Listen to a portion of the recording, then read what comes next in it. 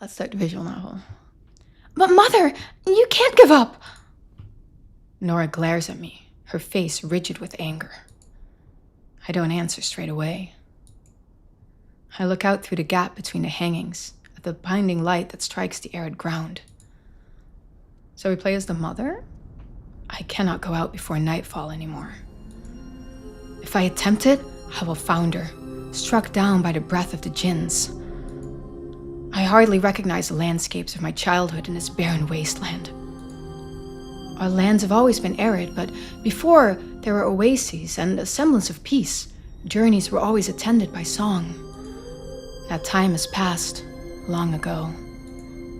Today, the dance of the burning winds is fiercer and fiercer. I hear it like the senseless rhythm of dissonant tindies, and I know I have no time for falling into melancholy. I have to explain my decision to my daughter. Nora, do you remember the fable? The lion, the panther, the Tahori and the jackal? My question disconcerts her. Her anger abates a little. Yes, Mother. So tell me, respect prevents her from expressing her frustration, but I can almost hear the exasperated growl that tries to escape her. It makes me smile. Her fiery temper has always stirred my affection. She recites. The lion, the panther, the Tahori, and the jackal had to share out their kill. And the jackal offers to do it and makes 4 equal shares. But the lion's unhappy with his share, and he kills the jackal. So the Tahori offers to share out the kill and gives half to the lion. She stops. That was a little fast, and you forgot the end. The end? When the lion asks the Tahori who taught him this method of sharing, she frowns. Of course she remembers. The Tahori answers that it was the blow that killed the jackal that taught him. Tell me, my daughter, would you rather be the jackal or the Tahori in that story? She shakes her dark mane. I'd prefer to be a lion, of course. Don't you agree, Mother? You disappoint me? Yo, always good to see you. You disappoint me. Have I ever considered voice actor? Well, if you guys need a voice actor, hit me up. I'll do it for you for free. I prefer the panther. That's the most desirable position, of course. The panther? Forgotten by everyone? She may be forgotten, but she does not submit. We have neither the claws nor the fangs of the lion. In any event, power is a curse. Let the others brawl over the scraps, and let us take our small share without fuss and keep ourselves safe. I beckon her to come and help me up. She comes immediately, and we take a few steps across the worn rugs that cover the floor. Anyway, it's been a very long time since there were lions, or Tahuris, or jackals. That is true, but I have something else on my mind right now. How old is your son, Nora? He'll be 7 next spring. So many years we've passed trying to leave this desert. Yes, Mother. How many companions have we lost? She looks away. 21. I stroke her hand. She hides her sorrow, but I know that each of their names is carved on her heart. We cannot continue like this. Our tribe is no more than an exhausted huddle. We're too slow, and the heat will kill us all in the end. And do you truly believe that staying here will save you? We can certainly survive for a few moons. Your task during that time will be to lead the most stalwart among us to a more welcoming place. But Mother, I don't want to leave you. Listen to me, Nora. I've reached the end of my journey. But you haven't. She tries to interrupt, but I raise my hand for silence. You and Rafik, you'll choose from the volunteers. Jezza, Silja, and her brother Amin will certainly go.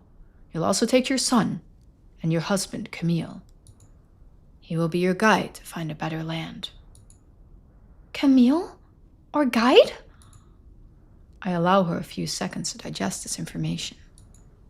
Yes, Nora, you have all the qualities of a great war chief, but to survive this time needs a panther, not a lion. She nods. I understand, Mother.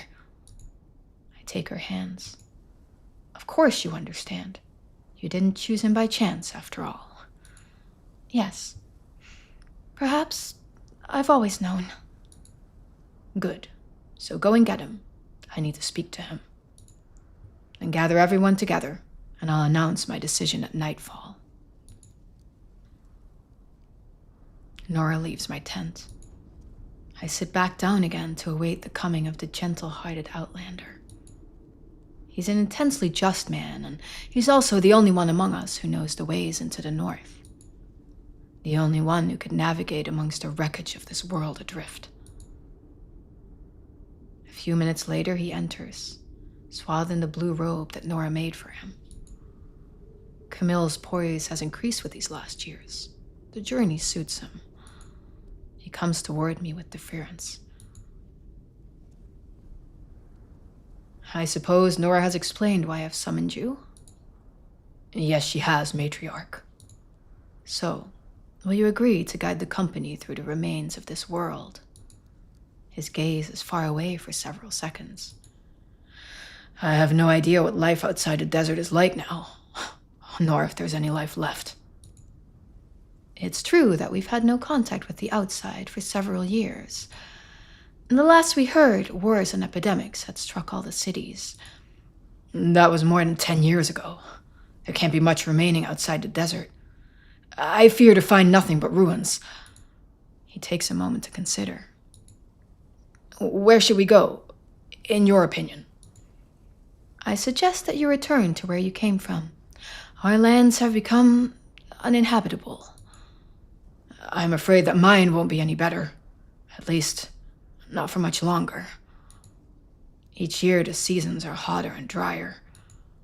That will have to stop someday. He says nothing, but gives a little shrug. Won't it? Well, not necessarily. Explain yourself. There was a theory when I was young. It was called the Venus theory. What is it? If global warming reaches a certain magnitude, there are multiple tipping points which could lead the planet onto a path where the climate becomes out of control. He pauses, looking for the right words.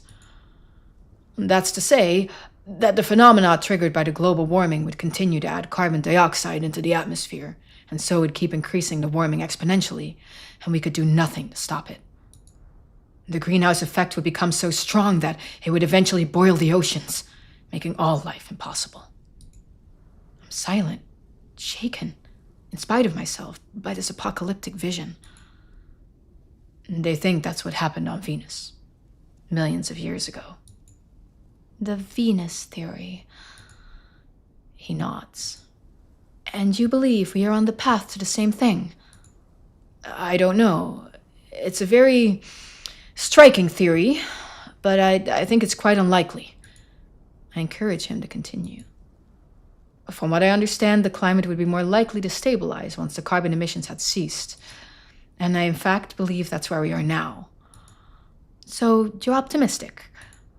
Not really, because even if we concede that life on Earth is not in danger, the climate stabilization will take time, and I don't know what will remain of the human race after this next century.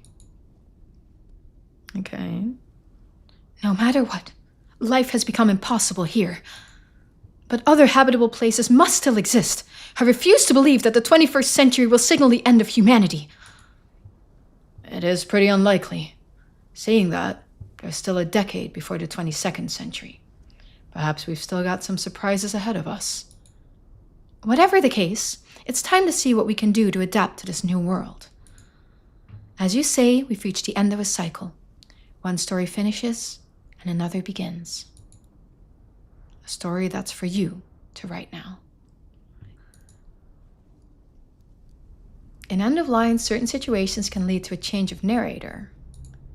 The sum of your decisions can influence the identity of the next narrator. Most of the choices offered to you favor one of the following archetypes. The lion favors a direct approach and confrontation, seeks to arm themselves and strikes first, is suspicious of others, always expects the worst, and is ruthless. The panther avoids confrontation, prefers to flee danger, displays doubt, doesn't like to stay in one place, and sacrifices themselves for others. The tahuri, that's interesting, kind of looks like the hyena, right? Seeks out social interaction, eagerly accumulates wealth, strives to establish exchanges, will manipulate others, and prefers a sedentary lifestyle. Choose wisely. Okay, so I guess we can choose a path. In end of lines, there's cat hair on my face for my cat. In end of lines, your progress is saved automatically. However, you can save manually at any time using the options menu at the top right of your screen, which is basically where my face is for you guys, but tomato, right? Options, face. It will soon be a year since we left the clan and the matriarch behind us. I don't know who the narrator is. Feels like an eternity. We've crossed lands and seas until we're worn to the bone. Now that we've stopped walking, it's oddly silent. There's no sound but the wind and the crush of the grains of sand between our teeth. Oh, this is interesting. What is this scale? You see that? The sky is red. Or is it? It's so hot that it feels red. When did it stop being blue? And there's this mound of stones. A religious relic, probably. The ancient road that I guide our little company along used to be traveled by pilgrims. But today, I have no use for religions and gods. The only thing that matters to me is our survival, especially that of Sam, the only child in our company. My child. I checked the map entrusted to me by a poor woman a few weeks ago. She said that this was the only road we could still take. This road should take us north, to a more welcoming place. Towards the land where I was born and that I left more than 20 years ago. I don't know how much it's altered. Everything's changed so fast. I hope that we'll find a place fit to live, where we can settle in peace. Rafik breaks the silence with several groans as he unburdens himself of his pack. He allows himself a mouthful of water and grumbles under his breath before turning to me. I'm dead. Yeah, we're all worn out. Rafik gives a small smile. I don't know. Nora doesn't seem to be suffering too much. He jerks his chin at Nora, who I'd agreed to marry over 10 years ago. I smile back. Nora never seems to be suffering too much. You're forgetting the day she gave birth to your offspring. A laugh escapes me. I've forgotten nothing. That was precisely the day when I realized that she was stronger than you'll ever be, Rafik. Sure, that's right. And in the meantime, it's me who's lugging the equivalent of her weight around on my back. I roll my eyes. Don't you get sick of complaining? Never. We should have exchanged you for a mule when we had the chance. Rafik laughs. That would have been one of your rare, rational decisions. My decisions are always perfectly rational. If that was the case, you'd have decided to marry me. Now it's my turn to laugh. Would you have accepted? Would you have accepted? Of course not! What am I supposed to do with a shrimp like you? And anyway, you're right. Nora's the strongest of us. She'll bury us all. His words pull me back to the harsh reality of our quest. The good humor has passed like a too light breeze. No, not at all. Not Sam. He grips my shoulder kindly and answers with a solemn face, as though making me a promise. No, not Sam. Of course. Oh my, she would bury her own dude. She would take her own child? Jesus. Yo, Andrew, thanks for the lurk. I appreciate you. It's a dystopian visual novel. So this is a post-apocalyptic world where climate change has not killed all human life, but decimated all human life, and a bunch of regions are uninhabitable. And we're now a crew of people looking for a place that is actually survivable in this, as you can see, very, how should we call it, desolate landscape. Well, we joined the others to set up the camp. I head towards Anaya and Son to help them get settled in. The couple has recently joined us. They've been trying to survive as best they could in the ruins on the edge of a big city. They were fortunate to meet us. We avoid going near the cities in general. These days, violence and sickness hold sway there. The path we're following crosses small villages instead, long deserted. Anaya and Son wanted to join us. Our life of traveling is hard, but I know that it's the only course. The droughts and the heat waves which force us to leave our lands have continued to hit more and more regions. Those rare places where it's still possible to subsist will inevitably disappear. Everywhere we go, there's no other choice but to leave. Since I couldn't abandon the couple to certain death, I agreed that they could come with us. They're still young, but they've been courageous and grateful so far. They're gentle, considerate people. Sometimes, I get the feeling that they're too fragile for this existence. Sam comes over to cling to my leg as I cover a tent to protect us from the heat. I ruffle his hair with affection. Can I drink, Daddy? Yes, of course. I give him my flask. We're not going to die of thirst, right? Good question. No. We've still got reserves, and soon we're going to cross an old river. There'll be some water for sure. Come here, I'll show you. I put him on my knee and show him the map. It's a worn old paper, scattered with lettering in a language I don't understand, but the lines that cross its surface are still readable. You can still see some landmarks. Some I think I recognize, like the mound of stones that used to shelter a religious symbol that we're camping near today. Sometimes the lines separate and meet, branching. Decisions we will soon have to make. We trace the fragile lines with our fingertips as they fade and reappear across the tears and creases of the map. Sam's small hand and mine discovered the possible futures and the tracks that await us. Think we have to look at this map in detail? Oh, I think this is the water scale. How much water we have to survive. So I think this scale, we can probably add people to our group, right? But the more people we add, the less water we'll have per person, right? So we'll probably, that's what I think this is. We'll probably have to make decisions to take people with us or not. Like, do we have enough water to take these people with us? Are we risking the death of the entire group if we take these people with us, type of stuff? That's interesting. That's a really interesting mechanic right there as well. Will they be strewn with pitfalls or pleasant surprises? Probably a bit of both. Whatever the case, these lines guide us toward the hope of a more welcoming land. We cling to that hope, but in truth, we have no idea what we'll find there at the end of the map. Where the lines end. Chapter 1. Wake up. Wake up! The noonday sun has shortened to shadows. Toward the horizon, the dazzling, relentless glare draws salt and water to my eyes.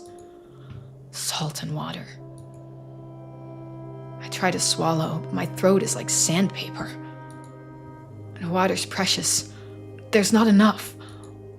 All of a sudden, I think of my father, of his life before. Did he know? He leans against the bar, as usual. On the bar, a double espresso in a disposable cup. Did he know the price to be paid for those few drops of bitter, petrol-black liquid? As I come through the glass door, he absently swallows another mouthful of coffee. He seems suddenly preoccupied by a tiny stain on the cuff of his new shirt, impeccably ironed, made in some country at the other end of the planet. My throat's dry. There's not enough water. Did he know what awaited us? I'm assailed by a wave of disgust, of anger. I wait a few seconds on the threshold, trying to calm myself. It's him who sees me, who recognizes me. He raises his eyes from his shirt cuff and his gaze meets mine. He smiles at me, a smile bursting with paternal love, unshakable. I lean on the bar next to him. I don't know what to say. I don't know where to begin. What are you doing? For a moment, he doesn't understand. As you see, I'm having a coffee. He shows me his cup. I don't know if I should read amusement or condescension in the calm, patient voice he uses. This is the day you were born. I'm going to get a call from your mother soon.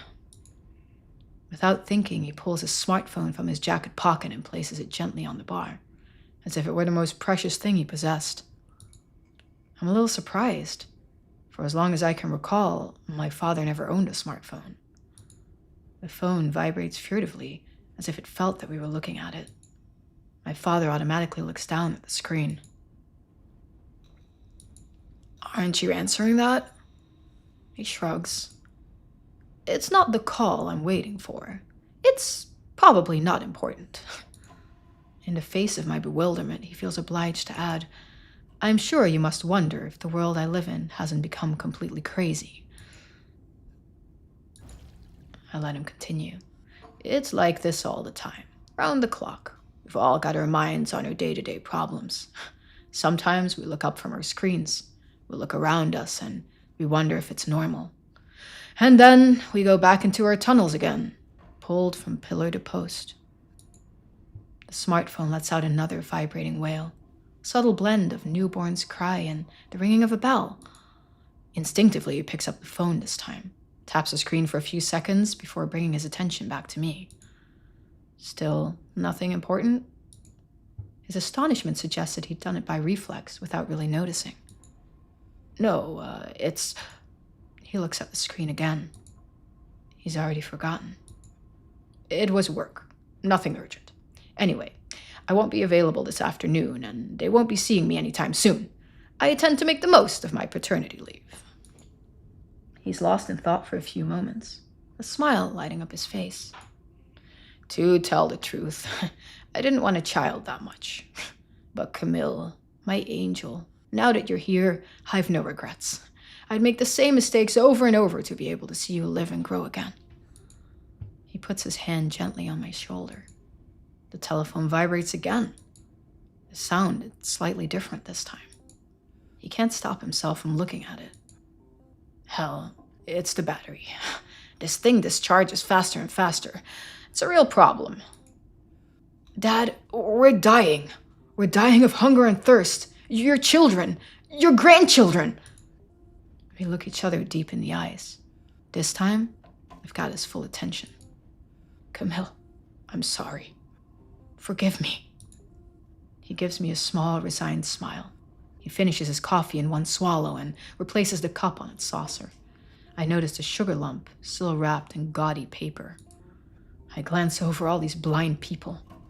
Invisible. Transparent. Suddenly I realize that my father, with his suit, his coffee, and his superficial concerns, is part of that crowd. I sweep my eyes over the room again. I try to put myself in the place of these people who truly don't understand what could be so absurd about sipping a coffee in a bar as the planet becomes slowly and inexorably inhospitable. I don't have the strength or the wish to get angry. I know that many of them did what they could. Did their best, I guess. Just like my father.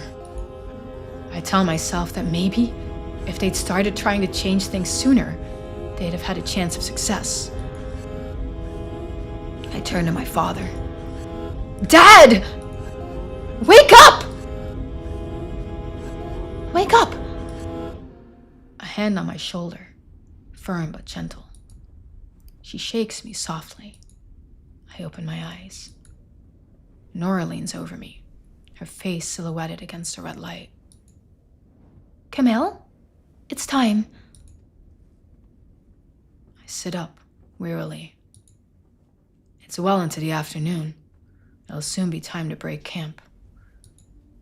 Nora's already up again, her back turned to me. That's a nice touch, that they sleep during the day, during the hottest hours, right? That's a really good touch. I take Nora in my arms. It's a simple joy, but one that could be too easy to forget. We remain entwined a few instants. Then slowly, reluctantly, we separate. She will go to wake the rest of the company while I assemble our meager possessions. There's not much to assemble. A few worn bags, some basic tools, knife, mallet, ropes, stakes, our tent, and our precious flasks, soon empty. I emerge from the tent and go to join Sam beneath the burning late afternoon sun. His gaze is far away. I'd give all the water I have left to see the world through his eyes, even for just a few moments. To see how different it is to the one I see. He seems so calm, peacefully seated in a nest of motley worn fabrics.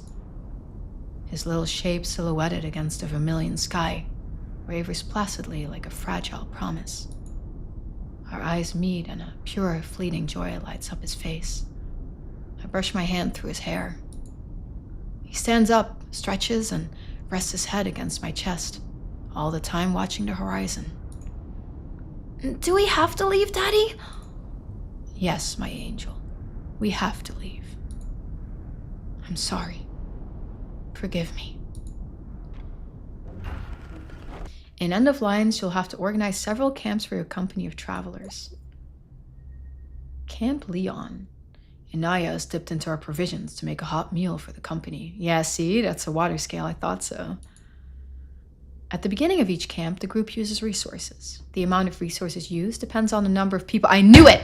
The number of people in the group. I knew it. I knew it. I knew we have to balance who we're going to take and who we're going to leave behind. At the beginning of each camp, the group uses resources. The amount of resources used depends on the number of people in the group. The narrator then takes stock of the resources according to how many characters are in the company. I hope your power comes back on, Mule, by the way. Cheers. Thanks for checking in for a bit. I hope that was a one-day thing. Holy hell. Sleep well. Our resources are shrinking, but we still have enough to hold out. Currently, the resources and the number of people in the company are balanced. Okay, so we have to do this. I suggest an expedition to explore the surroundings. The narrator tells you which characters are exhausted and cannot participate in the expedition. Inaya's exhausted. Sam's exhausted. You must then choose which members of the group you send on the expedition. The characters that you choose will have to rest and cannot participate in an expedition at the next camp. Warning: a character may be tired for various reasons, even if they haven't been on the last expedition. Some people in the group are more productive gatherers, according to the situation. Also, as a hunter, Nora always brings back more resources. I go myself. Ooh. Well, I think we send Nora now for the first time. And then someone else. Sone's kind of weak, but you can probably protect her. Send Sone. Okay, let's do the two of them. Let's do Sone and Nora. The number of people sent and their state of fatigue determines the amount of resources gathered during the expedition. Pay attention to clues that'll help you choose expedition members. And remember that a character cannot go on expeditions twice in a row. You can also add to your resources with finds from your journey. The expedition finds the riverbed, but it's dry. Its course has been deviated to an old irrigation tank, which does still contain a little water. The team filters and boils the reclaimed water. The resources which have been collected are added to your provisions. Be aware that certain situations and decisions will not be available to you if the balance between your resources and the number of travelers is unfavorable. Maybe I should have sent more people. A few minutes later, everything's packed up. We're ready to leave. The horizon shimmers with vivid shifting colors from the sinking sun. I contemplate the spectacle, as magnificent as it is strange, searching for some clue that will allow me to predict the weather that awaits us in the next few hours. The wind's fallen, but this lull may be deceptive. I look over our small company. If one thing is sure, it's that we're all travel-weary. Inaya and Sohn, in particular, who seem at the end of their strength. They're not used to the forced marches yet. That will come. They don't lack courage. In the meantime, I could offer to share out some of the weight of their packs among the other travelers. Even Rafik, who carries the heaviest load, looks exhausted. We haven't eaten for several days, and it's getting harder and harder to find water. He also seems to be surveying the land in quest of information on what's coming. His experience is always welcome. Perhaps he's noticed a detail that's escaped me. Sam and Nora are chatting. They're still the most unwavering of the company. Nora never seems to suffer. Not from hunger, nor from fatigue. She's kind of skinny, though. And tacitly, we all do what we can so that Sam is fed in priority. Oh, man. Oh, boy. I mean, I think let's go to Rafik. Because we need more food. I go to Rafik. His face is cheerful as he watches me approach. It doesn't look too bad. No storms in sight today. But there'll be some wind. Yup. Maybe a lot of wind. He studies the land before responding. That's, possible. And we could fork south a bit. Pick up the old asphalt road. We'd have better luck finding shelter if it blows too much. He frowns. It's, not good for the feet. Asphalt. Or the knees. Nope. But if we're caught in a storm, it'll be worse. Yeah. He picks up his pack and fastens it on carefully, spreading out the load and minimizing the risk of injury. But the wind's not for sure. If we keep straight on, we'll have crossed this damn desert in 2 days. And even if we detour, we're not sure to find a shelter. Oof.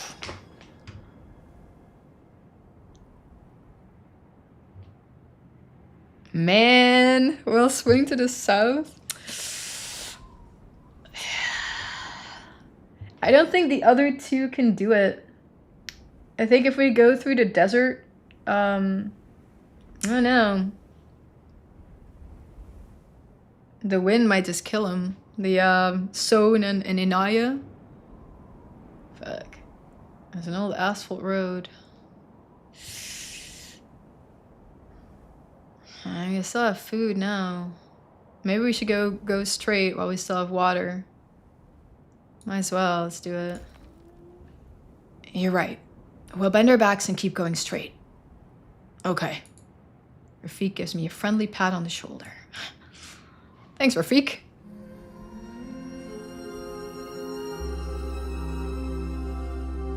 We've been walking for several hours when the wind picks up. Our progress quickly becomes difficult. No! We're forced to protect our faces from the dust, which stings our cheeks and blinds us. With the sun beginning to set, it's going to get more and more difficult to stay on course. I hope it won't last too long, but there's nothing to suggest that it won't get any worse. On the contrary. I turn back to the convoy. Inaya is sheltering behind Sohn, who himself is having trouble staying upright. They won't get much further at this pace. If the storm really picks up, we'll have no choice but to abandon them. No, no, no, no. Oh my god, no. I cannot resolve myself to do that and decide to head full south. We'll have more luck finding shelter in that direction. I wave my arms to indicate my decision to the rest of the company. Rafik nods that he's understood the message. The march is a bit easier in this direction, but I continue to scan our surroundings, looking for a shelter, a ruin, even a ditch that would protect us from the wind until it drops. This country isn't as welcoming as we'd hoped, but it's still better than where we've come from. Yet in the first days, when we finally landed after all the sacrifices we'd have made to get here, we'd regained a whisper of hope. Not so long ago. I remember, we'd been skirting the coast for several days. The crossing had been a nightmare we'd have preferred to forget. We'd been prepared for demanding times, but none of us had expected to have overcome such an ordeal. When we finally landed, we were no longer a tribe, nor a company, just 4 survivors. I talked to Sam a lot. I made up stories. I wanted to protect him as much as possible from the relentless violence of this world. But I believe that mainly it was him who helped me. Apparently they already died. If it hadn't been for him, I'd have given up long ago. Nora, Rafik, Sam and I, we wandered along the devastated beaches. The ocean had invaded the old coastal villages. Considering the amount of destruction, it hadn't happened gently. Impossible to tell if it was the result of a single devastating tsunami or of successive storms, but only ruins remain. And everything led us to believe that it wasn't over yet. The sea was calm on our arrival, but the bleak, deserted scenes that we crossed prompted us to be careful. Most surprising were the crabs. The beaches were covered. Everywhere, they teemed over the ruins of the flooded buildings. Sometimes we'd be hypnotized by inanimate objects. In the distance, their shapes seemed to distort with frenetic, grotesque gasping. Can we eat crabs then? Or are they dead? Are the crabs dead? Oh, I guess they're dead. One day, suddenly the clouds spread apart and a pale blue sky appeared.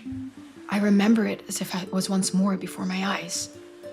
The colors that until then had seemed missing from the coastal landscape began to glitter. Sam takes my hand and points at a crab-covered rock nearby. Look, Daddy! They're blue! And yes, in the sun, the crabs are a radiant cyan blue, with shades of green on the shell and their pincers ranging from orange to scarlet depending on the specimen. For a long time, we marveled at the beauty of the scene. Hey, Daddy, do you know why there's so many? It's hard to say. At some point, these crabs must have found themselves without predators.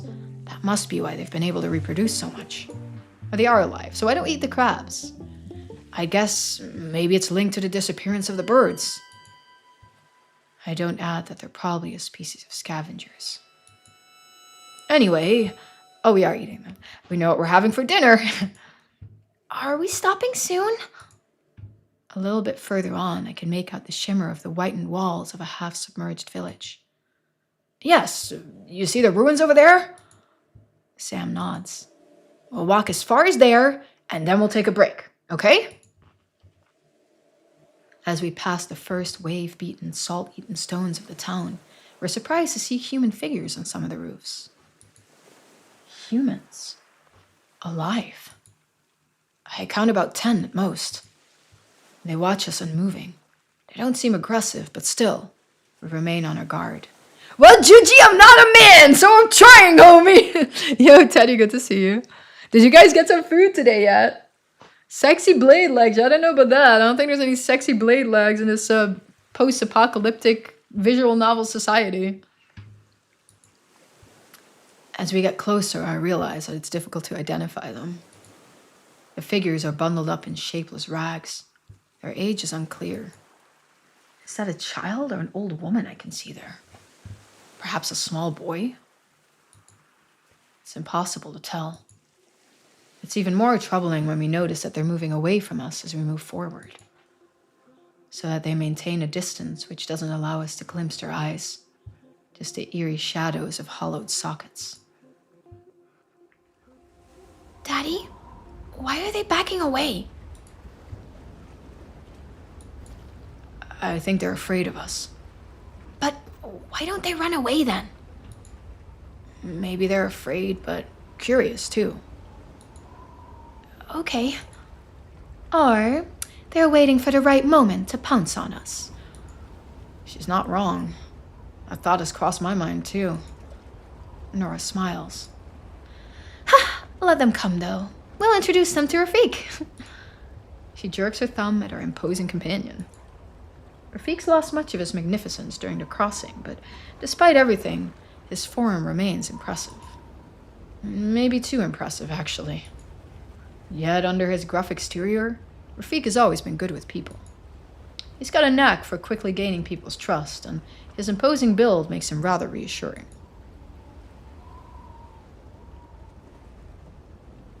Ooh, that's risky. Let's just do it. Stay here. I'm going in alone. I want to get to the bottom of this. I put my pack down and hand my walking stick to Sam. And thus relieved of any threatening objects, I advance with slow steps, my arms raised, my hands open, and what I hope is a universal sign of peace.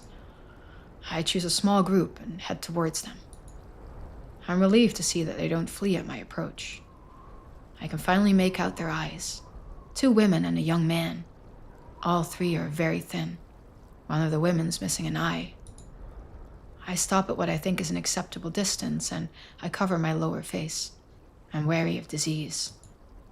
I try a hello and then a hola. All 3 watch me for a while, without answering. Finally, after pulling a scarf up over her nose and mouth, a woman approaches me.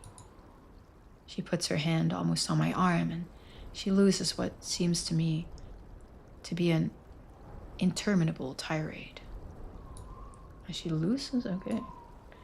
It's certainly Spanish, but she speaks much too fast, and I haven't understood a single word she said. Teddy, we need you. It's Spanish. I'm glad the car is fixed, though. That's good. I mean, at least you don't have to, like, walk up and down the fucking mountainside anymore, right? Seeing my puzzled face, she makes some more obvious gestures and speaks a little slower. She asks if I can give them food. I gesture that I've nothing to share. Then all 3 lose interest in me and move away with dragging feet, cursing under their breath. I signal my companions to join me. How'd it go? I'm not sure, but they seem to want to leave us in peace. Nora looks around us. I follow her gaze. She stares at the church bell tower that just emerges from the water. There's got to be some stuff to salvage down there. Some gear, at least. Down there? Swimming, you mean? Yes, but not me. Rafik smirks at me. That's a brilliant idea. Camille, you're not going to miss out on such a great chance to show us your swimming skills, are you? I shrug. Sam's hopping with glee. It's the first time he's shown such strong emotion since the crossing. It's been impossible to get more than a few words out of him, and even less a smile in these last few days. Seeing his eyes sparkle again, I can't help feeling a bit relieved. Okay, it's worth a try. Let's try by finding a good place to dive from. Oh, I took the lion again? I don't know if that's good. We set up on a roof edge. The water looks clear at the surface, but it's impossible to see the bottom. I've just got into the water when the woman who spoke to me earlier joins us. She gives me an old diving mask, which I have trouble adjusting to my face. And then she graces us with a few terse instructions, which no one understands. Still, I believe I've deciphered which direction should be avoided. We thank her warmly, and she leaves us.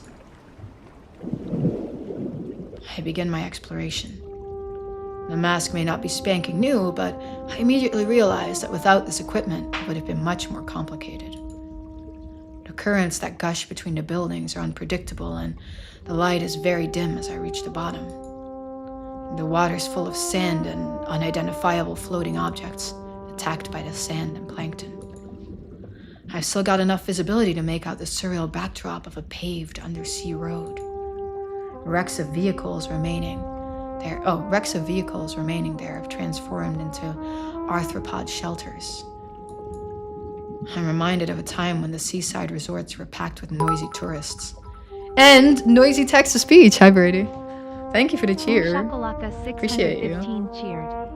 You tried taking a shortcut? What the fuck? By foot? Thank you for the cheer. Appreciate you. Good to see you. Good morning. Did you sleep well? I brought back the visual novels for the variety. Let me do some eye drops actually while we're at it. And run the ad. Good to see you. Thanks for the cheer. How is this morning for you? Wait, Teddy, are homeless people kind of aggressive there? Really? Like they try to attack you guys or what? So that was kind of wild. Like rob you or what?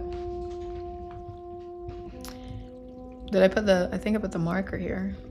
They sent a dog? Like, literally told a dog to attack you? What the fuck? Dude, that's so wild. That's actually crazy. Was it like a big dog or like a fucking chihuahua or something? If it's a chihuahua, it's just like, no, isn't it? Fucking dog after you. I thought it would be a little more friendly. Jesus Christ. Border collie size, but like not a border collie, I assume, right? Border collie looks too, probably too friendly. Did it like actually try to bite you? Oh my god, what the fuck, dude? That's wild. At least you guys are apparently fast-ish. Fast enough to get away from the dogs. My contact's bugging me like crazy today. I already put the new ones in, but it's a bad contact day. How hot is it over there in Spain right now? It's kind of hot, right? I assume. Shouldn't be hotter than here. Freaky. Did it actually look like it was trying to bite your ass or not? Like an attack dog? That's not too bad. What's the temperature? Sorry, I'm trying to like fix my contact, which is not working. Unfortunately. We'll just make do. We'll just make do, guys. We'll just make do. Wrecks of vehicles remaining there, transformed into arthropod shelters. I'm reminded of a time when the seaside resorts were packed with noisy tourists. The bottom is more than 4 meters down, but I don't need to go that far. I try a few openings, windows and doors, trying to find a promising spot. I surface to get some air after each attempt. Finally, I set my sights on what looks like an old mini-market. I go back to tell the others. Nora and Sam are waiting for me at the surface. The white-haired woman watches us carefully from a short distance away. We should move a few blocks over to the west. I think there's something interesting. But we'll have to swim. At least to that roof over there. All right, but Rafiq's gonna look around. I think he's negotiating something with the locals. I should stay here with the bags. Okay, fine. Me, I wanna come. All right, but you'll have to swim, buddy. Hesitation crosses his face in a fleeting flash. The ocean made him suffer so much during the crossing. This would be a good opportunity to reconcile them. I stop myself from bursting with joy when he jumps into the water to join me, swimming clumsily. Not bad for a child of the desert. With all that speed, at that speed, we won't get there before tomorrow. It's hard. There's waves. There are. Here, grab on here. Keep your head out of the water. Nora throws us a net. Don't forget that, to bring back your plunder. Thanks, Nora. With Sam clinging to my back, I cross the 50 meters which separate us from the closest roof. Get my breath back, and then we set up a few dozen meters further, on the ruins of a stone tower clearly dating from medieval times. The structure scarcely emerges above the water. Sometimes a wave submerges it almost completely. It should be all right for Sam. The mini-market's just underneath. What's a mini market? It's kind of a little supermarket. A supermarket? A place where you find a merchant who sells a bit of everything, you know? Oh, okay. Like a super merchant. Yeah, that's it. Right, I'm going. Be careful, and mind you don't get nipped. A few big crabs are roaming over the old stones. Their scarlet pincers are formidable. I check her position with a short dive, and then I take a few minutes to ready myself. Inhale, exhale. The bottom's more than 5 meters deep here. If I manage to hold on 2 minutes struggling against the currents, I'll be doing well. I'll have to progress in stages. I do a few dives to scout things out, save some time in the descent by guiding myself down the tower wall, quickly spot a few interesting objects. I'm going to bring you some things, Sam. Be ready. Okay, I'm ready. Daddy, Yes? how do you get yourself pointing down when you go down? At the start? We call that a duck dive. It's a movement to go head down without using too much energy. It looks like how ducks dive. He looks at me with round eyes, and I realize he's Never seen a duck. It's a bird that swims on the water. Oh, yeah. Do you think there was some left somewhere? Yes, I'm sure. The migrant birds were the first to suffer from the brutality of the climate change, but even the non-domestic ducks weren't really wild anymore in the lands where I lived. They'd usually migrate from one protected nature reserve to another, once or twice a year. And then one year, there was an uncontrollable virus. To stop it spreading, they killed all the ducks. The ones left are far away? Yeah, pretty far. The haul's good. I bring up a good quantity of canned food that I hope is still edible, especially the fruits, which we sorely lack. I also find some nylon and polyester equipment, which we could use for tents, parkas, waterproof capes, and shoes. Last, I even find a watertight first aid kit, almost complete. It's a great find. Sam clings to my neck again as we set off into chaotic currents to rejoin the group. So do I get stuff for doing that? The ebbing tide doesn't make the task easier, but by grasping the walls of the buildings, I manage to progress little by little. I'm not displeased when Rafik pulls Sam, our well-filled net, and me onto dry land. After detaching several blue crabs from my clothes, I slowly get my breath back under the end of the afternoon sun. Rafik himself seems to be dancing with impatience. I ask him why. I gotta know the locals while you were playing at Frogman. They're impressed by your fishing. They're open to some trading. Something tells me they'll give us crab. Even though I'm not completely reassured, we don't really have any choice. We're starving. And I know Rafik's nobody's fool. A wave of hot air laden with sand slaps me in the face and recalls me to reality, dragging me from my memories. The wind's so strong now, we're forced to shout to hear each other. I'm ready to point to the first adequate shelter. Once again, luck seems to smile on us when I glimpse, through the waves of dust, the outline of a long building. Yeah, as we read that, it was bad. Once again, luck seems to smile on us when I glimpse, through the waves of dust, the outline of a long building, an old hangar or a warehouse. I signal to the company and we hurry towards the building. We circle the building until we find a way in. The structure must be at least 15 meters long by 7 or 8 wide. The huge silos that backed onto it have long since collapsed. The main door is sealed, but we find a side entrance which Rafik manages to force with a few big knocks from his shoulder. The contrast once inside is striking. Even the clatter of the debris on the metal roof seems gentle to us in comparison to the roar of the storm. Inaya and Son collapse on the floor as soon as they're through the door. Rafik, you remember the crabs? A grin sneaks across his face. Yeah, that was a good laugh. The crabs? Inaya and Son have got their breath back. They sit on the ground, their backs against a wall. It was a while before we met you. We were still on the coast. Rafik managed to get us invited to supper by the survivors of a flooded village. We were told that the coast was, very dangerous. Yeah, they couldn't stay there much longer. The ocean's gonna keep rising. And in any case, their resources are very limited. Those people had almost nothing, but that didn't stop them sharing everything they did have with us. We were very lucky, considering the circumstances.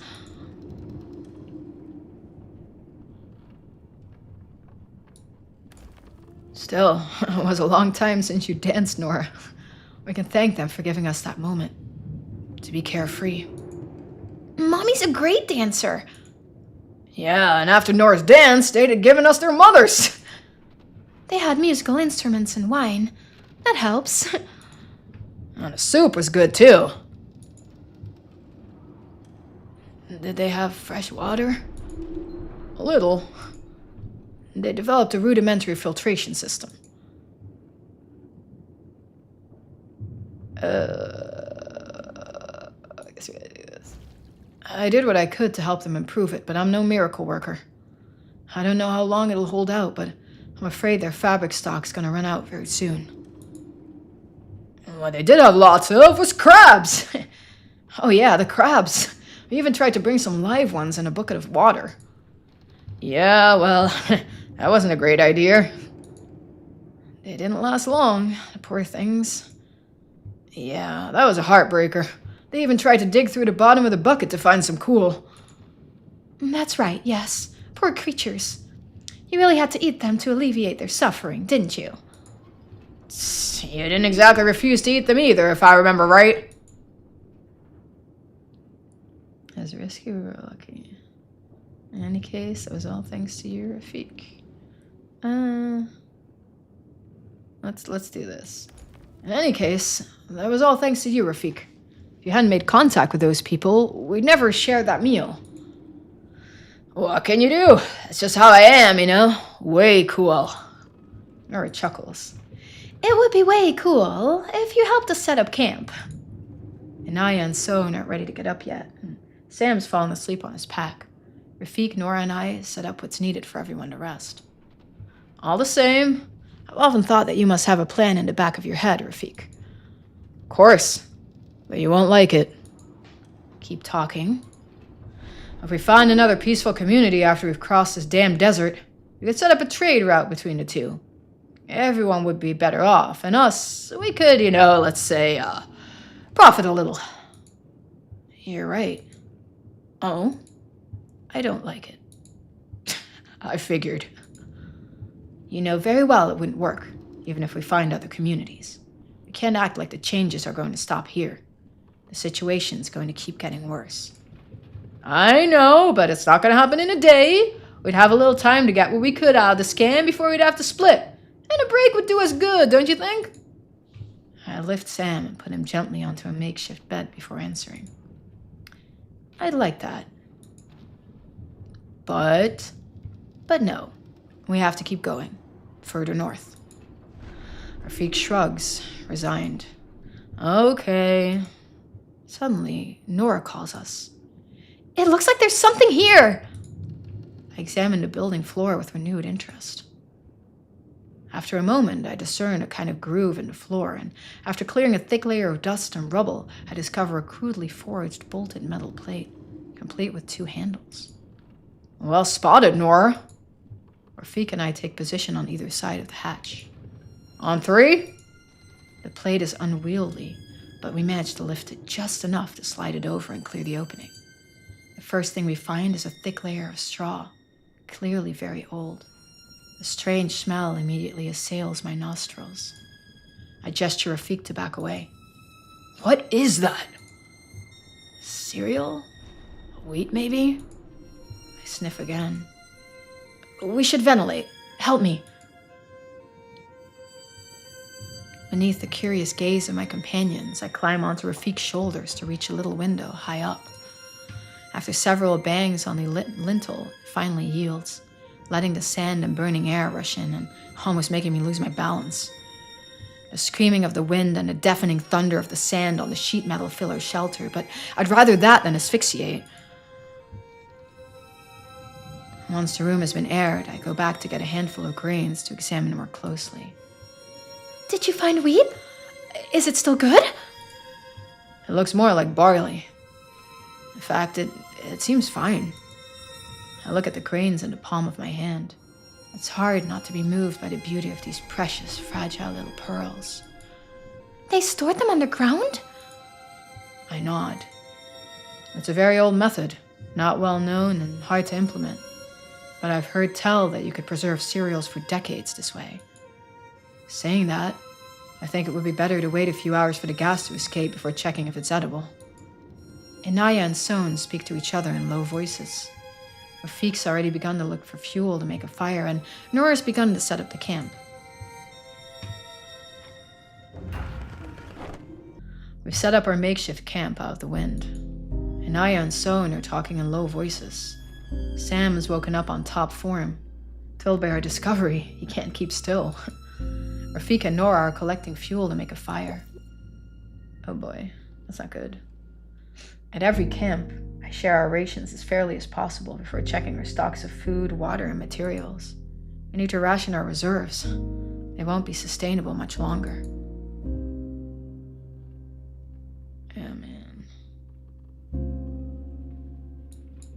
I suggest we stay in a shelter and regain our strength for now. We prepare the camp for the night. I tell myself that it's time to have a talk with Anaya and Sohn. Their hushed discussions haven't ceased since we found the cache of barley. I've got some idea what their deliberations concern, even if I haven't got involved up until now. Mi falta las estrellas. What does this mean? You speak Spanish? No, right? I think we're in Spain, but I don't speak Spanish at all. Mi falta las estrellas. What does that mean? My fault? Something?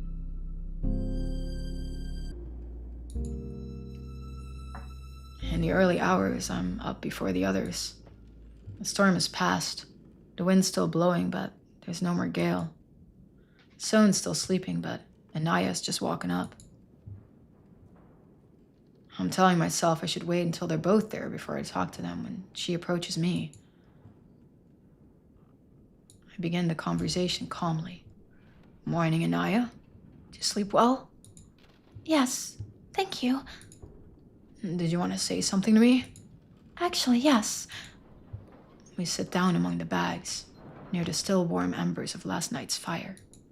Look, Camille. Sohn and I talked a lot yesterday. There's green here, and a little water. Maybe we could even grow something. I thought we could stay here a while. I don't answer right away. I'm lost in the memory of the events that led to our first meeting with the young couple. It's a few weeks now since it's happened. I can see the sea now, the smell, the heat. The stones and the asphalt are so hot they make the world writhe. The air is distorted in ripples, like a lurid dance that sometimes gives the enticing illusion that the surfaces are damp. But they're not. Everything is, of course, completely dry. Sooty ashes float in the foul-smelling air, and the sky is murky, as though masked by a thick cloak of fog and shifting colors. Our route leads us to the outskirts of some big city I don't know the name of. I know it's a big risk. At any moment, a group of looters could choose to target us, but we have no choice. We critically need water and food to continue our journey. And the rural areas have proved to be deserted, burned, long abandoned. So we move cautiously through the suburbs of the old city, the stench of burning and smoke all around us. For the time being, we haven't encountered anyone, but several clues lead us to think that the area is still occupied. Or at least it was, not long ago, judging from the underlying stench of putrefaction. I signal a stop to our small group. Rafik, Nora, and Sam come closer, and we speak in hushed voices. We shouldn't hang around here. I know. Sam huddles against his mother. You all right, buddy? He nods, but I can see that he's ill at ease. Since we got near the city, Sam's been very nervous. I stroke his cheek fondly. Can we leave, Daddy? Yes, don't worry. We'll leave soon. Nora frowns. I don't think we'll find anything here. We need to go further in. Yeah. My companions are right, but I'm not sure I know what to do next.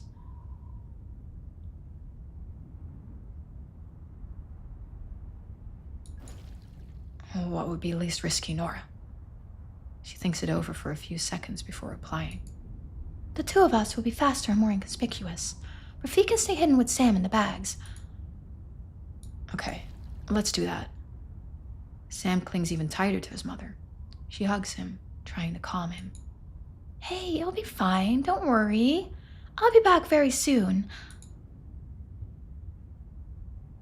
Don't worry, Sam. We'll just have a bit of a rest.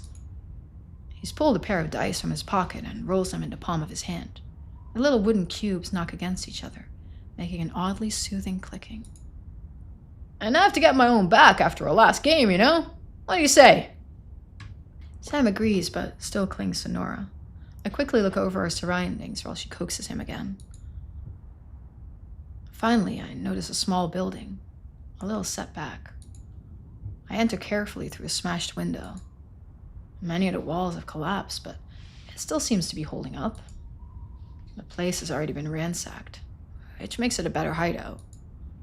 I signal the others to join me. Rafik gathers our packs out of sight, and we make up a little nest of blankets for Sam. Nora and I leave them a little water before we go. I take a flask and an empty bag, and Nora takes her stick.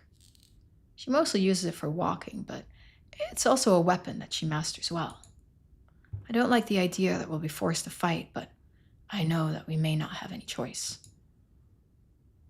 We start running, making as little sound as possible. Nora stays a few paces ahead of me. We advance in silence, all our senses on alert to detect any possible inhabitants. The road we take heads down into the heart of the city. It's flanked by low buildings with stores at street level. I hear raised voices in the distance, but I can't pinpoint the source.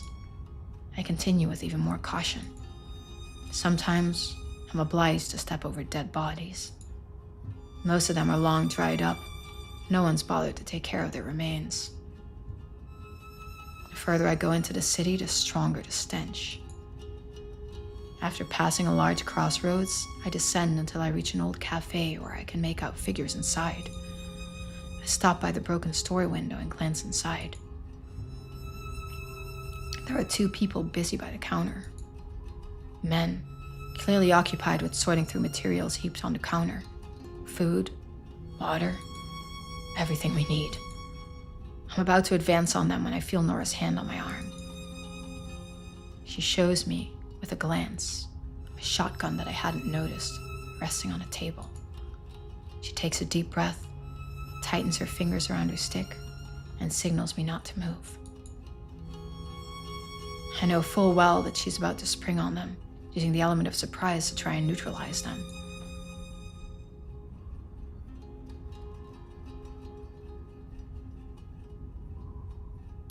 Man. I nod to show my agreement. She's like a predator. Nora knows what she's doing. I remain hidden, ready to intervene. She slips in through the broken window and moves in on them silently, like a prowling tiger. The sound of her steps on the glass shards at last alerts the 2 men, but they don't have enough time to react. One of them scrambles for the shotgun, but Nora has anticipated his action, picks him off with a sideways strike to the jaw. I heard a distinct crack and he collapses. His companion has had the time to snatch up a large, rusty-bladed axe. Nora's unimpressed. She waits patiently for an opening and uses the length of her stick to make an unexpected swipe, which hits her adversary's ankle so hard that I can feel the impact myself.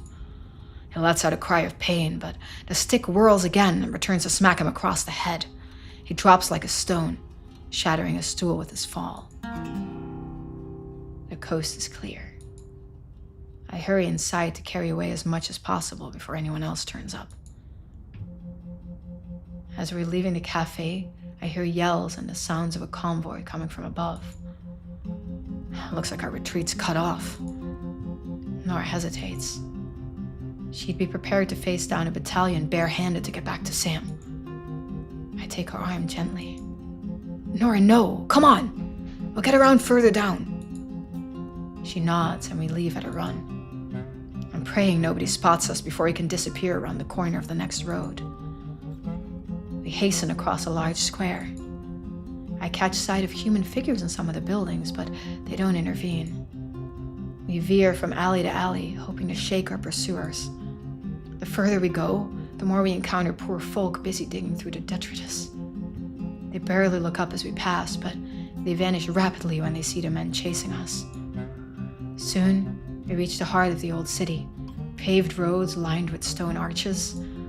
This part of the city must have been magnificent in a different time. Unfortunately, the layout of the streets becomes maze-like, and I'm less and less confident of our chances of escape. I'm beginning to panic when a door opens in our path. An elderly woman steps out and urges us quickly inside.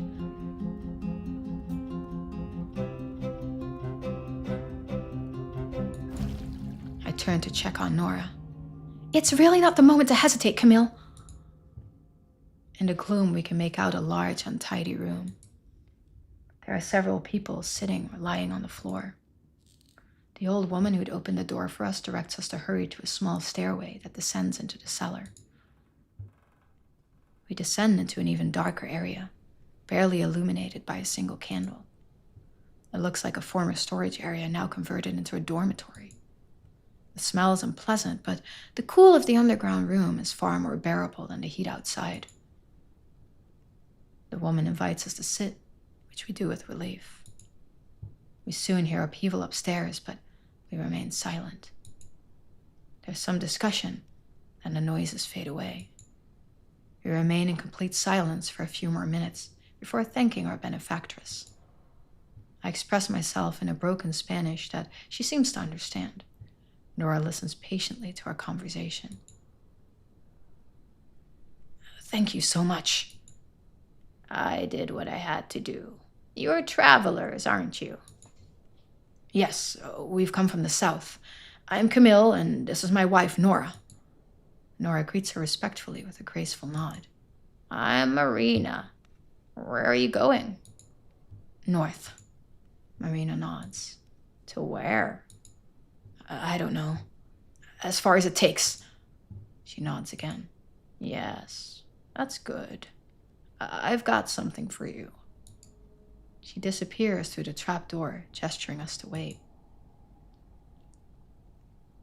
I use this moment of quiet to take Nora's hands.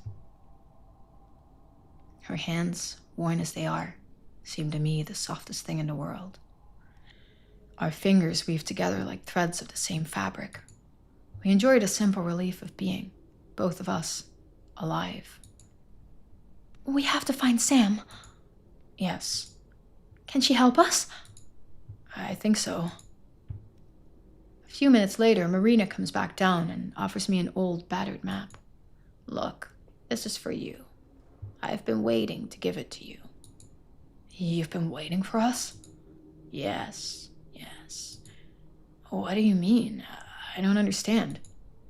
It doesn't matter. Listen, the roads aren't safe. There are many dangers and much despair.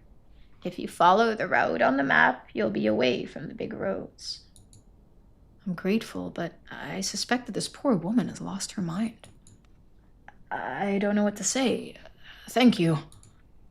And you do something for me in return. Very well. Tell me what I can do. I'll help you get out of the city. There's a path. On the path, there's a house with green walls and a red door. You must stop there. All right. And then? And then, it's up to you. She takes my hands between her own. Now rest. It will soon be night and you can leave. I have things to do. And she leaves us there. I think Marina wants us to pick up those two people. We use this moment of respite to take stock of what we've picked up. We've had incredible luck. There are several liters of water, dried meat, and cereals. We put aside for the people who live here, and we pack up the rest carefully. Wait, what? Why would you not be able to send messages if you don't have VIP? Huh? How does that work? How was TwitchCon, by the way? I didn't ask you yet. Do you have a good time? Did you go one day or both days? Why do you need VIP to send messages? Is that a thing now? No. And we put some aside for the people who live here, and we pack up the rest carefully. Night falls quickly, and Marina reappears. The way is clear. Are you ready? Yes, here. That's for you. I indicate the items picked up for her. Thank you for hiding us. She nods her head with feeling, seeing the little pile of provisions. She takes my hand and Nora's in her own. Thank you, my children. She drinks several mouthfuls from the can of water before catching her breath. Come now, follow me. We follow her to the ground floor. She exchanges a few words with an old man who heads down to the cellar to see the distribution of the rations. Everyone hails us as we leave the room. They call us the walkers, commonantes, with respect in their voices, as though it were an honorific. Outside, the night is stifling. The temperature hasn't really dropped, even if it's a little more bearable without the sun's burning light. The night sky is shrouded with a reddish glow, although the city lighting hasn't worked for a long time. Marina follows my gaze and explains in a resigned tone. It's the fires. The city burns all the time. We don't notice it in the daytime, but at night, it is never truly dark. That explains the lingering smoke that's covered the sky since we've arrived. She sighs. Mi falta las estrellas. I suppose that at least some of the fires are accidental. What does this mean? Does anybody speak Spanish? What does mi falta las estrellas mean? Oh, I'm missing the stars. Oh, that's what it meant. I'm missing the stars. Oh, that's so sad. Poor lady. It means I'm missing the stars? No way. She's probably not going to get it back. Ever. She's so old. She can't get out of the city. Marina leads us in the shadow through a maze of narrow alleys. After we descend a flight of stone steps, we discover a vast plaza. Before us, amongst the ruins of the city, stands an immense cathedral. The size of the building astounds me. In the square at the foot of the monumental stair that leads up to the facade, people are kneeling, lit by a few candles there, among the other bodies, eternally still, that lay on the paving. I stop to gaze at the strange scene. I notice the ridiculously intricate swirls of the Baroque facade, and below, the voices intoning desperate prayers. Nora pulls on my hand, dragging me back to reality. We walk along the square in silence. Then we take several climbing roads. Protected by the darkness, we cross a large part of the city unhindered. I point out the direction of Rafik and Sam's hideout to Marina. She nods and continues to guide us. When we near the house, Nora and I hurry inside. Rafik is right there, keeping guard. Well, now, it's about time. Sorry, we've had a few, incidents. How's Sam? Rafik frowns. So. He was very agitated, but he finally dropped off. Is he ill? No, but you know. Yes, we know, Nora and I. Sam tends to freak out when he's anxious. He was very tired. I'm sure he'll be better when he's had something to eat and drink. We invite Marina to join us, and we take the time to recount our adventures to Rafik over a frugal meal. Sam wakes up and comes over to snuggle in Nora's arms for a long while, then in mine before having any food. He devours everything we offer him, except the dried meat, which he refuses to touch. That's some time to be a vegetarian, kid. Tell you that. Since he's woken up, Marina hasn't taken her eyes off Sam. She seems hypnotized. There aren't many children around here. Is that it? No. Marina seems overwhelmed by her emotions. I speak to Rafik.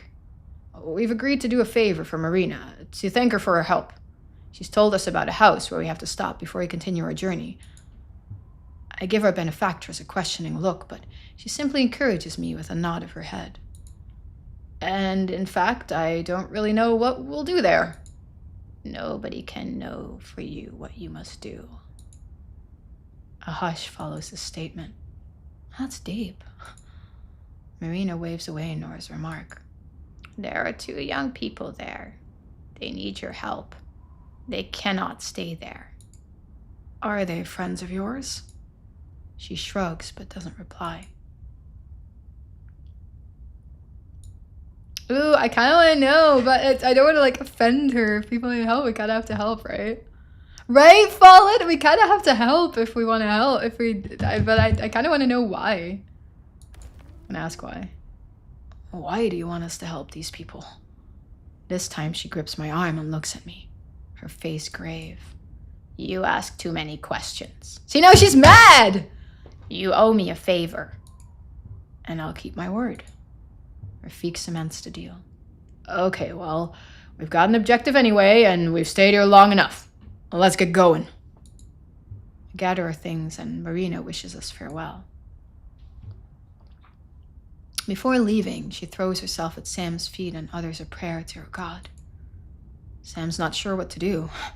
He strokes her hair awkwardly and helps her up. She wipes away the tears that stream down her cheeks and leaves with a faltering step after throwing a final blessing at us. Once loaded with our packs, we begin walking the streets of the upper city in search of that house with the green walls. Yeah, but look at our rations, guys. We need food and water now. And this is just a flashback that he's having, right? It's a small hours of night, but the sky is still obscured. I hope we won't find ourselves trapped by the flames. Rafik walks behind my side while Sam makes the most of his mother's presence. Nice work, Camille. You did a good job, you and Nora. We'll be able to hold on for several weeks with what you found. It's mostly thanks to Nora. She was particularly efficient. Yeah, as usual. You're kinda useless. But we love you anyway, you know?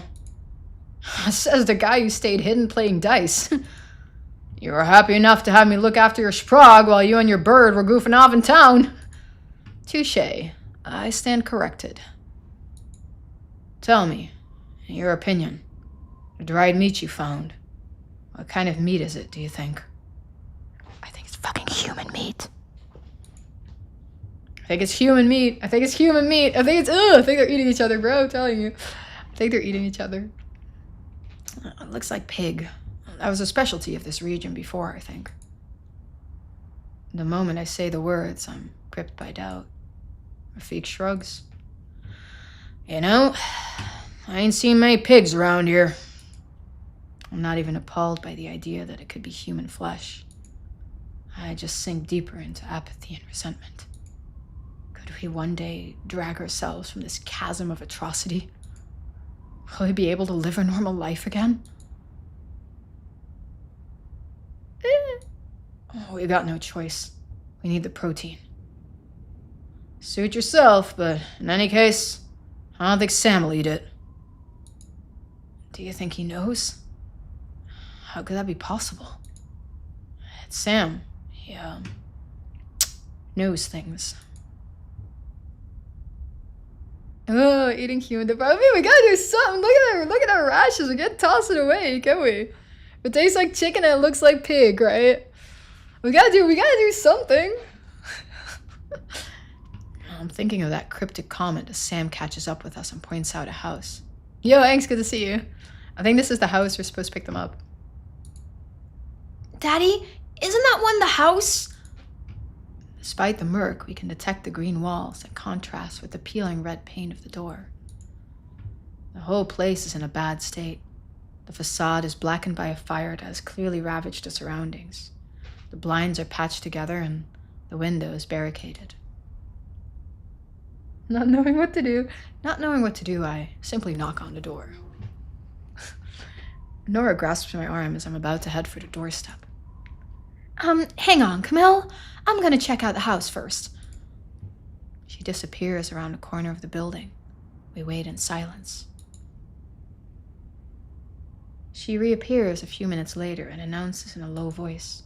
2 people in a room on the west side. I think they spotted us and they're hiding. I better let them know we don't mean them any harm, right? Okay, but how?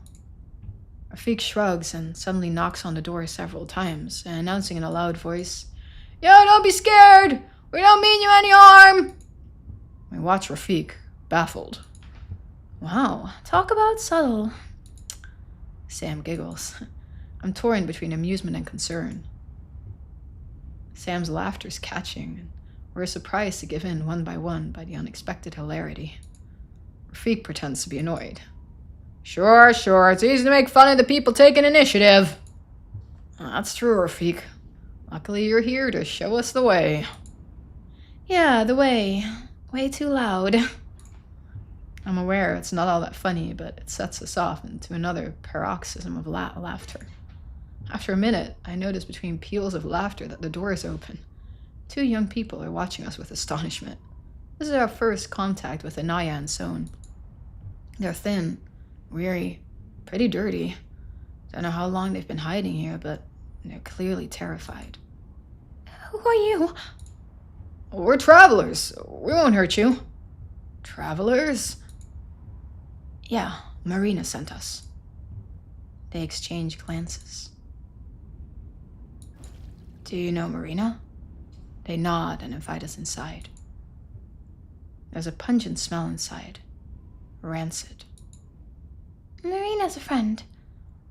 She helped us to escape. Escape? The city's divided between several armed militias. It was okay with the first gang. We had to work hard, but it was okay. But when they were attacked by another gang, they moved us. And we were held by force down there. Forced to... She's overcome.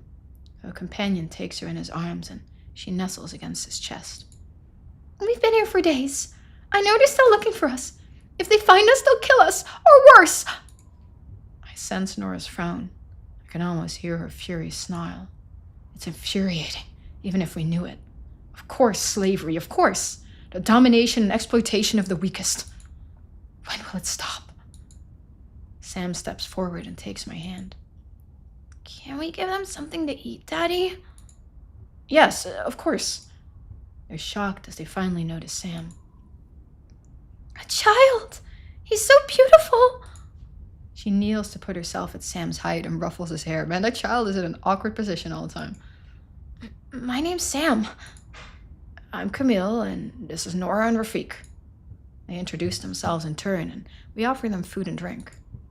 Inaya and Son fill their bellies, weeping with joy. They thank us at almost every mouthful. I'm a little embarrassed and decide to give them some privacy for their meal. I use the chance to gather Rafik and Nora around me. We can't leave them here. You want to bring them along on the road with us? I think I might suggest it to them anyway. Do you disagree? Well, it's fine, but they can hardly stand. It's gonna slow us down a lot. How far you want them to come with us? I don't know. As far as possible. Our resources are a bit limited, but there'll be more of us to try to find more. In the end, Inaya and Son walked at our sides for long weeks. They've bonded with each of us and have shown themselves brave and willing. But today, I know they're facing a difficult choice. Now Inaya's here, in front of me, waiting for my reaction. So, what do you say, Camille? We could settle in this barn.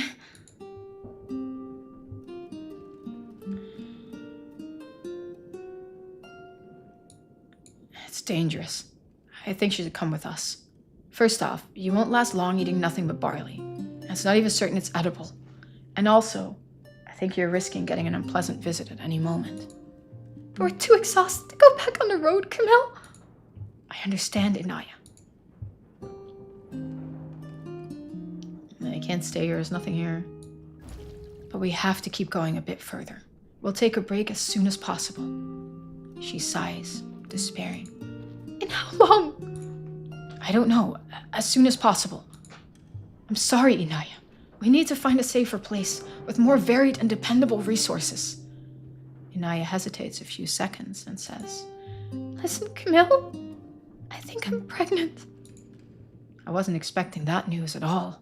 I wouldn't say anything, allowing myself the time to digest this new information. I know there's not much chance of it working out, but if I keep exhausting myself, it won't help. I nod. I see. I'll rest here for a few days so you can get your strength back. I take her hands. We'll do our best to help you, Inaya. She smiles, relieved. Thank you. I don't know about that. We unpack our things again. As we'll be staying put for a few days, I take the time to make the bedding more comfortable for everyone. We might as well use this break to get as well rested as possible. We decide to stay in the camp the first day. No, we decide to look for food. No, I want to look for food.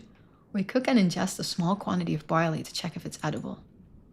Rafik works on the old well to try and get as much water as possible from it, but the potential stays small. We're exhausted and starving. We won't last much longer at this rate. We have to make a decision. The next morning, the weather is set fair. I can't decide whether to organize an expedition to explore the surroundings, to at least check that we're not under threat from a gang of looters. Oh, apparently we've decided. Okay, who did we now take? Rafik. We take a minimum of supplies and leave to explore the area. The expedition's dull, but we find a little material in the surrounding buildings. Good quality pans and various tools.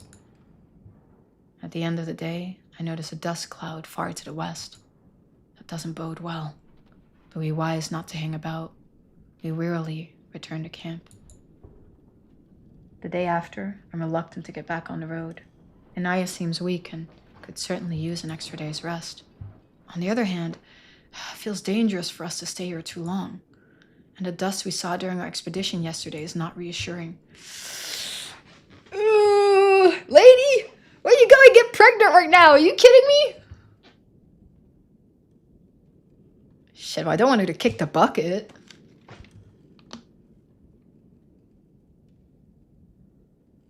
Man, I don't want to kick the bucket either. I think we gotta move, don't we?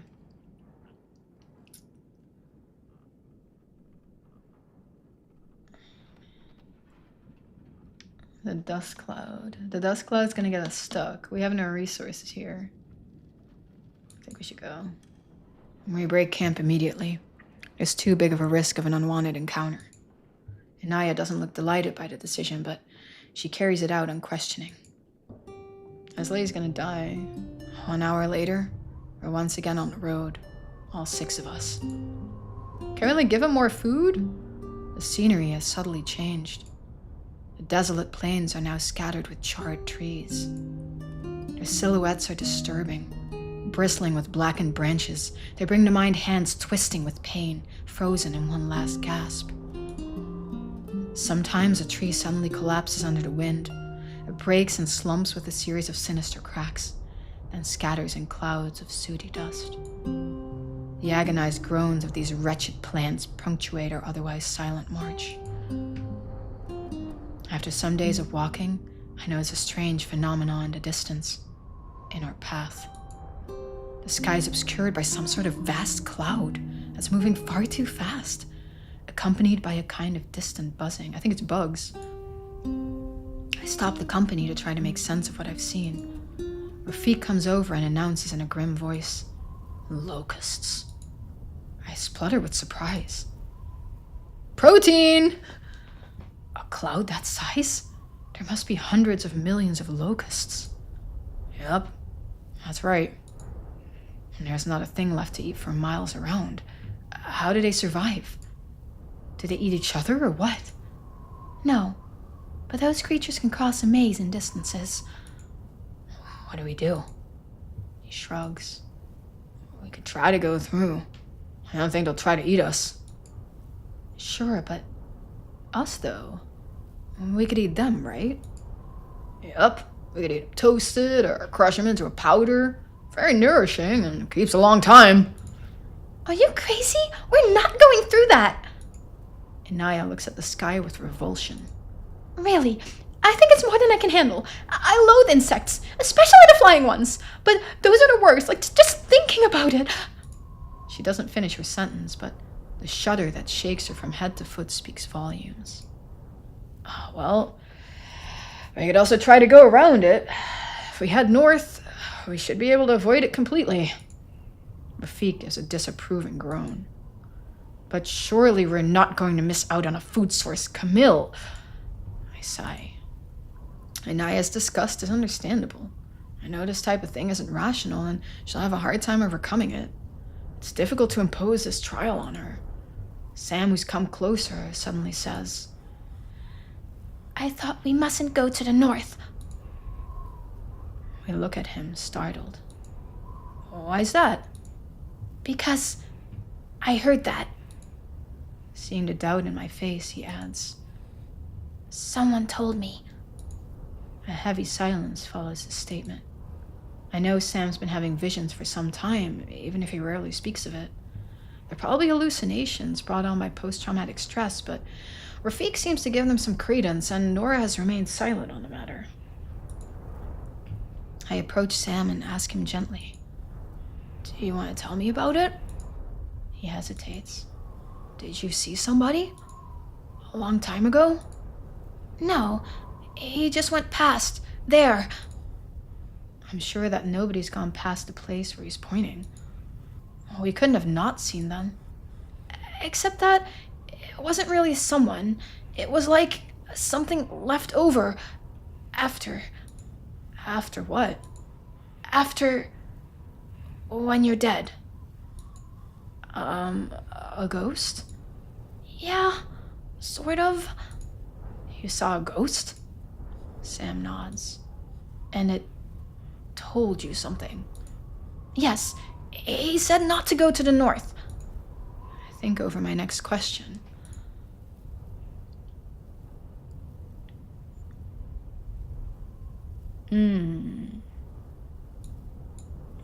Do you often see things that other people don't see? Only people. Do they scare you? A bit.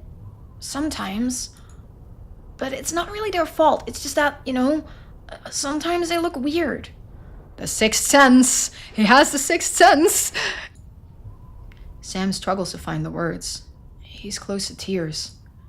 Take your time, honey. Breathe. He obeys and composes himself. I'm sorry, Daddy.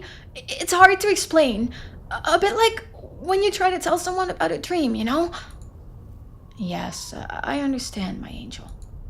The more I try to talk about it, the more it gets all fuzzy. The tears are returning. I can maybe ask him one last question.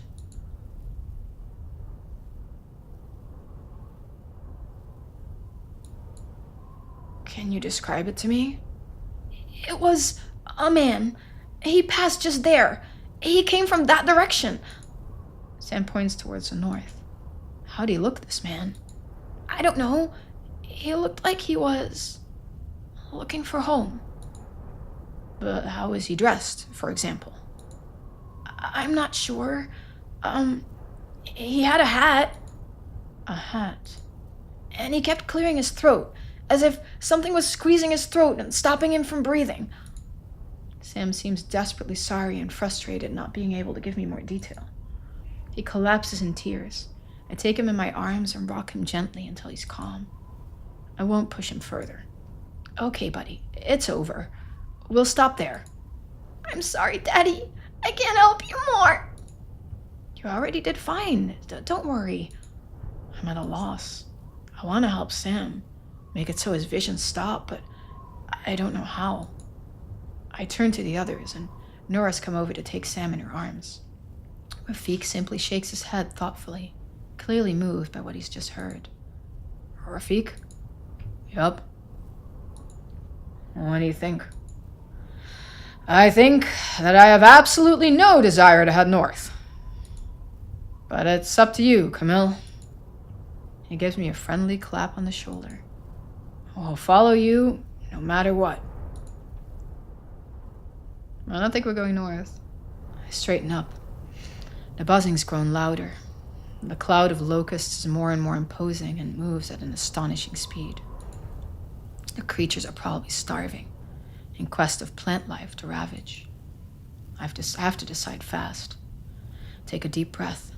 Something happens and a jarring memory surfaces in my mind. I think this is the kid. I'm not sure. Well, I'll try. I'll see if it's a kid. I push the gate open with my small hands and creep inside. When I enter my father's garden, I always have the feeling I'm entering an enchanted world. Oh, it's him as a child. It's him as a child, that's it. A place where everything can happen. Okay, well, let's go back to his adult voice. This is a throwback. The buzzing of the busy bees, the aromatic plants that push against each other in a joyous cacophony of the senses. The mingled scents of lavender, coriander, and thyme intoxicate me as I hop along the lopsided little flagstones, which wind The mingled scents of lavender, coriander, and thyme intoxicate me as I hop along the lopsided little flagstones which wind between the bushes and the climbing plants to the small vegetable patch. Avoiding the wild little worker bees, I linger near the flowers, gaping the tip of my nose almost touching them. I squint inside, holding my breath, in the hope of seeing a fairy come out, or a sprite, or some other marvelous creature we still had the right to believe in when we were children back then. Back then. My father's awakening began in a pot of honey. He ate it perennially until the day that he learned in a documentary that honey, true honey, was about to become a thing of the past. Because the bees were too. So much so that the honey factories were adding sugar syrup to the honey to keep up with demand. It was from that rather selfish stimulus, that he started finding out a lot. I can see him standing in the midst of his magic garden, a smile on his face as he watches my approach. The crazy plants press around me. The flower stems brush against my legs and elbows. Some of them tower above me. Do you like honey, Camille? You know, a young Camille now. Oh, I don't remember, Dad. Aw. Of course. Who doesn't like honey? People who don't know what they're missing. Trust me. Today we know. I'd have liked to introduce Sam to the taste of honey. And I'd have liked to have known Sam, you know. We still had so much hope when I started all this garden. For us, for the bees, so much hope that it wasn't too late. That's why we had your little sister. My mother has just appeared behind me, as if by magic. In this garden, a possibility still allowed. One hand resting on her slightly rounded belly, she watches me with infinite affection. She joins my father and plants a kiss on his cheek, tanned by a sun already high, already too hot. The two of them watch me in silence, creating that barrier of love and sweetness around me that I'd forgotten. I haven't been a child for a long time. Conflicting emotions fill me, recalling this moment when I learned that a little sister would now come with me through life. The moment I break the silence, I don't remember how I reacted as a child. It was irresponsible. I understand. Since I've had Sam, I can't help but understand. He too is hope for Nora and I. For all of us, really. I just hope he doesn't blame me. A child doesn't ask that kind of question, my love. He lives with his time. He's not aware of all that happened so long ago. And even so, I strongly doubt he would condemn you and Nora for giving birth to him. What will I tell him when he asks me one day why we brought him into such a world, if I'm still there to hear him ask it at all? Don't talk like that, Camille. You're sensible and you've always been resourceful. We didn't know that would be so helpful to you in the future. But it comforted us a bit, your father and I, when things began to get complicated. Seeing that mute strength in you, growing inexorably. And I'm sure you'll figure out how to be there for your child. Always. No matter what happens. Mom, you don't know. You can't know.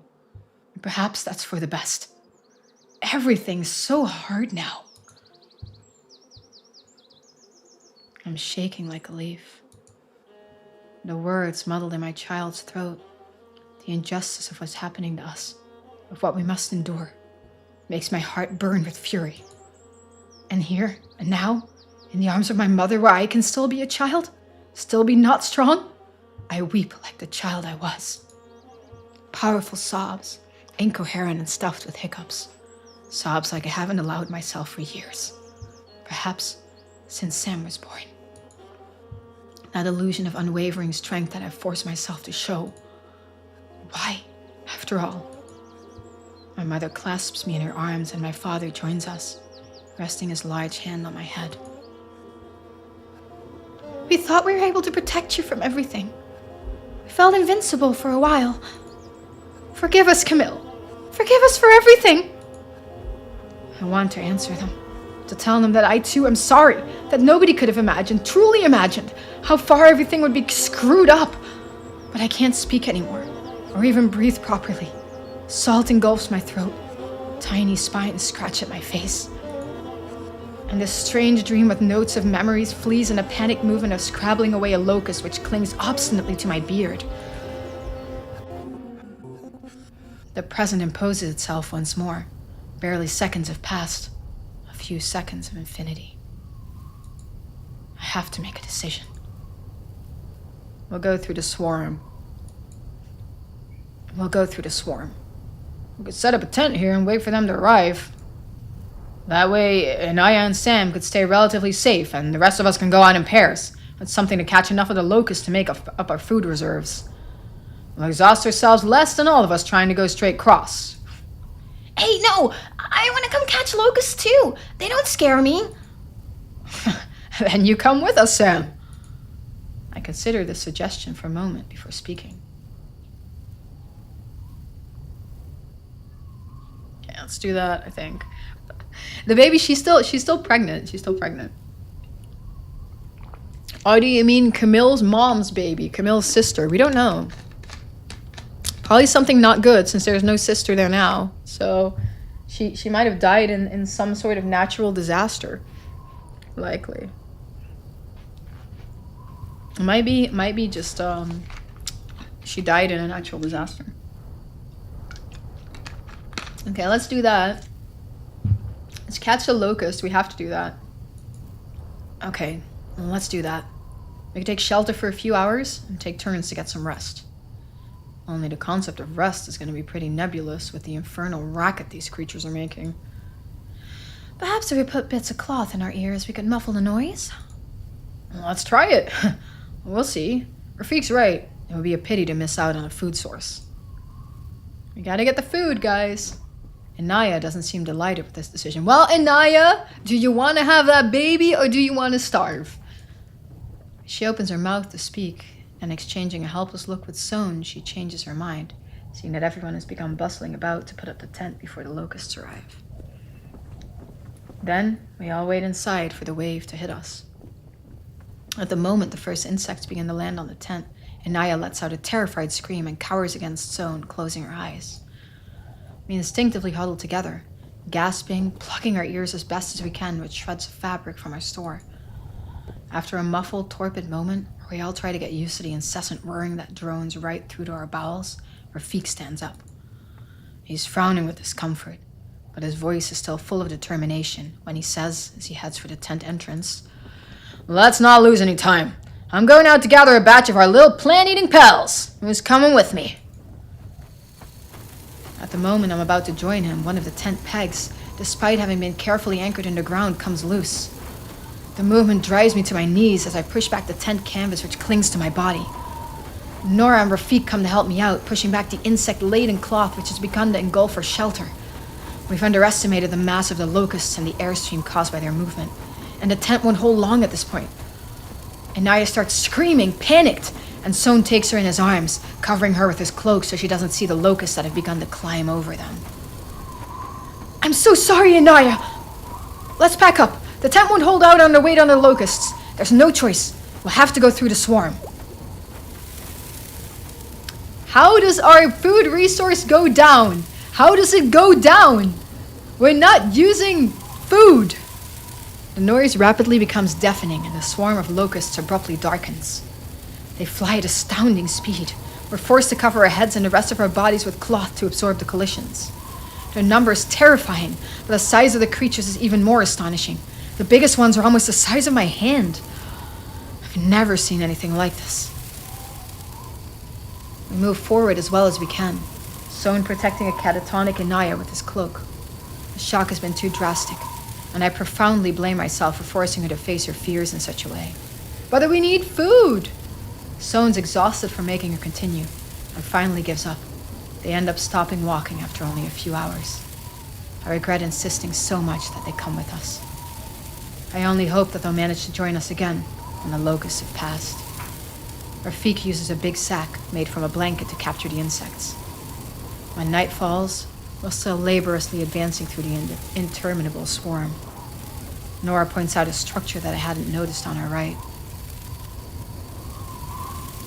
It's a large stone building, probably an old chapel.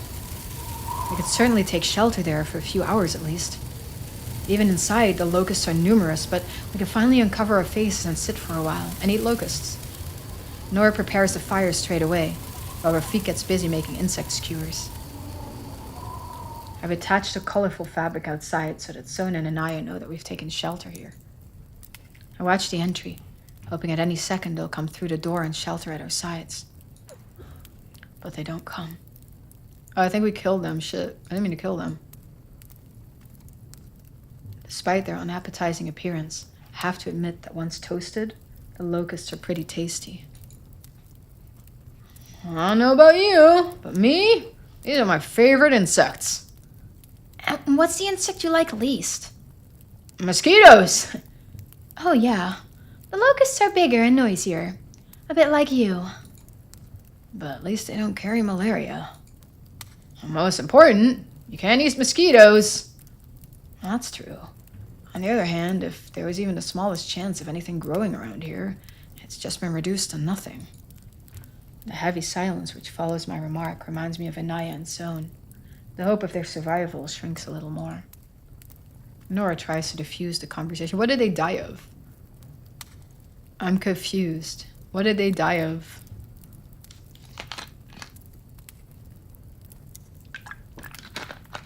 Locusts hitting them? I like locusts eat people. They don't eat people. However, I didn't remember them biting that much, these things. Okay, I guess they bit. Oh, you think that's weird too? Bite's a bit of an overstatement. They nip a bit, that's all. It still really hurts. Sam rubs his arms and legs. I don't know how long it is since they ate something either. Oh, maybe they got eaten by the locusts.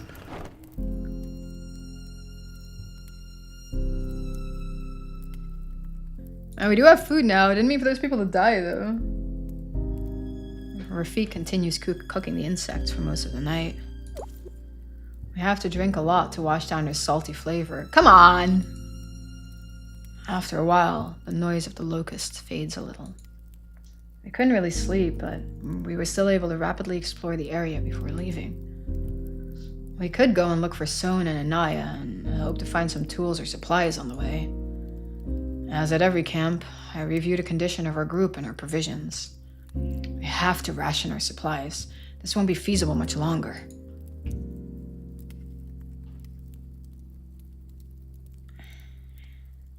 We have to get food. I offer to lead an expedition to explore the area. Rafik's exhausted. I'm exhausted. I send Nora and Sam. I send Sam. The scavenging team is complete. The expedition gets hold of a solid metal clamp, which will certainly be useful. We use the cool of the early hours to pack up and get moving again. Okay, we got some proper food. Chapter 3. I don't think we could go back, because if we go back, they're probably dead, and then we have even less food and resources. There may be a way to do well out of this. There may be a way to do well out of this. Okay. Now, we descend into a hilly region. The terrain is even more arid. The road is flanked by ancient vineyards, long deserted, now invaded by spiny bushes so dry and gray, we can't tell if they're dead or alive. By and by, at a bend in a dusty trail, we discover below us a wide valley, in the hollow of which can be seen the disquieting shapes of patched-up dwellings. They're nothing but flimsy constructs of sheet metal, steel, scrap, to protect the fragile herd animals that we are. I wave to Rafik and Nora to join me. You see that? Yep, there's people in there. Lots of people. At first glance, it looks more like a prison than a camp. I'd say they're stuck there. What do we do? Rafik and Nora exchange glances. Rafik shrugs and speaks first. I say we go. There's got to be a way to talk. Nora purses her lips. I think we should be cautious. Camille and I should scout it out at first. And leave me behind again? Honestly, I don't mind carrying the bags, but if you wanted me to be Sam's nanny, you should have warned me. I want you to keep an eye on Sam. It's because I trust you. You have to trust me too, okay? Rafik grumbles but concedes. All right, don't go getting up on your high camel. I know you're less conspicuous than me, but stay alert. I think maybe with those folk, we could do well out of this. Do well? You mean like trade with them? But we've got nothing to offer. Rafik grins at me. On the contrary, I think we've got a big stock of the one thing they need most. A bath? No, hope! Yes. We haven't got a bath, Mommy. Very true. The priority is to avoid trouble. Priority is to avoid trouble. Rafik raises his hands in surrender. You're the boss, boss! Nora studies Rafik, intrigued. Wait, do you want to tell us exactly what you've got in mind, Rafik? Rafik lets us gather around him before explaining. Has to be food in the camp, otherwise there wouldn't be so many people in the same place. Not enough for everyone, it would seem. Quite, but plenty for a small company. You want to steal their provisions? No, at least not exactly. Rafik. He flaps his hand at me to wait and keeps talking. If we pick out a few people and offer to take them north with us in exchange for some resources, it's up to them to figure out how to get them to us. And you don't care how they get them? Frankly, no. And then what? How do we get them out? With us, of course. And us, exactly how do we get out? Well, I don't know yet, but what I do know is that we think better with full bellies. I don't much like the way Rafik sees things, but he's right that we do represent the best chance those people have of one day getting across the mountains. If we could make a few allies, that would certainly be a good thing. We'll see. You ready, Nora? She nods. Let's go. We steal down to the first shelters. The sour odor of human filth quickly intensifies. We mask our lower faces. We continue. Oh, we could have to choose. We mask our lower faces. As much to cloak the stench as to protect us from possible disease.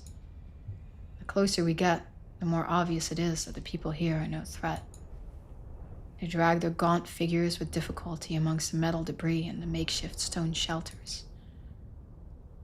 They look to be at the end of their strength, and most of them, missing one or more limbs, are badly wounded. Oh, more human jerky, I guess. Suddenly, raised voices drown out the groans and hacking coughs, prompting us to take cover against one of the buildings. We watch as a small group of men go past, dressed in combat fatigues and carrying a motley selection of firearms from assault rifles to shotguns. They roughly push the poor unfortunates out of their way. They carry out what looks like a camp inspection, but they don't linger. Finally, they select 3, slightly younger and less sick than the others, and force them to follow them to another area of the camp, enclosed by fencing and barbed wire. We follow them discreetly. After making a circuit of the camp, the patrol pushes their captives to a wire gate. There's another camp, better sealed off. The 2 camps are separated by a few dozen meters of dusty earth. The only way to get from one to the other seems to be a corridor of barbed wire. When the patrol has disappeared behind the fences, Nora and I continue our careful approach of the first camp. They don't notice us immediately. All of them are too busy with simply surviving. A day, an hour, 1 minute longer. They've set out several grubby canisters around the camp, probably trying to collect rainwater, but the containers remain woefully dry. A one-legged old man with a disease-ravaged face finally notices us. I can feel the astonishment in his gaze. He doesn't take his eyes off us. I signal Nora and we approach him.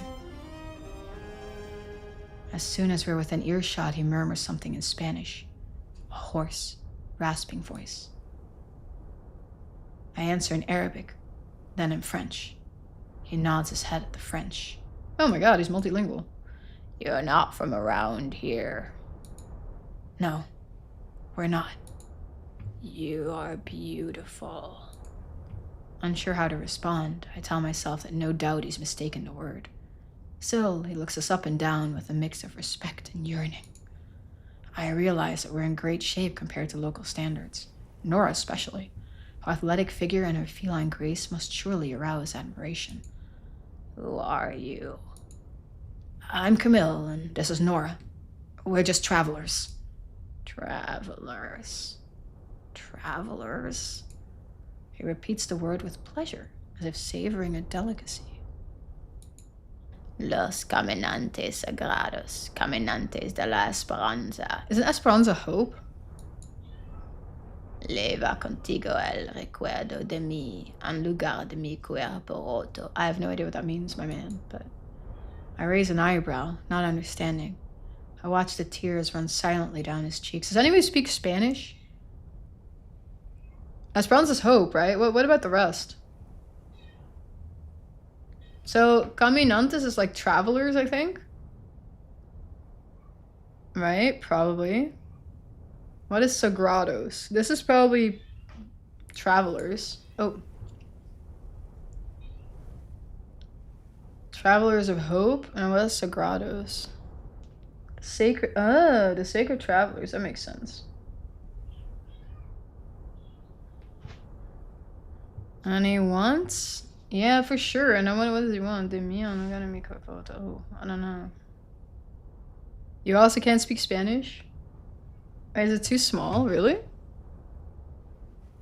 I guess it's a little small on your screen. Okay. So space. It says, the one we don't know is, Leva contigo el recuerdo de mí en lugar de mi cuerpo roto. This one we can kind of decipher, but the bottom one we can't. It is. I also don't know Spanish. I also do not know Spanish. But this is from this guy's perspective, Loki, right? So he also does not know what the guy says. So we're getting like a good first-person view of whatever the fuck is this guy saying, you know? Record me rotating a corpse. I mean, I think there's a lot of corpses. This is a post-apocalyptic visual novel, by the way, where a lot of portions of the planet have become uninhabitable. Human life is decimated, and we're looking for a habitable place. So we are traveling north, where hopefully the climate still allows for human life. The memory of me is... Oh, that's sad. Bro, that's sad. Poor guy. Jesus, that's sad. So it means the sacred walkers of hope, carry with you the memory of me instead of my broken body. That's sad.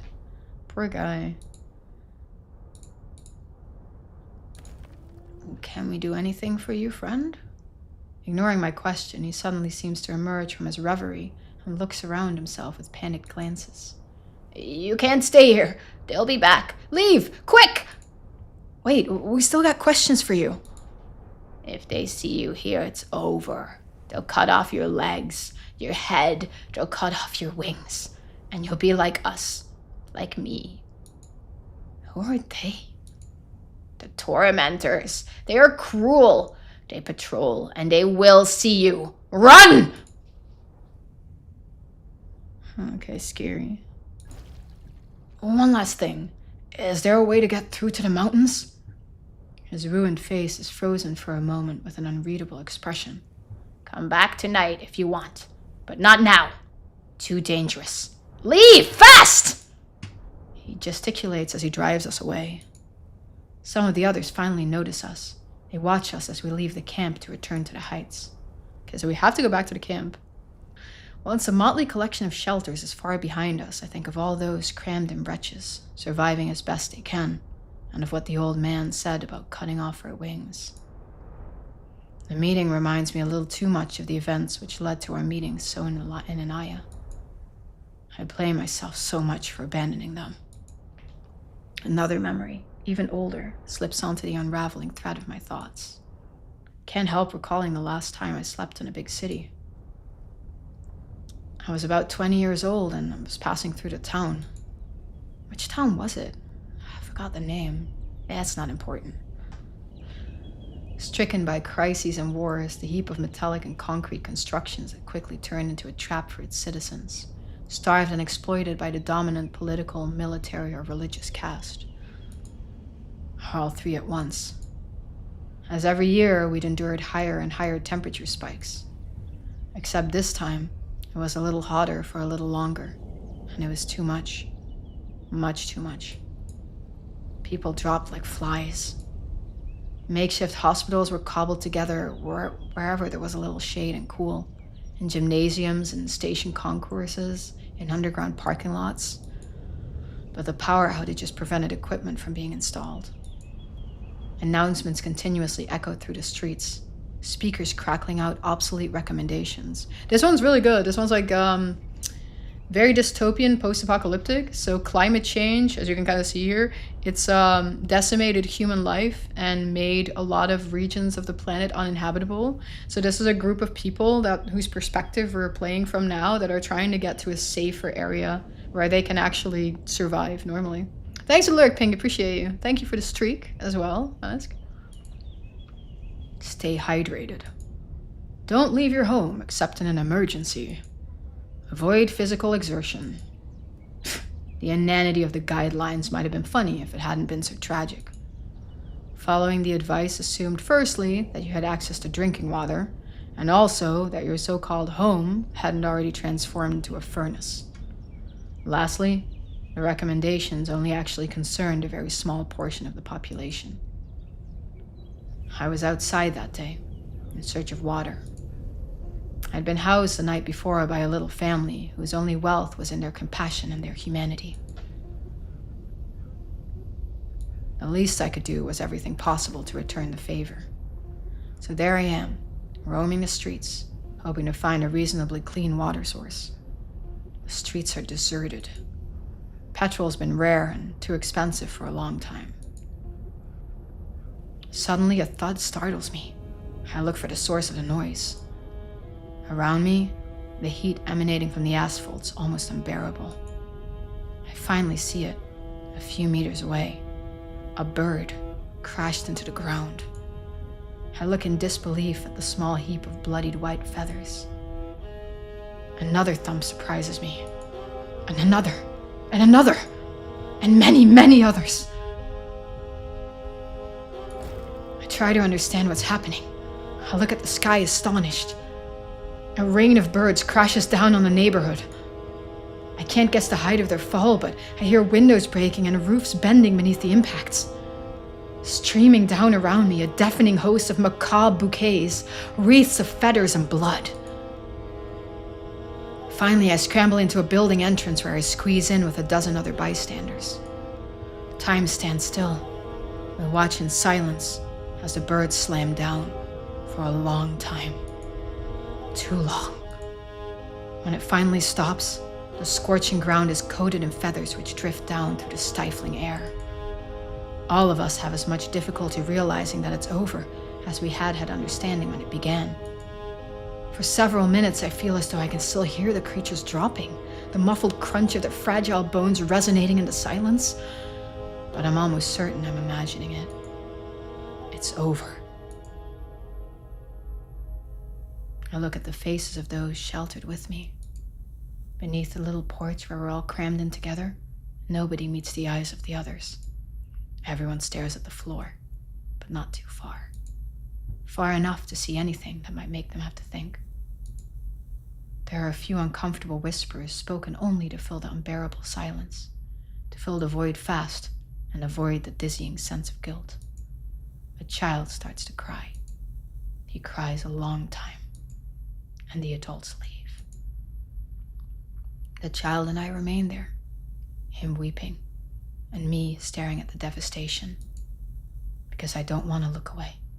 I want to look at it straight on, this god-awful world we've made. They'll tell us in the news it was an exceptional case, probably caused by a heat wave, but deep down, we don't believe that. It was just some birds migrating too late who got themselves into trouble.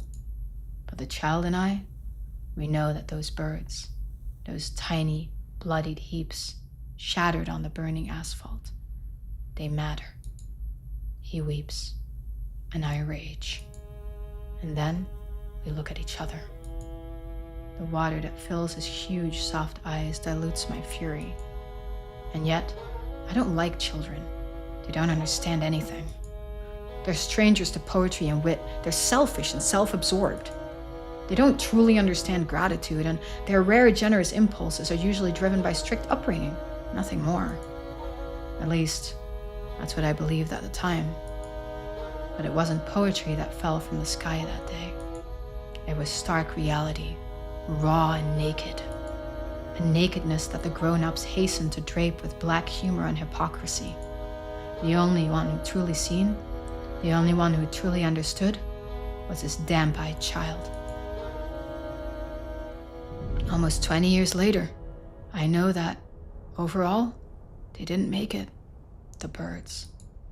Today, the blue sky is as deserted and silent as a shard of glass. We killed the birds, and I had a child. I emerge from the reverie as we reach the summit. The afternoon's already well advanced. Sam runs to meet us and tells us about the various games that Rafik had thought up to pass the time. Poor Rafik. Once we're at the peak, the group gathers around me. Yo, thank you. I appreciate you said. And Death, thank you as well. Wait, let me be back. You said you had a morning meeting, right, Aki? For a meeting with the lawyer for the borough, okay. All right. So the morning meeting went well then? Because it was just like, more like a check mark, it sounds like, right? Also, Kelso, good to see you as well. Welcome in. I quickly relate the situation and tell them what I think. We have an opportunity. We kind of have to do something. Like, come on. Can't really leave the people there, can we? The people are packed in behind stockades. Some kind of militia controls the pass. There are hardly enough to survive here, and I think most of them won't last much longer. We could make an offer to those who are still able to come with us. Try to get them out of there. Besides, they seem to have information to give us that would help us cross. What do you think, Nora? Nora shakes her head and speaks up. The patrols are well equipped. Their weapons look well cared for. I'd be interested to know how many of them are there and exactly what their goal is. Also, considering how many people are packed in there, I think that if there's a less obvious passage to the north, then it's dangerous or difficult to find. The only way to get any answers is to go back tonight. But I don't trust those people there. Do you think we should go or not? We should go, but we shouldn't rush in blindly. They promised us information, but it could also be a trap. Those people, they're desperate. I'm sure they wouldn't hesitate to betray us for an extra mouthful of water.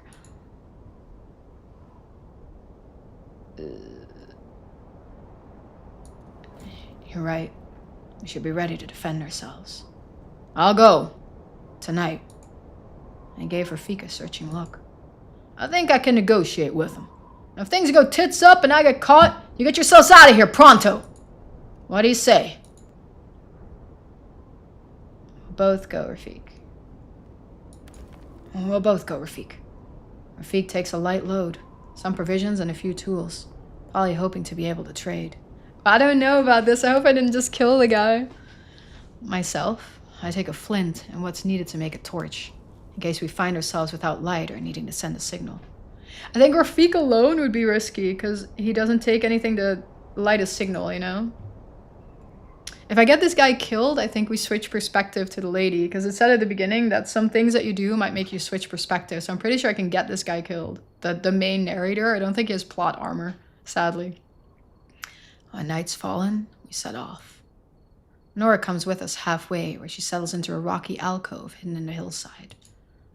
From here, she can watch over both the valley and the camp, where Sam remains, at the summit. She hugs me, and before we pull apart, she whispers in my ear, Come back to me. I kiss her softly, and Rafik and I continue our descent towards the camp. Despite the deep dark of the moonless night, we have no difficulty finding the camp, which is dimly lit by a few pallid lamps. I turn back from time to time, trying to pick out Nora, and failing. After an approach made arduous by the lack of light, we enter the camp. A group of refugees await us. One of them gives me a friendly nod and approaches us. We've been waiting for you. Come. It's this way. He slips between two buildings.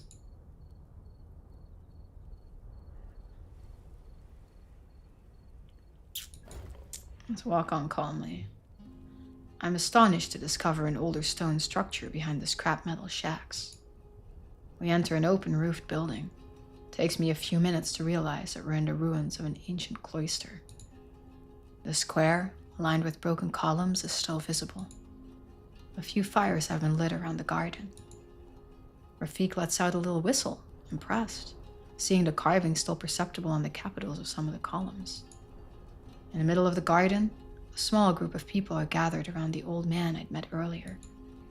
They watch us as we approach. I notice that they're positioned around an old stone well.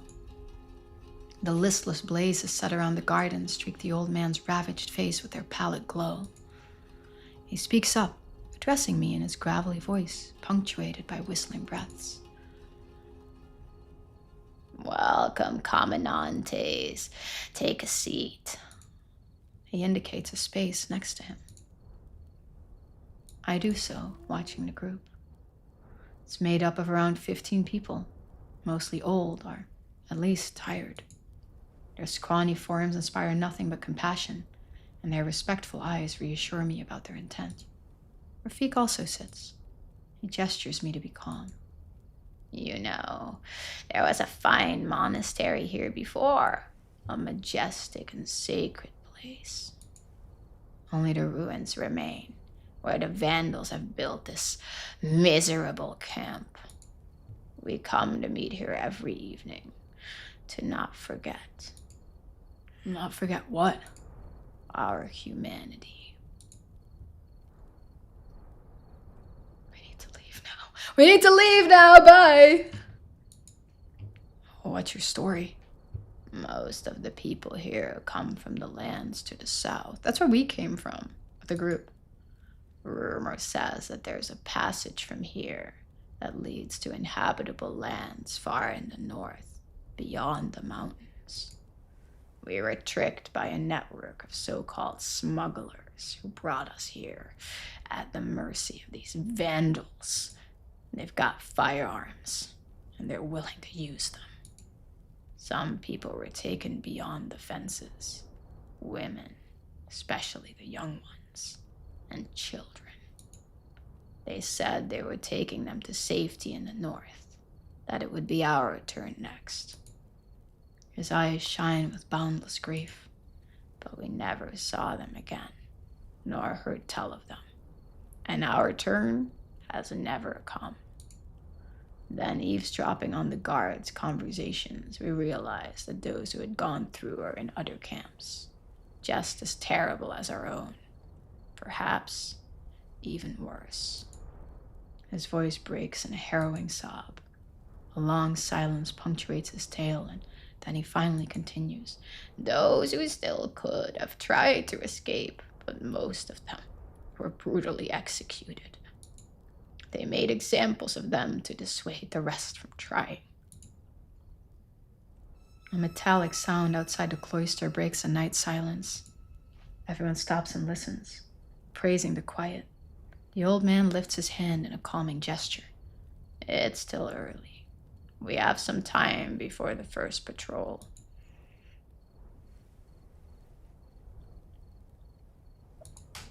Is there still water in this well? He shakes his head, muttering something unintelligible. Then he speaks more clearly. No, it was the cloister well, but it's dry now. This used to be a famous monastery, Santa Maria la Real. There was an amazing fountain, too, that ran with wine. Travelers could drink freely at it, according to a very old custom. The old man lifts a dirty, twisted finger, broken in several places as he tells his story. The custom began thanks to a monk who gave out wine and food to the people and the pilgrims, unbeknownst to his less generous brothers. It was forbidden, but each time his superiors tried to catch him in the act, the bread and wine would change into wood and flowers, so it was never disproved. After his death, the fountain was built in memory of his generosity. As you can imagine, we have no more wine now, but we wish to respect the custom by offering you what we have to drink and eat. He waves his hand, and several people step forward from the group to lay down bundles of dry bread and some skins of water before me. We can't accept. Rafik shoots me down with a look. You don't have to. He shrugs casually, but his gaze is fixed, watching my reaction. I turn to Rafik. What do you say? He speaks directly to the old man in broken Spanish. Me? I want to know what you want in exchange. The old man gives a small grin and gestures to the group. 3 people step forward. They're younger and in better health than the others. We got a new crew. This is Jose, Luisa, and Bruno. I would like them to go with you. Go with us? As far from here as possible. There it is. I glance at him, confused. You want us to save these 3 in exchange for the food, don't you? But what about the others? And you? I look around me at all these people crushed by hunger, thirst, and mistreatment. You know, we're already doomed here. Too worried to flee. What does tomorrow offer us? You could save these 3, though, and we're all ready to help you do that. Come with us, all of you. Oh, man. Come with us, all of you. Gather the last of your strength and let's get out of here. We'll help you. He shakes his head. No. If we all try to escape at the same time, we will be too slow and too easy to spot. We would be certain death for everyone. He's right, Camille. We can't save them all. I sigh, but I know it's true. I understand. So, what do you say? I take a deep breath to answer, but Rafik beats me to it and answers in my place. Agreed. Rafik? Rafik wants to ditch them. It's agreed, I said. We'll take the lot. The food and the people and everything. Come on, let's go. Wait. I turn to the old man. An old woman speaks up behind me. Be careful. The night patrol will be out soon, and you need to be gone by then. I don't know. Oh, whoops. I don't know exactly what she means by soon, but do I really want to take the risk of being found? We'll figure out the vandals later. Let's get out. Rafik shares out the loads between Bruno, Luisa, and Jose. Each of them carries a bundle and a few flasks of water. Is that a kid? We make our way through the stone ruins before crossing the filthy camp. Thanks to their instructions, we manage to slip through without knocking into the metal sheeting until we reach the edge of the camp. Outside, the darkness is as deep as ever. We move as silently as possible towards the hill. And once we're at some distance from the camp, Luisa hastens to catch up with me. Are you many? 4. That's not many.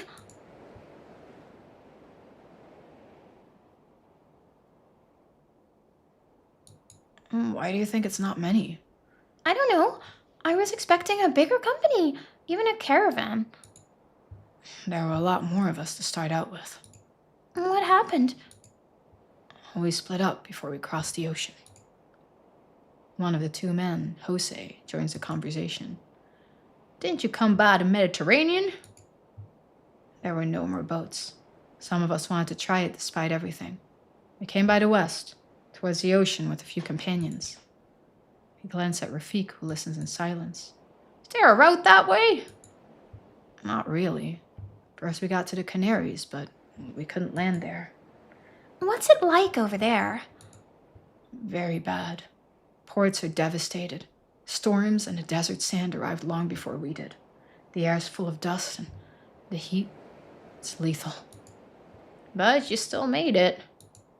We were very, very lucky. Did you land in Galicia then?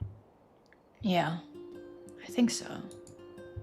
Well, land, that's not really the word for it. The boat sank off the coast. Then we drifted in a leaking dinghy for days.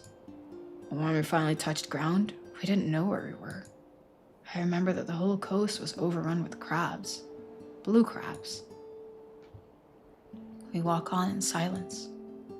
At last, I see the shape of Nora coming towards us. She studies the 3 refugees with us. Everything all right? Yeah, don't worry. Let's get to our camp. If you don't mind, I'll explain everything there. She nods and we climb the hill together. We need way more resources now. Sam's waiting for us. I make the introductions and quickly tell the others about the events of the night. We shouldn't hang around here. Feek's right. When they notice there's captives missing, they're gonna come after us. Quite right. Let's get going as fast as we can. Our steps lead us to an old asphalt road. The tarmac, cracked all over, would be completely impassable for a vehicle, but on foot, we manage to struggle onward. All of us stumbling regularly. Sam falls several times, but he picks himself up bravely. We have to press on fast to put as much distance as possible between us and the slave camp. The first light of day is showing when we see a huge structure across the road. It's a bridge, falling apart in several places. Nevertheless, the part that overhangs the road still seems to be solid. There might be stuff to pick up in the remains of the cars. We're forced to squeeze through the wrecks. I pick up a few things in the hulks. Sometimes there's an undamaged trap left or a repair kit. As we go past a large truck lying on its side, Sam takes my hand and I notice he's trembling. He's not a ghost, probably. Cat hair. He seems hypnotized by the bridge structure. You okay, buddy? Yeah, it's just... He gives his head a little shake. No, nothing. What's there, Sam? Can you tell us? There are... people. People? Yeah, like a walking crowd. Where? They're going under the bridge. Are there many of them? Yes. How many? I can't count them. They keep coming, all the way to the horizon. Rafik glances at me, worried.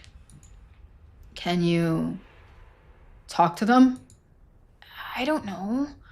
Do I have to try? I look at Rafik, questioning. He nods firmly. Yes, try. There's a little girl. She's lost her parents. I don't know where they are. I haven't seen them. She's asking where they are, but I don't know. Daddy! Sam turns to me, panicked, his huge eyes full of tears, begging for help. I hurry to take him in my arms. Daddy, and there's no one to look after her. Calm down, my love. We're leaving. But I don't know where they are, her parents. I don't know. He collapses in tears. Daddy, I'm scared. I sweep my arm at the others to get the company moving, to get away from here, as quickly as possible. I carry Sam, who continues to cry into my shoulder. I don't want to be like her, Daddy. I don't want to. Please. So we can all die and then he's actually alone. Don't worry. We're not going to leave you alone. The words seem to comfort him a little. I carry him until my arms can't take anymore. When I finally set him down, he starts walking without saying a word and remains silent for several more hours. I try to cheer Sam up. For most of the day, we move through the desolate landscape. I would have liked to have gotten further away from the old road, but we need to keep following it if we're not to go astray. Around this vestige of a deranged civilization, doped on hydrocarbons, nature has never been able to reclaim her rights. The ground is nothing but rubble, rock, and dust. It's kind of worrisome that there's that many people there, because if that's the correct road, then why did so many people die on that road going there? Oh, when our paths finally diverge from the road, we're exhausted, and the heat's becoming dangerous. I decide it's time to set up camp. We cross some softer ground, and I'm surprised to find the ruins of an old building on our left. The place is clearly deserted. There's a small field strewn with sunburnt vegetation, and there, in the middle of nowhere, a small chapel. We look around the place. It's an old stone building. The roof's partly gone, but we can still find a bit of shade. Above the doorway, there's a stone with inscriptions on it. I run my hand over the dust to try and decipher the lettering. Most of it's unreadable, but I recognize one word: Ermita, a place of spiritual retreat.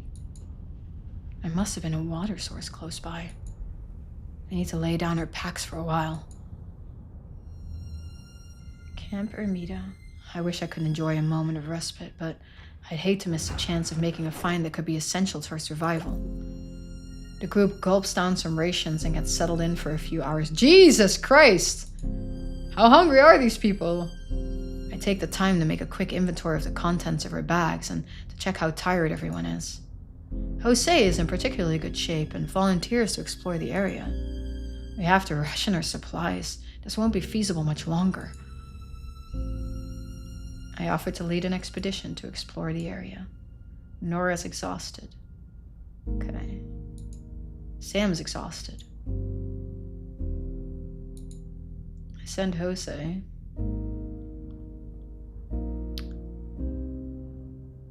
Let's take Luisa too. The scavenging team is complete. I think we need a lot of people. I go myself too. Okay. Let's go with the whole group. The expedition hurries to explore the little stony plain. The unexpected discovery of an old cattle watering trough restores our spirits. Got it. Yeah, we need food because this is not enough. Digging into the muddy earth, the expedition's able to collect some water. Is that it? Oh, thank God. Oh my God, scared the hell out of me. Jose finds a shovel that lets us dig deep down and collect several liters of water. After filtering and boiling the precious liquid, we manage to almost completely fill our flasks. Fatigue finally catches up with us and we collapse onto our blankets. I'm woken by an unexpected noise. Shouts. Get up, quick! Rafik? Rafik emerges from a daze. Sorry, Camille, I dropped off. As he's saying the words, he realizes, as I have, that there are people coming. His eyes widen. Shit! He jumps to his feet and starts gathering up his stuff, cursing himself for his carelessness. Come on, we're leaving right now! The panic spreads amongst all of us. We take only what's... No, come on, Rafik, really? We take only what's necessary, leaving behind the camp materials, the canvas, and the colored blankets we'd managed to hold on to until now. I'm about to rush for the entrance, but Nora grabs my arm. She nods to a window in the north wall. Well spotted. Our exit will be better hidden from anyone coming from the road. I go through the ruined window frame first. Did I take Rafik with me? I think I took Rafik with me. I wonder if that's because I took Rafik on the expedition because he's so tired. Well, that sucks. Outside, the afternoon's coming to an end. I can hear human voices on the other side of the building. There are two at least, probably more. I gesture the others to hurry. There's no path, but I guess we can keep going north with a bit of gymnastics over the steep rocks. I scout out the route to help the others get through without a hitch. Sam follows me close, mindful of my advice. That allows us to gain a few precious seconds. Not long after, we hear loud exclamations. They found our camp. The time for discretion is over. I drop my bag to put Sam on my back and bolt as fast as I can. Several shots ring out. I pray that the meager cover provided by the rocks will be enough for no one to be hit. A bullet shatters a rock just next to my shoulder. If Sam's hit, everything's screwed. I couldn't go on without him. It wouldn't make any sense. His little hands locked around my neck don't prevent me from speeding up again. I leap between the rocks, trying to ignore the danger. The risk of making a misstep and breaking my bones on the stone blocks seems trivial compared to the thought of losing Sam. Only Nora manages to keep up with me. The shooting starts again. I hear a cry close by. They've hit someone. I confess, I pray it wasn't Rafik. Nora and I have made enough distance to be out of range. I'm gasping for breath. Sam? Can you run? Yes! I put him down and we keep running. We should be able to find a path again if we divert east a little bit. Damn it, Rafik! Rafik and the others are far behind. A few hundred meters to our right, I can see a ruined village and lights. I don't like the look of it. We're going to lose the others if we don't wait for them. Yes, but we can't stay in the open either. There's an abandoned farm further on. I turned to Sam, incredulous. I don't say anything, but I exchange glances with Nora. In that case, let's go. It's this way. Sam pulls on my hand. After a few detours, we do in fact arrive at a dilapidated old farm. The torn open grain silos on the north side of the building leave little doubt about the possibility of finding anything to eat or drink, but at least we'll be out of sight. The collapsing stone has left gaping holes in the walls. I'm going to watch out for Rafik. Nora nods and lets Sam curl up against her. Oh, I didn't take him on the trip? Really? And why does Rafik doze off? I thought I took Rafik on the trip. Rafik, what the hell is wrong with you? Why did he doze off? What an asshole, actually. I changed my mind. I don't want to look out for Rafik anymore. I thought I took Rafik on the scavenging trip and I made him tired. Now it's just all Rafik's fault. They talk together in soft voices. A few minutes later, with relief, I see our friend appear, silhouetted against the setting sun. There are only two others with him, carrying both his own pack and mine, which he must have picked up as he passed. His heavy, stumbling steps reveal his deep exhaustion. I leave our shelter and wave to him. When he reaches us, without a word, Rafik throws my pack at my feet. I look into his eyes. I can feel his sadness, his dismay, and his anger. I hug him. I don't know if it's gonna work. I hug him. I hug him. Oh, you're angry? Come here, brother. He stiffens at first, but I know it has to come out, so I take him in my arms. He doesn't sob, but I see the silent tears that run down his cheeks, and he relaxes a little. Thanks for the bag. Finally, he slaps me on the shoulder. Then he sighs and slumps down near Nora. I think the girl's dead.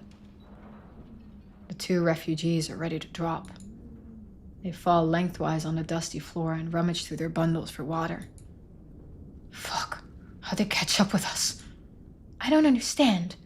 With the heat, they can't have moved that fast. You think they've got a vehicle? Or they're not the same people? Not the same? Certainly looked like they were after us. There might be several groups, with some means of communication. Like telephones? Like a walkie-talkie.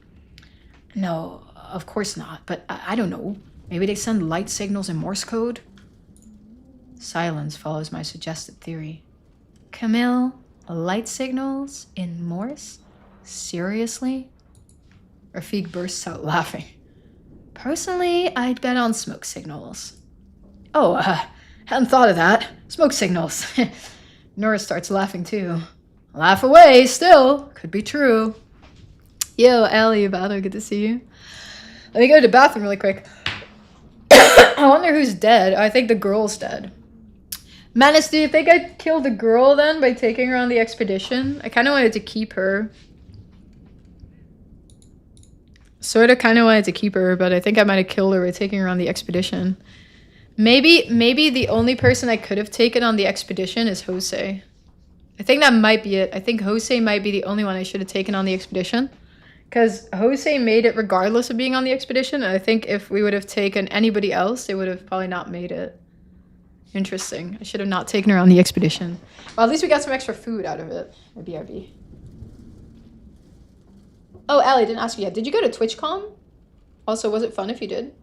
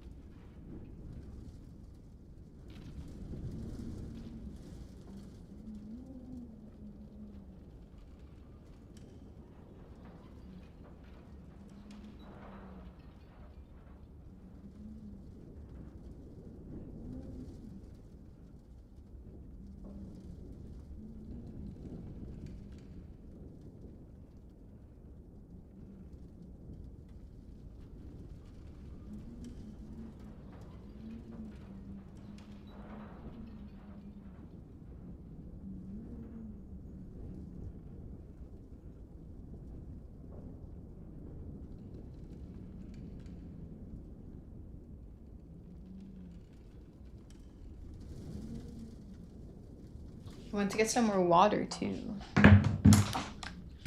But I did leave someone behind, so I'm kind of surprised because Nora stayed behind, but she was exhausted, right?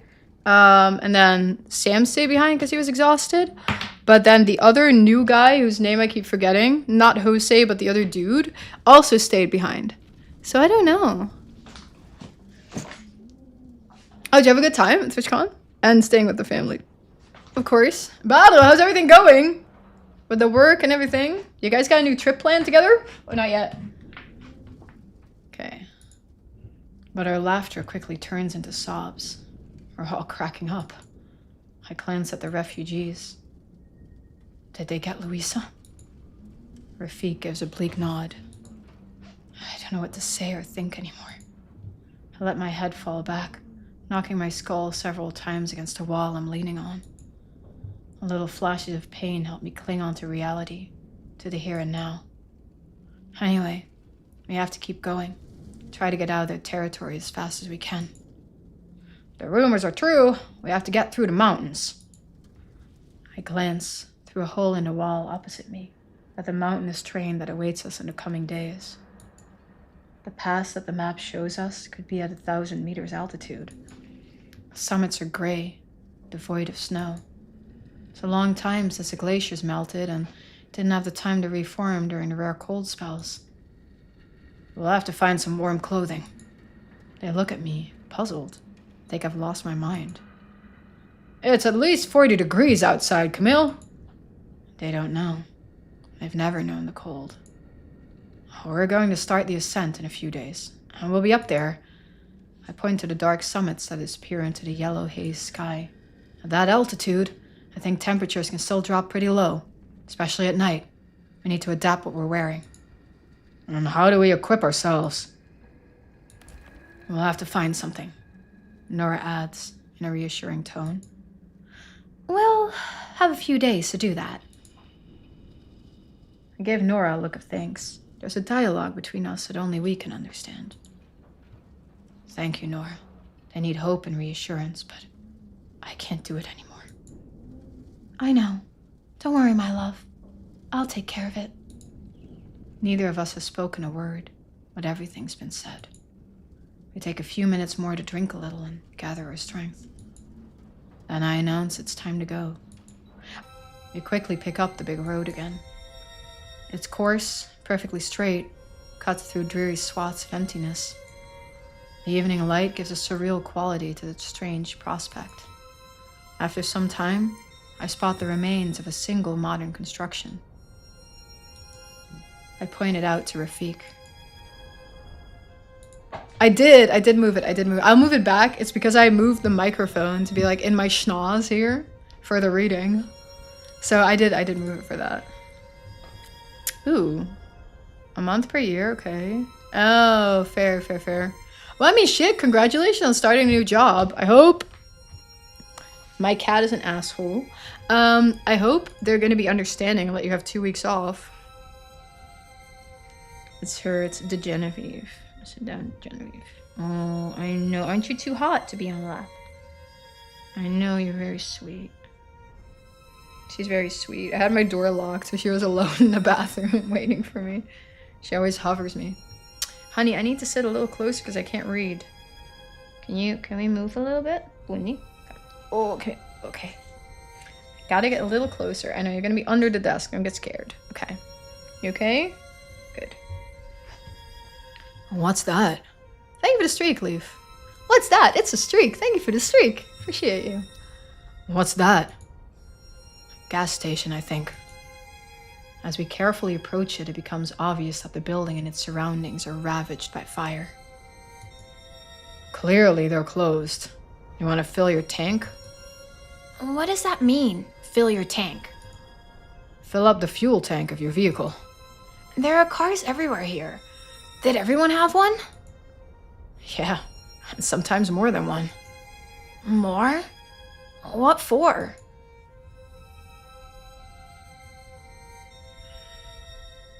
To show everyone else how rich you were. To show everyone else how rich you were.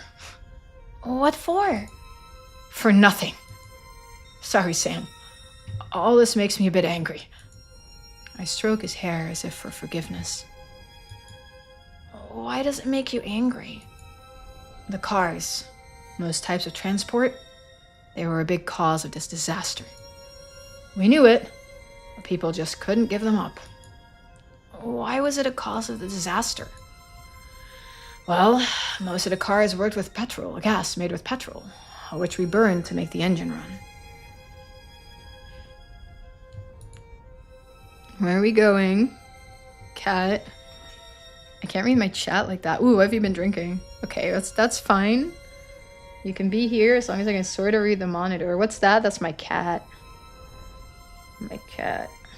He was a brat, and now I'm covered in cat hair. Sam's pensive. How fast could you go with it? Very fast. Faster than Daddy? Faster than the wind. I guide the company around the gas station, keeping a good distance away. I've noticed the characteristic shapes of human corpses, and I don't really want to add those bleak visions to Sam's imagination. Oh, we're coming up to a big city. Yup. There's probably another way. Isn't there anything on the map? No, there's nothing marked, but I think we should be able to go around it by the south. I agree. Going near the city's too risky. Sam takes my hand as if to reassure me. You're right. We mustn't go that way. Daddy, please. We mustn't go. All right, buddy, we'll go around. All right, buddy. We'll go around. I run my hand through Sam's hair. I wonder what happens if we ignore everything Sam says. Do we just get killed 5 minutes in? Rafik shrugs, smiling a challenge at Nora, who groans as a matter of form. The sky stays clear and we have no trouble continuing despite the darkness. This region must have been used for large-scale farming at another time. Today, we cross arid lands swept by burning winds. There's cat hair everywhere, Genevieve. Oh my gosh. So itchy. Zombies. It might be. Actually, oh shit, I fucked it. Even though we stay away from the first signs of urbanization, there are more and more hulks of cars lining the way. I keep an eye on Sam, who's looking very nervous again. I try to think of something to take his mind off of things. We have to find a way to wash your hair. Oh? I can't even get my fingers through it anymore. And to wash all of you, actually. With sand again? It would be more effective if we could rinse you a bit. Yes. I'd like to have a bath. Do you remember your last real bath? Yes. It was a long time ago. I was 3? 5, actually. Oh. But it feels like it was a long time ago. Because it was a long time. For you. And for you? I'm surprised by his question. Well, It's gone faster for me. why does it go faster for you? I don't know, to be honest. Maybe it's a question of proportion. To your total age? Camille? Nora grabs my arm and pulls me back. I search for the reason for her sudden panic. She points at some ruins about 100 meters ahead of us. I don't understand immediately. Go back! Quick! As alarm takes hold of our little company, a group of armed men emerge from the place Nora has pointed out. We turn round at once and I start running, pulling Sam by his arm. As we're trying to reverse our steps, I discover with horror that more armed men are coming up the path towards us. We're trapped. Shit! This way! I leave the road and guide the company across the plains. The vegetation is sparse, but there's still enough thorns and branches to tear at our skin. However, as I'd hoped, the field is still crossed with deep furrows. We've barely crossed a few meters when the first shot rings out. Get down! I throw Sam into a furrow and lie over him. We hear a few more shots, then nothing more. Nora? She's just to my left. Sam's here. He's all right. Rafik? Fuck. He's somewhere behind us. I don't have time to think. I have to do something. The only idea that comes to mind is stupid, but I've got no choice. Nora, I'm going to try something. Don't even think about following me. Go east. I'll find you later. Wait, Camille? No!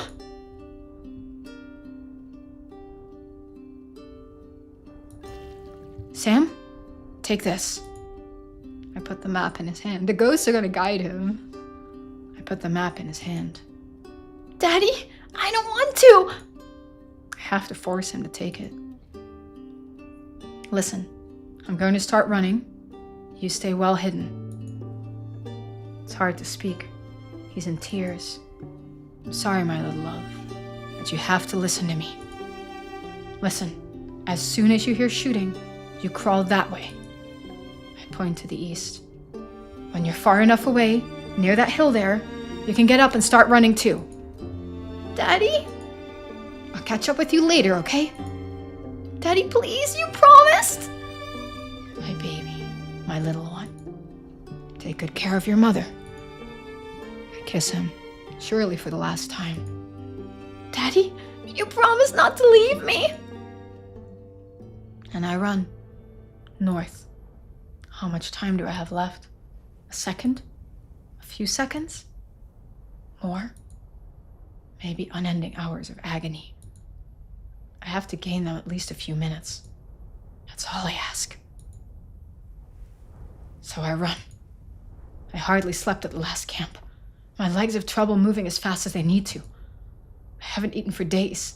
I gather the last of my strength to get myself underway. I hear the shouts of our pursuers, and I pray that the dark works in my favor. Jumbled memories of my childhood surface. The school playground. I was happy. We were happy. We could feel the end coming. The end of what we'd later call the thermo-industrial age. The Western world jolted from crisis to crisis, from conflict to conflict, pandemic to pandemic. But we had inherited centuries of energy domination, and we had quality of life so much better than the rest of humanity, especially compared to those who directly suffered the consequences of the climate change, the change that we had mostly caused. The irony. But me, I had no conscience yet. I went to school. My days ordered by time in class and recess. In the playground, I was the fastest, unbeatable in a day of tag. I loved it. Running. I've always loved to run. A bullet zips past my shoulder.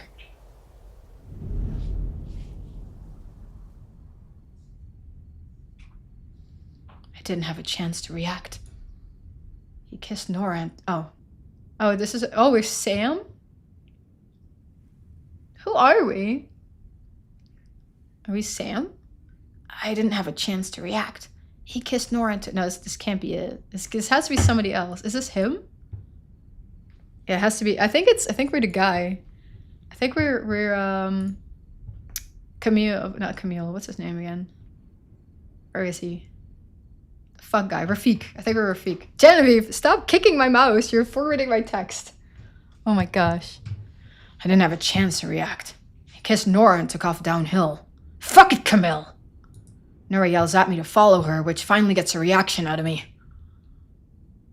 We crawl for ages, faces in the dry dirt. We all flinch at every gunshot. There's plenty of them, the fucking gunshots! Jose goes one way and Bruno goes the other. I scream blue murder for them to follow us, but the idiots don't hear me. Finally, I think, stuff it. After all, if they get shot at, it's that many less bullets aimed at Camille. When we reach the foot of a little hill, Nora gets up and starts running. I follow suit. As we sprint up to the top, the shots recede. To the north. At last, when Nora finally stops, we are gasping for breath. Sam's eyes are blank. He's in shock. Poor little guy. I ruffle his hair clumsily, unable to do better. I'd like to say something reassuring and make him smile, but I keep quiet. I'm not often lost for words. I try to figure out which direction Camille took, trying to put together a plan to pick him up further down without putting us all in danger. Who is behind us? Jose and Bruno vanished. I don't even know if they're alive. At least we're out of the range of the guns, which is something. Sam finally breaks the silence. Mommy, look, it's Daddy! He points at a field below us. He runs, waving between dry bushes. The area is completely open. The shooters have a clear field. There are too many of them. I know exactly what's going to happen. I just don't know when.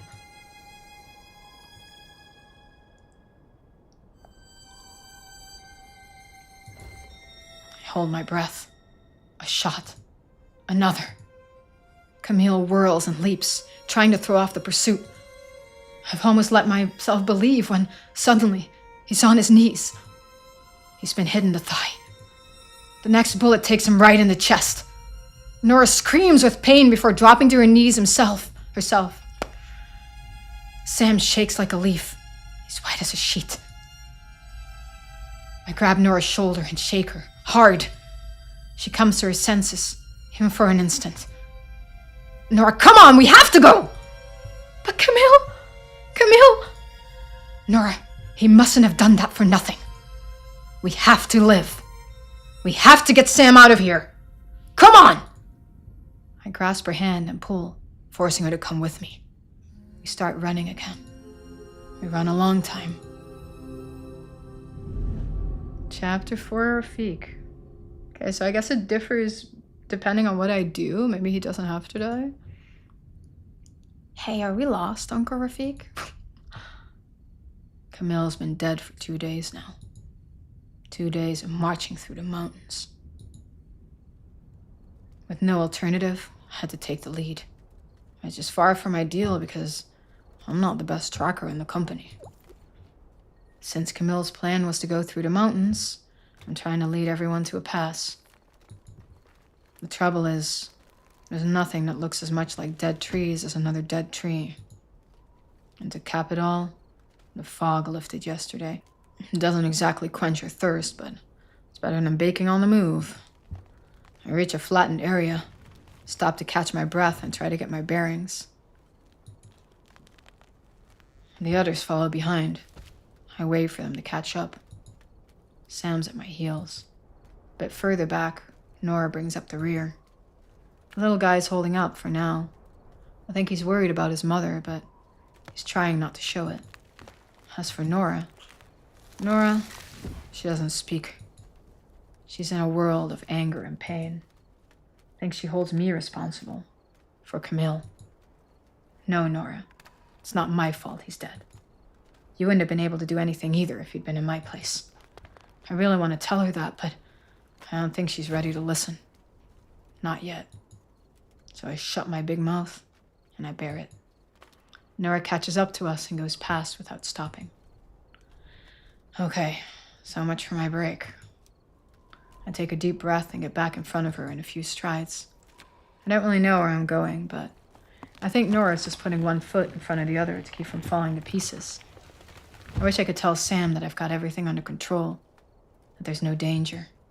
But honestly, I've got no idea at all. I'm clueless. Fuck it, Camille. It's really not okay what you've done. Hey, are we lost, Uncle Rafik? The kid used a break to catch me up. Yes, Sam. I do believe we're lost. Okay. Sam shivers. It's not so hot. Because of the fog? Yeah. It's this altitude, I guess. Your father warned us. Well, the fog doesn't help. Anyway, I think it's a good sign. Really? Why? It means we're going in the right direction. Will it last long, that stuff? The fog? I'm fucked if I know, kid. It's the first time I've seen this stuff, too. No, not too long. Should be gone by tomorrow. I like the fog. It's not great for seeing where you're going, though. Yeah, but I like this. The people with the guns who shot at Daddy, they can't see us now. Yesterday, I heard noises further down the mountain. Do you think it was them? No, Sam. I think we lost him. Could have been anything. Anything? Like a giraffe? I laugh. Kids. Don't know where to get that stuff from. Yeah, could totally be a giraffe. I think it's a giraffe. I smile. At least when he's thinking about that, he's not thinking about Camille. It's not much, but It's something. I think the kid's an optimist. Like his father. I remember when I met him as if it were yesterday. Nora had been back from a business exchange at the edge of the desert for a few days.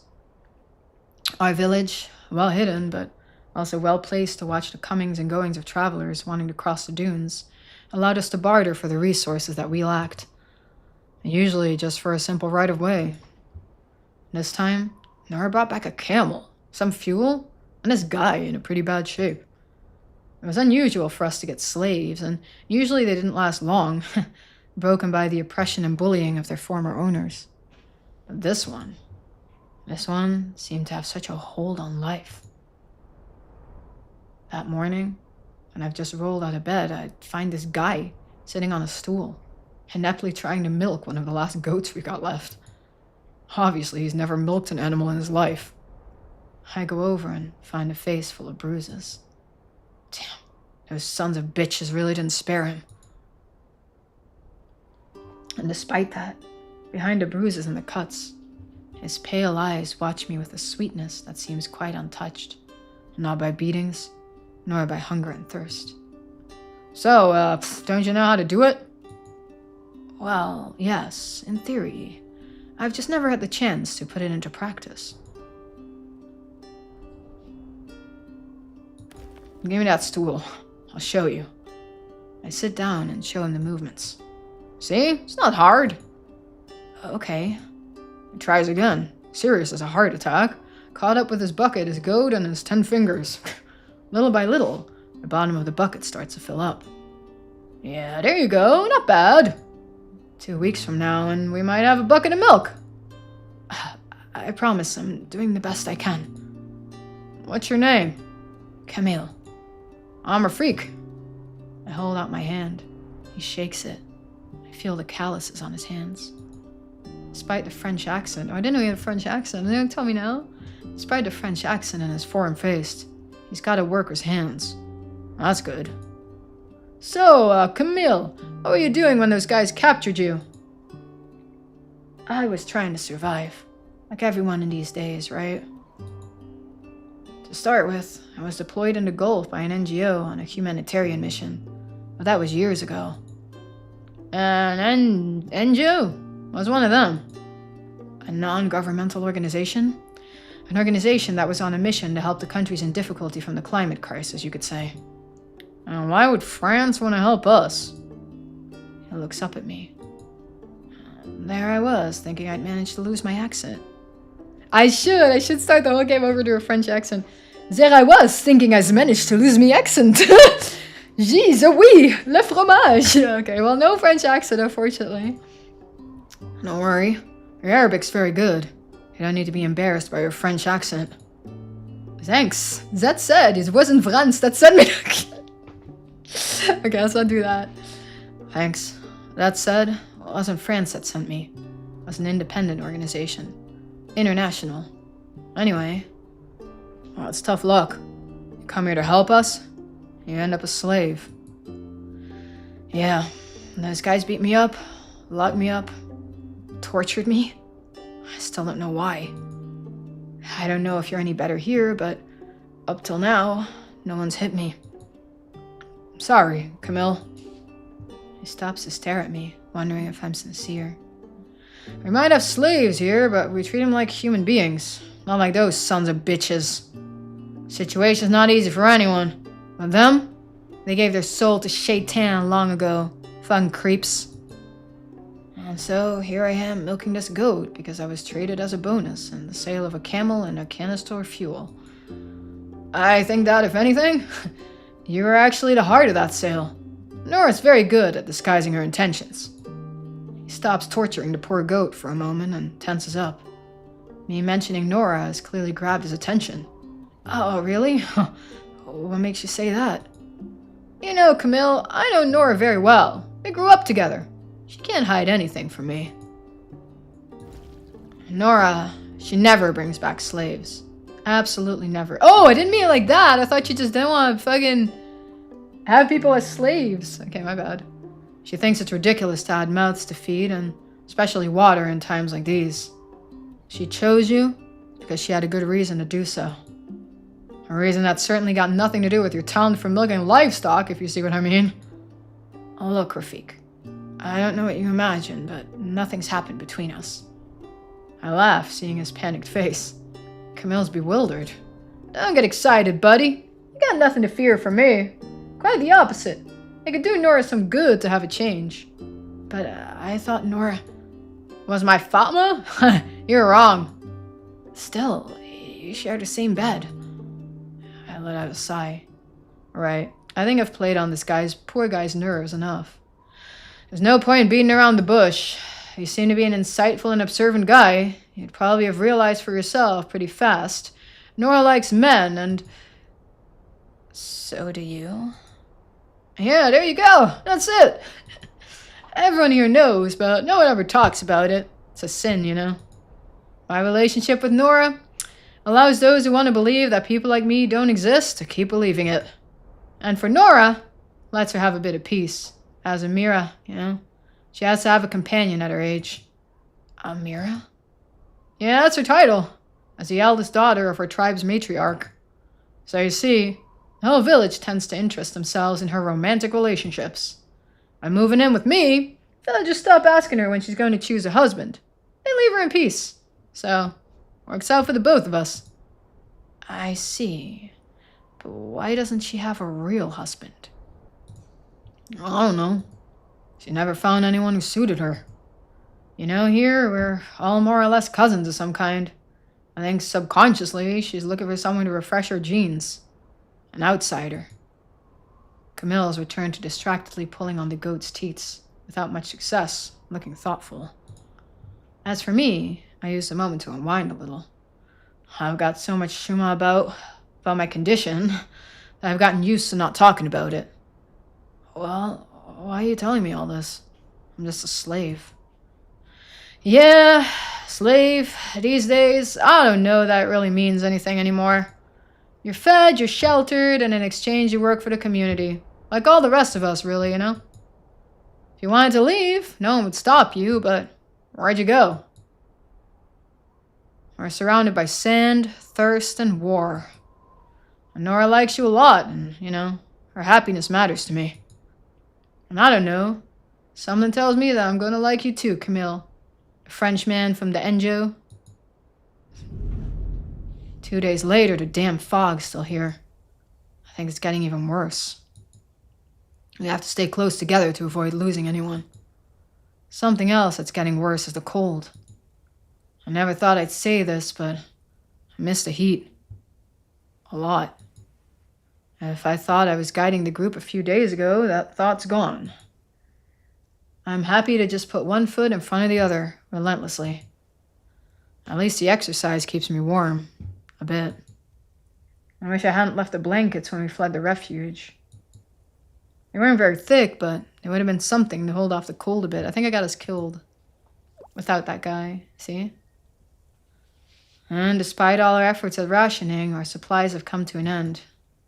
I've got this fucking migraine and a constant buzzing in my ears. And a smell of cold ash. I can't stand the smell of cold ashes anymore. What's that? I stop. There's a kind of regular, dull, thudding noise. My heart pounds. This isn't a time for panic, Rafik. Get a grip, man! I whisper to the others. Shh, hide yourself. Okay, we'll hide. We lay on our bellies, all our senses on alert. Sam huddles against his mother. The noise gets louder and louder. It sounds like footsteps. And suddenly the inconceivable happens. The gigantic shape of the animal melting through the fog a few meters from us. It goes past slowly, majestically. I turn to Nora, wondering if this is really happening. Looking at her face, I can't believe she's seeing the same thing I am. Sam's beaming. You see, Uncle Rafik, giraffes do exist! I stand up. What are you doing? Good question. Well, I'm going to follow it. Are we getting saved by a giraffe? It's a ridiculous suggestion, but the situation's so unreal that Nora doesn't even think to reason with me. We get up and begin following the animal's footsteps. It notices us, but oddly, it doesn't seem afraid. We walk in its wake for a long time. Time seems frozen. I could almost forget that my belly's empty and I'm freezing my ass off. Rafik, look! What? A road! So it is. The beast has brought us to an asphalt road that snakes along the mountainside. Maybe as far as a pass. What do? Do we follow it? The giraffe? No, the road! It has to take us somewhere, right? Sam, who clearly wants to stay longer with the animal, interrupts. The giraffe must be going somewhere too, right? Kid's right. If it's still alive, it must have access to food and water. But if we lose sight of it, we risk getting lost in the fog again. I'm not sure it's worth the risk. Yeah, road's safer. If we follow it, it'll take us to a pass, right? Sam doesn't take his eyes off the animal, which plunges into the fog before disappearing as mysteriously as it had appeared. Was that a giraffe? Yeah, that was a giraffe. It's crazy. I thought there weren't any left giraffes. Well, yeah, I mean, what's more, it didn't even live in Europe.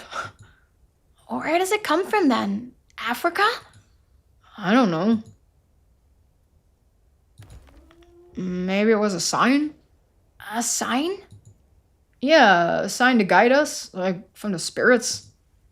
It wasn't a spirit, Uncle Rafik. I would know.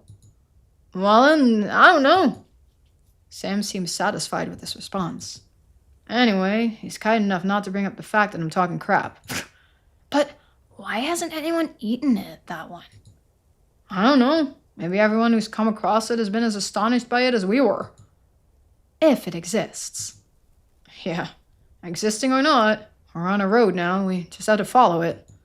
However, we better be more careful now. Might bump into some people. We walk until nightfall. We still need food. The slope gets steeper and steeper as we advance. The pass seems as distant and unattainable as ever. Saying that, the fog, which seems to be getting thicker, doesn't give us much of a chance to check our progress. I'm reduced to hoping that it's not far and that we're still climbing in the right direction. I'm starting to resign myself to the thought that we're going to have to be bivouac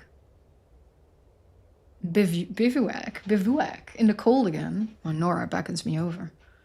Without a word, she points into the fog a little further to the right. Screwing up my eyes, I can just make out a flickering glow. Yep, that looks like a campfire. Do you think it's the guys who... I trail off, unable to say the words, killed Camille. I don't know. I think it would be best to go and see. With the darkness and the fog, there's not much danger in taking a closer look. Okay. By the time I've taken off my pack and stretched, Nora's already vanished into the mist. Sam stares in the direction his mother took, distraught. Don't worry, buddy. Your mom will be back. He turns his gaze on me. He doesn't need to say a word to make me understand that I'm talking shit, and that in fact, simply can't promise him that. So I sit down and offer him my flask. He drinks a few mouthfuls in silence and hands it back to me. I shake it and realize it's almost empty before I put it away. A few minutes later, Nora's back. So? 2 women. Man and a little girl about Sam's age. They've set up camp in a little tumble-down stone shelter. A family? Looks like it. I don't think they're armed, and the guy looks injured. What kind of injury? Bullet wound? I couldn't see from where I was, but yes, I see where you're coming from. And I agree. It's plain reckless to have built a fire if they've already crossed paths with the smugglers. Either they don't know, or they figure they won't see anyone so deep in these mountains. Or the guy's in such a bad shape that they're screwed anyway. Whatever, they've got supplies. I saw one of the women eat something and give something to the little girl. Supplies? Sounds like a stroke of luck, don't you think? Nora shrugs. What do you think? They look tough? No. They look to me like they're lost in the mountains with a kid and a casualty. Get what you're saying. So? Well, let's go see him. Well, let's go see him. I don't think we're going to rob them. We approach their shelter. We show ourselves, moving slowly, hands up. One of the women sees us. One of the women sees us. There's some typos in this game. One of the women sees us. She signals to the other, and they stand up to form a shield in front of their shelter, looking as threatening as possible. I move a bit nearer. One of them picks up a stick. We don't mean you any harm. She seems to understand French. Phew. Who are you? Travelers. We're just trying to cross the mountains to get to the north. Are you alone? Yeah. It's just us. We don't have anything here.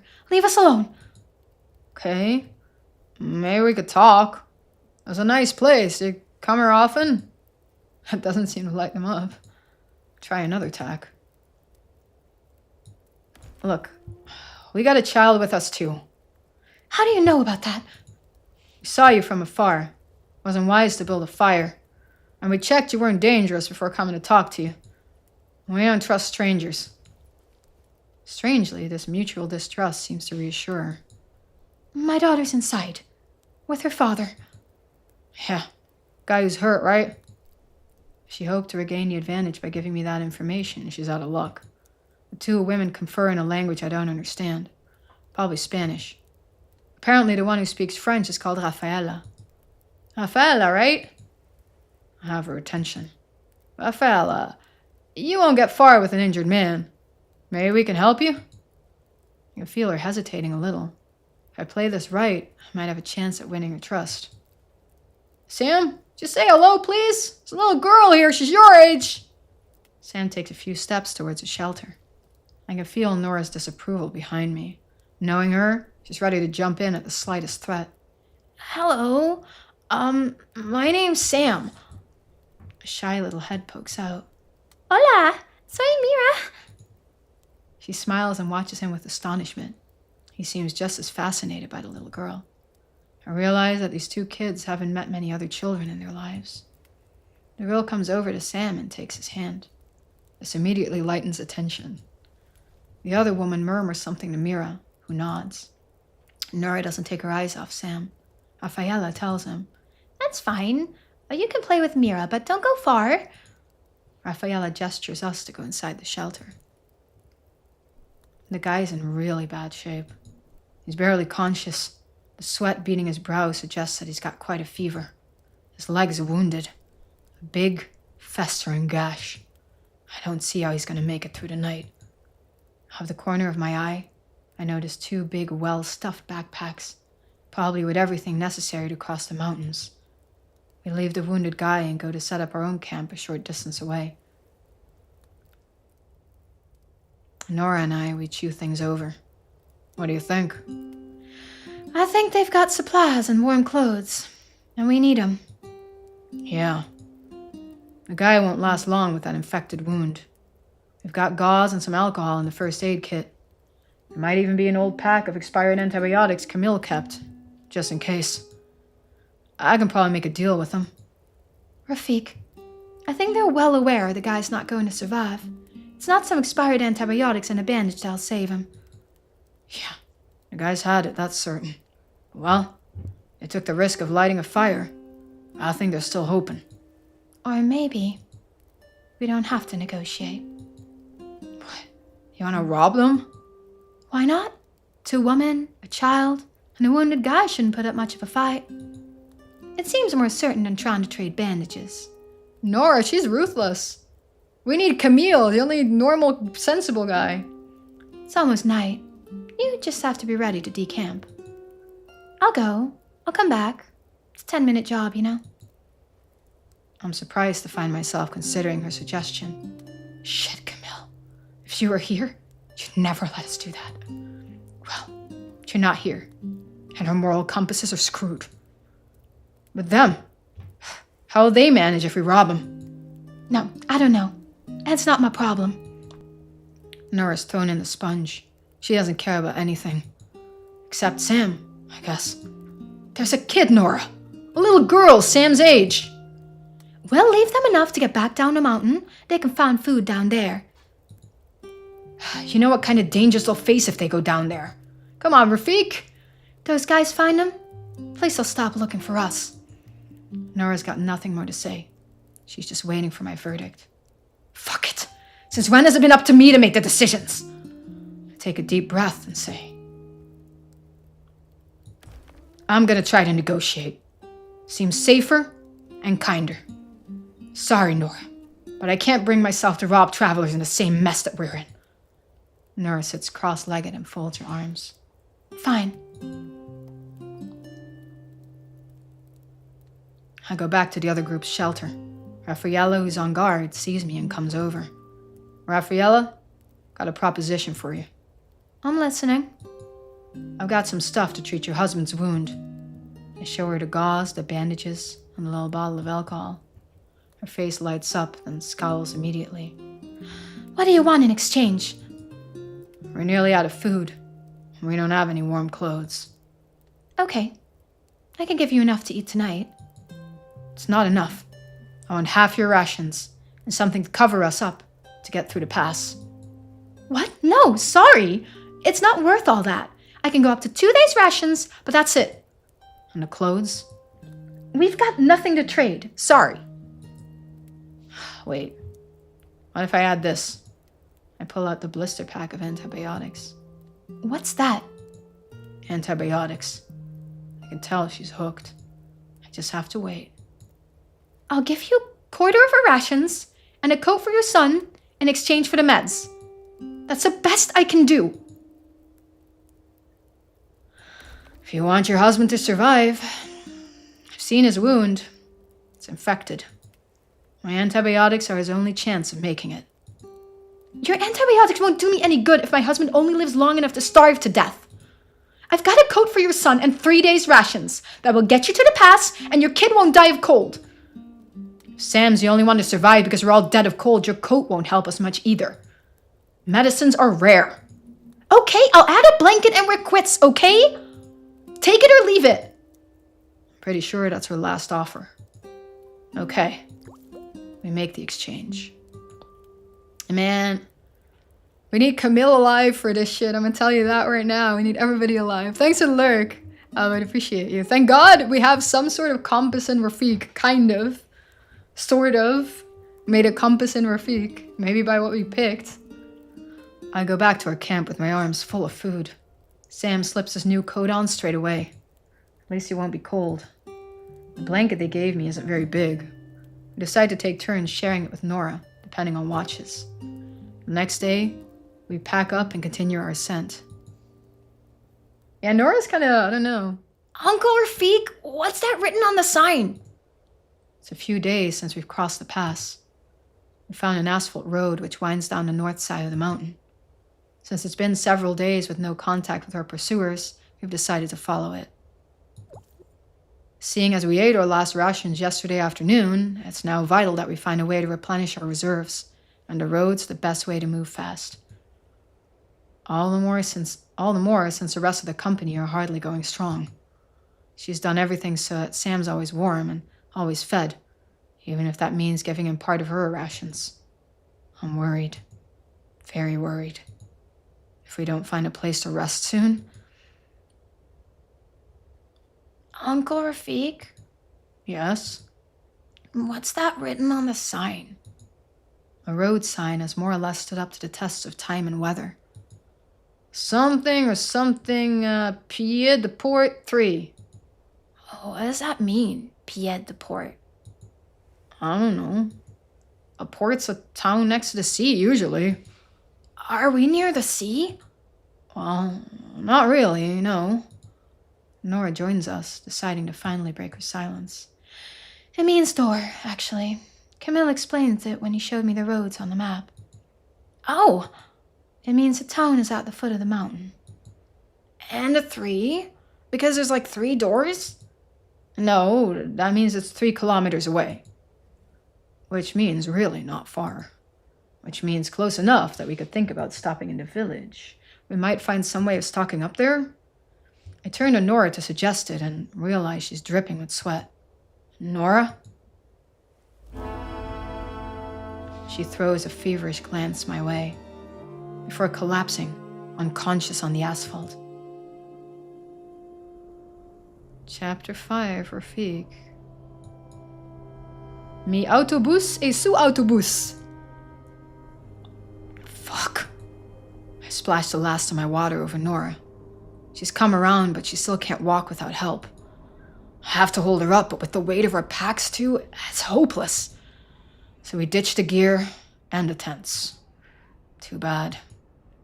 Still, at this stage, we've reached death's dorm, as my old Uncle Omar used to say. I never really understood that joke. But I don't think he did either. Uncle Omar, he used to brag about studying in France, but he wasn't any smarter for all that. Sam hasn't said a word for hours. He watches me carry his mother with the huge, panicked eyes of a lost kitten. As if I could fix everything with a snap of my fingers. Sorry, kiddo, but I really can't figure out how to get us out of this shit show. We gotta go to the town. We have no choice. I keep heading towards the town, but we find nothing but beat-up, deserted houses. The streets are littered with rubble and the hills steep. Not only are my knees fucked, but I'm close to face-planting every few meters. Nora's shaken by spasms. She's full-on delirious, muttering all sorts of incoherent stuff. Hang in there, my girl. The blankets I'd brought back the other night are helpful, but you can't drink blankets. There's a pharmacy. I try to think, but it would help if the wrecking ball pounding inside my skull would give it a rest. To top it all, my legs are starting to cramp. We have to stop. Shit! Anywhere! Stop! I noticed the overturned wreck of a bus. Guess I'll do. Come on, we'll go inside there and rest a bit. I settle Nora as gently as possible. She's burning up. Uncle Rafik? Hell, my head's spinning. Uncle? Yes?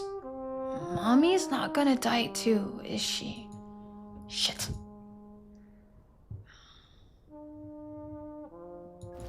No, we're going to find something to make her better.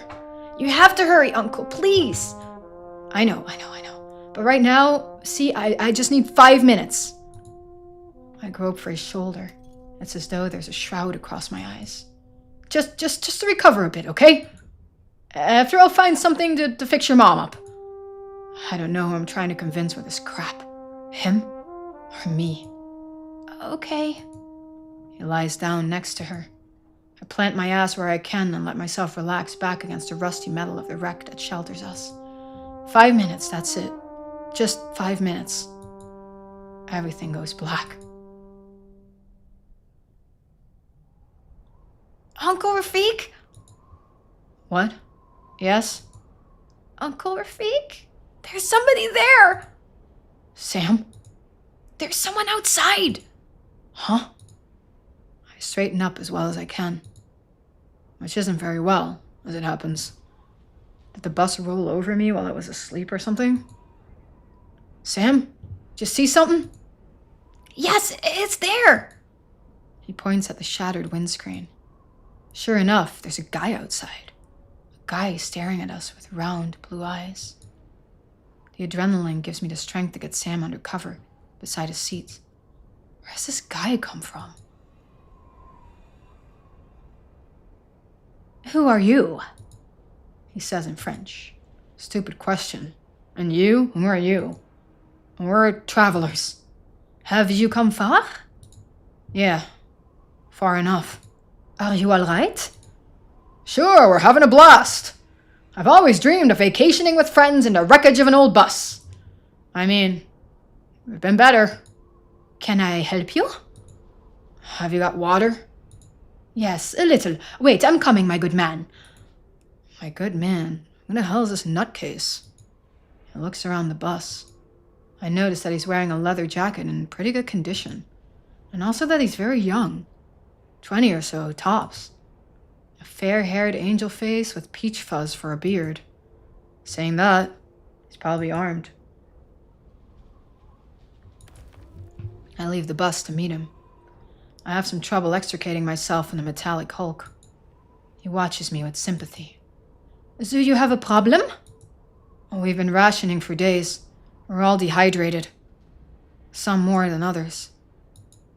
How many are you in there? Suddenly, Sam jumps out of the bus. Please, sir, my mommy, she's very sick. She needs water. Sam, go back in the bus! The guy looks at Sam with surprise. I guess he didn't expect to find a kid with me. A child? But how? Well, I'd be happy to explain how they're made, kid, but ain't really the moment. No, I mean, there is no need. It's just... Can I go in, just to evaluate your situation? He seems sincere and to tell the truth. At this stage, can't see what I've got to lose. Okay. I signal him to come with me. He follows me as I return to Nora. Sam's managed to get her to swallow some water. She opens her eyes hazily. She smiles at me. So I smile back. She caresses Sam, and her glazed eyes fall on the guy. Camille? No, ma'am. My name is Gregoire. What strange affair. You need help, ma'am. Hold on. I'm going to get it. Nora mutters something unintelligible before closing her eyes again. I'm going to get Father Tiago. He'll know what to do. Father Tiago? He leans down to Sam and asks him kindly, What is your name, son? Sam. Very well, Sam. I know someone who can heal your mother. Will you stay here with her until I come back with him? Yeah, all right.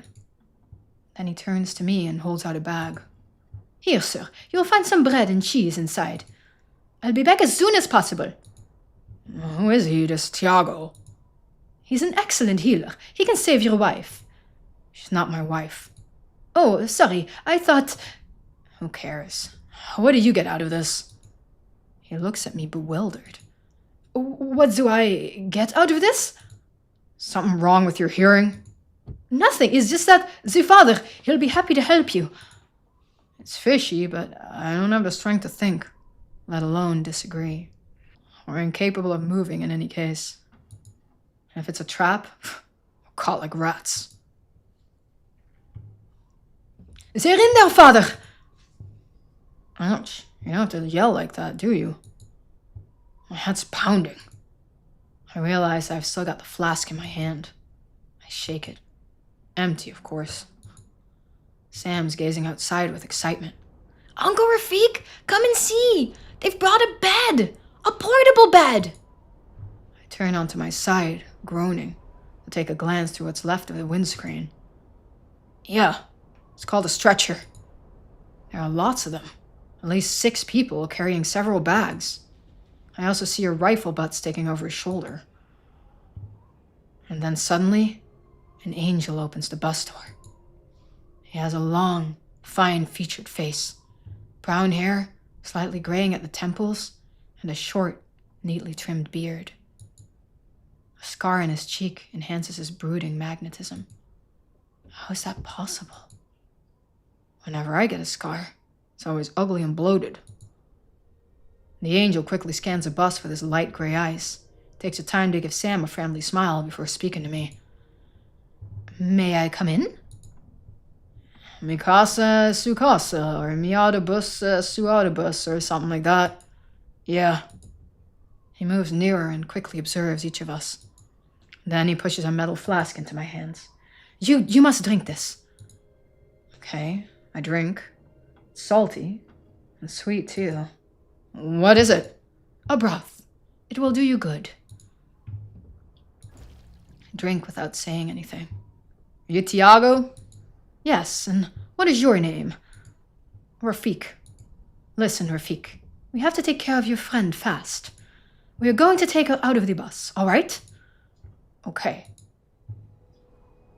It takes several of them to carry Nora and put her onto a stretcher. Tiago directs the operation. Everyone calls him father, and he answers them with my child. Are we in a cult? I noticed that Gregoire can't take his eyes off Nora. After a few minutes, I'm feeling a bit less woozy. I still hurt all over, but I managed to stand up. Sam's fine. He's staying close to Nora. Everything is ready, Father Tiago. Good. We can go. The 2 stretcher attendants lift it gently and everyone starts walking. Tiago puts a hand on my shoulder. Can you walk, Rafik? Yeah. Thanks. Perfect. We're going to the Citadel. It's not very far.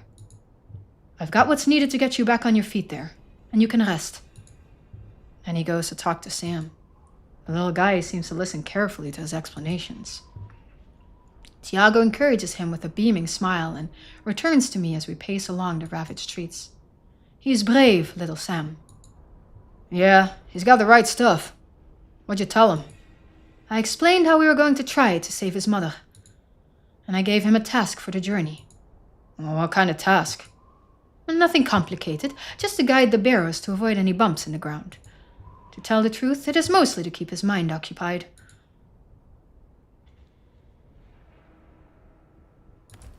Exactly why are you helping us? Because we can. He gives me a disarming smile. The Lord has given us the task of caring for the refugees who reach us here. The Lord? Are you some kind of, what do you call it, a priest? That is right. I've always wondered, what happens when God gives you a task? I'll tell you if you like, but not now, all right? He follows his answer with a wink, which leaves me deeply confused. They're not supposed to wink, priests. Out of the blue, he adds, Are you a believer? I consider for a few seconds. Nah. I see. You must have faced some terrible things. And you could say that, yeah. After that, I suppose it's difficult to still believe that God watches over us. He waves a hand at the ruins around us. But it's over now, Rafik. Don't worry. You're safe here in Saint-Jean-Pied-de-Port. Ah, there. I knew the beginning of the name of the place was missing. Luckily, Gregoire found you on his patrol. I turned to the blonde kid whose eyes are still fixed on Nora. We're used to collecting refugees here, you'll see. Hey, I think your Gregoire is a little fixated on Nora. A small smile lifts Tiago's lips. Nora is your friend, then? Yep. I believe Gregoire finds her very beautiful, yes. But more importantly, she's dying at the moment.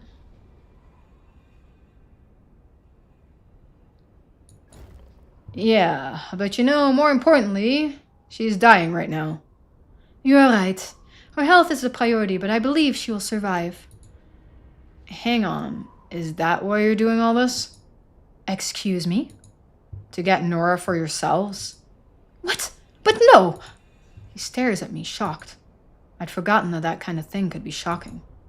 Listen, Rafik, I told you, you are safe here. Nobody will force any of you to do anything. He puts his hand on my shoulder as he speaks.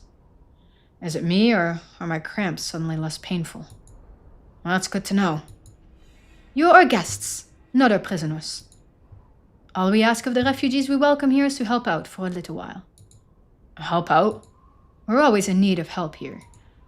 What's the citadel you were talking about? We will soon be here, you'll see. Okay. Tiago leads the group to a bridge over an old canal. I look down, but there's nothing but a bit of mud and a lot of debris. But the mud's a good sign. It means there's some water left somewhere. After we've crossed, we climb the ruins of an old stairway and walk under some stone ramparts through a sturdy-looking little arched door. It's the most difficult part for the stretchers. The bearers change over often, but between the stairs and a narrow door, it ain't easy. Tiago calls out his instructions and makes sure that Nora isn't too shaken by the maneuvers. Even if I'm far from being in great condition, I do what I can to help. From time to time, Nora regains consciousness. Sam and Gregoire give her water and try to keep her awake by talking to her. Just behind the door, there's a narrow street, hemmed in with old stone buildings. They're clearly well cared for because they're in better shape than anything we've seen up until now. I see a few smiling faces at the windows. A small bearded guy leaves his stonework to come and say hello. Hello, Father! Need a hand? We wouldn't say no, Daniel. We're going to the Citadel. Can you help us with this stretcher? Are they new refugees? Yes, they were hiding in the bus at the town entrance. It was me who found them. We weren't hiding. Oh, you speak French? Yeah. Where are you from? Far away. Spain? Further. Really? Did you cross the sea? Yeah. I didn't know that was still possible. How was it? The sea? Salty. Amazing. Is it really blue? Sometimes. It doesn't really have a color anymore. We've seen black and red storms like huge angry ifrits, and whole coasts covered with golden dust. The orange and yellow sky blended with the water. And sometimes for whole days, it was just a smooth gray surface, as if it was sleeping. It's breathtaking and terrifying, the sea. It took many of our companions. I noticed Tiago gazing at me intently. I feel stupid to let myself get carried away by my memories, but in a way, I'm glad he's interested. We keep climbing the narrow streets. It's not easy. I'm on my last legs. I need rest. A few days at least. Be brave, Rafik. The Citadel is at the top of this hill. We are almost there. But I can't see this damn hill. There's just a steeply climbing old paved roads and strange houses from some other time. Exactly when did we walk into a book of fairy tales? Tiago smiles. A history book, you mean? He stops. I'm pretty much worn out. Part of the old town dates from the 12th and 13th centuries. You can tell me about it later, if you don't mind. I'm kind of busy trying to breathe right now. No problem. And he gives me one of his disarming smiles. As if it wasn't hard enough walking already. He thinks it's fun to take my breath away like that, too. Be brave. We're nearly there. Oh my god, he's into the priest. And then, at a turn of the road, it appears. The Citadel. It's a hell of a fortress. That's the least you could say. After we've gone through a second door, beneath the thick walls, it stands before us. Solid, dark stone, well entrenched on its hill, and I have to say, formidable. Wow, masonry was no joke around here back then. The Citadel isn't as old as the city. Is that right, Daniel? That's right. What you see here is fairly recent. It's been rebuilt several times. Mind you, foundations are another matter. Those go back to the Mendiguran castle. Why'd you choose this place? It was the sturdiest place. The modern buildings haven't stood up as well as these old stones. Modern. They built everywhere, fast, and any old how. It's not surprising they didn't last. Generally, you can do well and fast at the same time. Forgive me, Father, but I believe it's possible. At least, it was possible. Oh, yes? At the time of my grandfather, you know, with the machines and everything, that was really something. They built at a crazy speed with amazing materials. They could work miracles. Miracles. And instead of that, they chose to wreck the planet. Danielle doesn't look convinced, but he simply shrugs. Anyway, we needed a place that was strong and easy to defend. Seeing as you come from south of the mountains, I imagined you know what I'm talking about, Rafik. We cross a wide stone bridge surrounded by a rampart. I can make out several sentries armed with shotguns on top. They wave a welcome at Tiago. Rafik, I'm going to take care of Nora. Grégoire will show you where to settle in. Okay. Gregoire leaves Nora with reluctance and gestures Sam and I to follow him. I thank Tiago. He smiles. Don't worry, Rafik. I'll come and see you as soon as Nora's out of danger. We head for a large, multi-storied building, going past some old stables. They're deserted.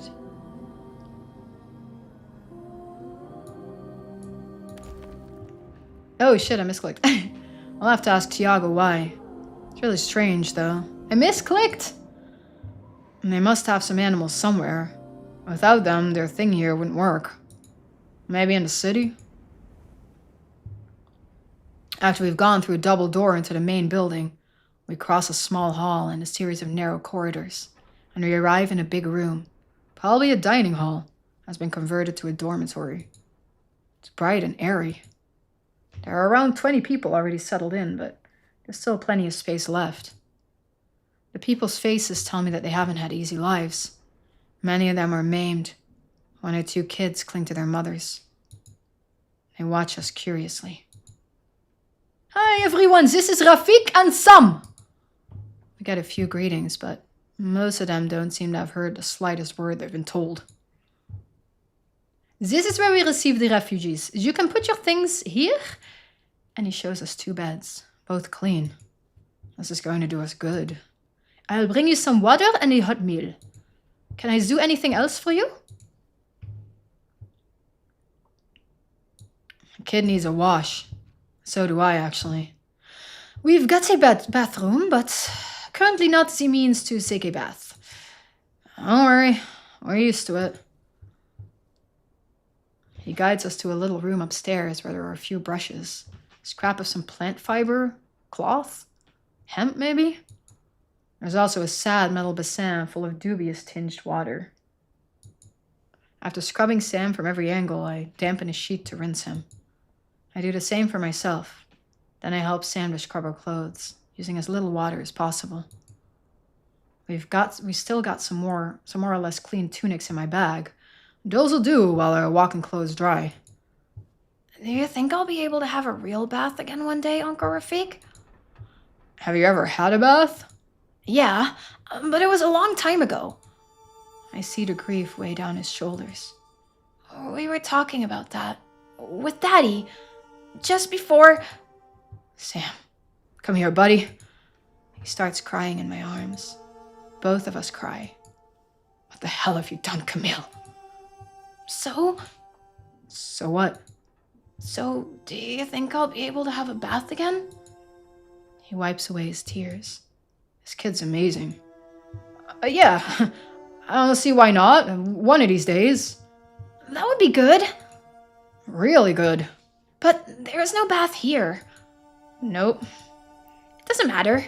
It still seems nice. Yeah, doesn't seem too bad, huh?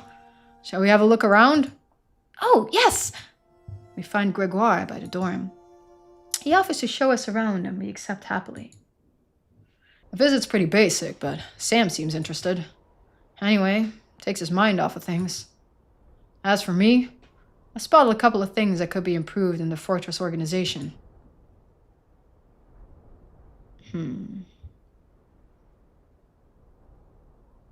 Particularly note the underground tunnels.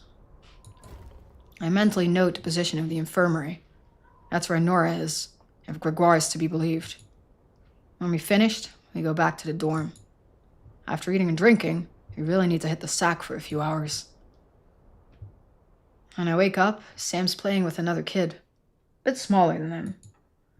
I'm watching the game they've made up as I try to switch my brain back on when Tiago shows up. The other refugees almost throw themselves at his feet, merging their thanks in languages I don't understand. He takes the time to speak a kind word to each of them, but still ends up next to me, radiant. Hey, Tiago. Good morning, Rafik. Will you walk with me? Okay. Sam? Yes, Uncle? You stay put here, okay? All right. Tiago guides me through the countless corridors of the Citadel. How's Nora? She is doing well. She just needs to rest for now. Can I go see her? Of course. Do you know where to find her? Yeah, Gregoire showed me. Gregoire told me you had quite a few good ideas to improve our life here. Yeah, A few. For example? the underground tunnels are big and cool. You could do something with them. What type of thing? Growing endives, for example? We could try, yes. Can you show us how to do it? Well, yeah. And there's still something I don't get. Yes? How do you manage for supplies at the moment? I've got agreements with some villages up the north. What's the deal? They provide food and materials, and we protect them. Protect them from what? Marauders from the mountains, for example. We've intercepted raiders several times. And there are the refugees, too. What do you mean, the refugees? What we do, take them in, heal them. It's important to the villagers. They want us to keep doing it. What's in it for them? Peace for their souls. It's important for them to take part in God's work. You mean they're buying a clear conscience for themselves? No, Rafik. I believe their faith is sincere. Let's say it is. Where do the refugees you heal go? When they're on their feet, some stay. But most continue their journey to settle in one of those villages. Now, that makes more sense. Manpower and fresh blood, too. Actually, because it's not good to keep it in a family for too long, if you know what I mean. Yes, I think I do. Tiago's thoughtful for a while. I quietly admire his profile, perfect in the white light that pierces the arched openings of the citadel. But fate remains the main reason, I think. That's why I keep it up. All that. All what? The appearance. The fathers, the cassock. What, you're not a real priest? Of course not. The organization of the church collapsed just like everything else, you know? We've had no bishop and no news from Rome for more than 20 years. I was a deacon at the time. I had to escape my hometown in a hurry.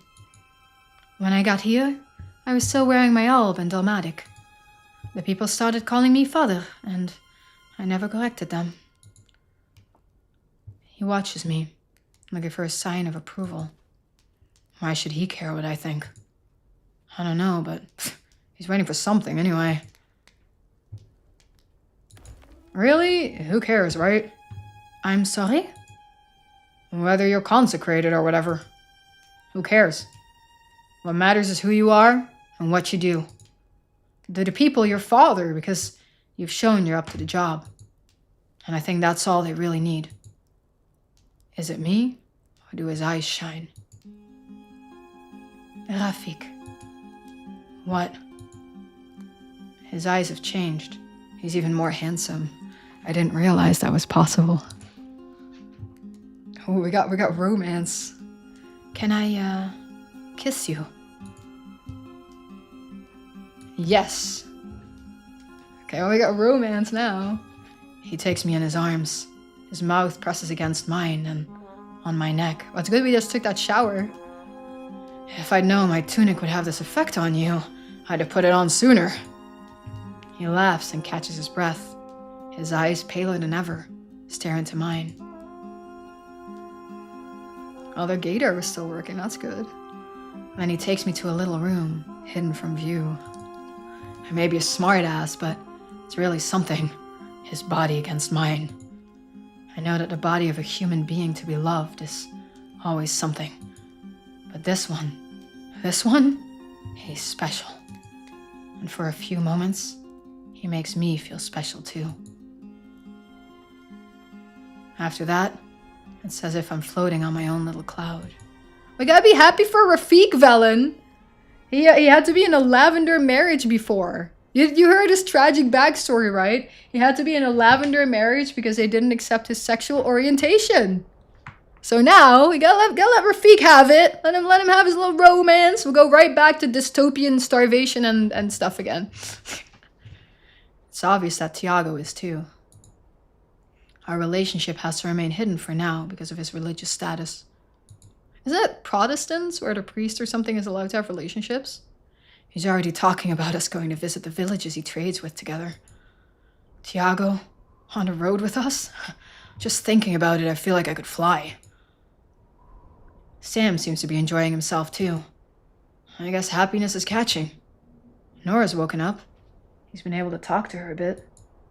And he's made some friends amongst the refugees. It's great to see his little gang making up stories and games. It's as if life has become a bit more normal. Feels good. Yeah, feels really great. When I went to see Nora, she'd gone back to sleep. Tiago said she needs to rest as much as possible, so I left her.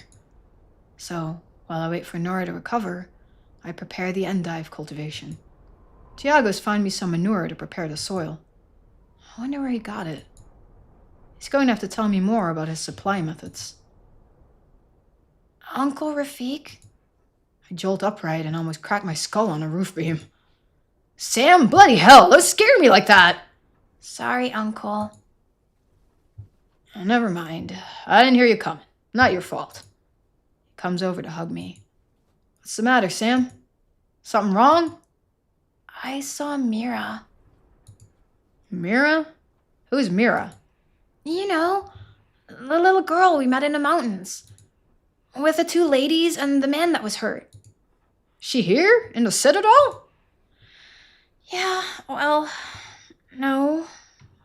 Not really. Oh. You mean... I saw her, but she's not really here, you know? Shit. I saw a fucking ghost. That means the girl's dead. Camille didn't believe in Sam's visions, but me? I'm sure the kid's got a gift.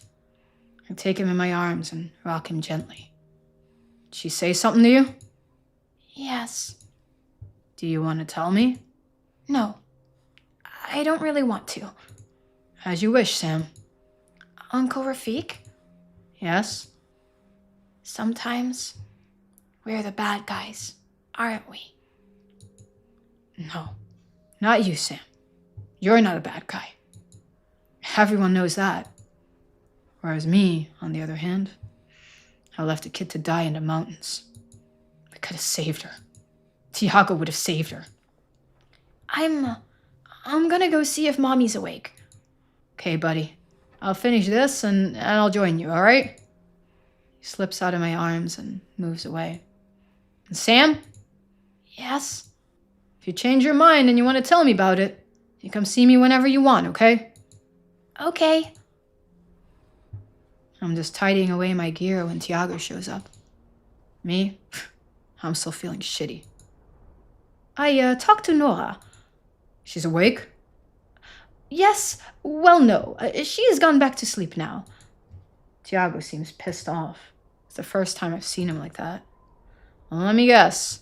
First contact with Nora wasn't exactly enjoyable? That's the least one could say. I'll go talk to her. I'll sort it out. Don't worry. I've already turned to leave, but Tiago holds me back. Wait, she needs to sleep now. She is still weak. In a few hours, you could take her meal if you want. Okay. Maybe they do want her to childbear or something. Could be. I pass the hours that separate me from the evening meal with some anxiety. When I go to see Nora, she's awake, but still very groggy. I spent quite a long time with her, but it seems wiser to put off our conversation until later, when she's really back on her feet. The days follow one after another without me having a moment to myself. The little time I don't use working to improve the Citadel, I spend with Tiago. In the end, it's Nora who comes to me, a few days later, while I'm discussing the storage organization with Danielle. She's holding Sam's hand. I cut off my conversation to join her. Everything all right? Yes, much better. Thanks. You gave us a bit of a scare. You're telling me.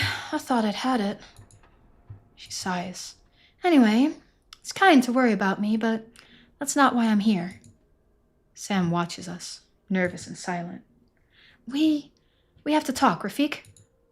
Looking at her face, I've got a good idea of what she wants to say. Okay. We have to leave. But why? I don't trust that Tiago at all.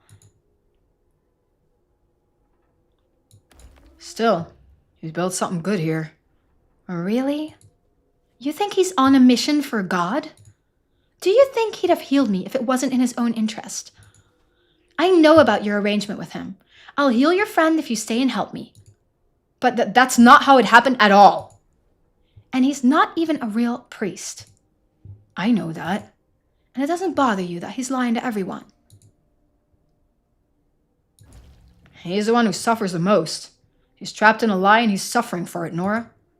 But he puts up with it for the good of his community. And anyway, it's his actions that matter.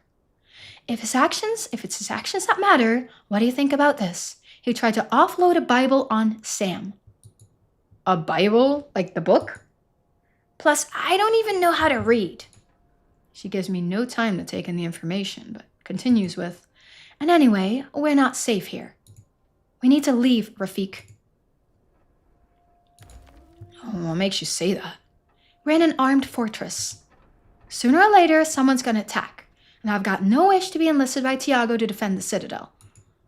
I'd remind you that to the other side of the mountains, there are well-organized armed gangs who are putting people into slavery.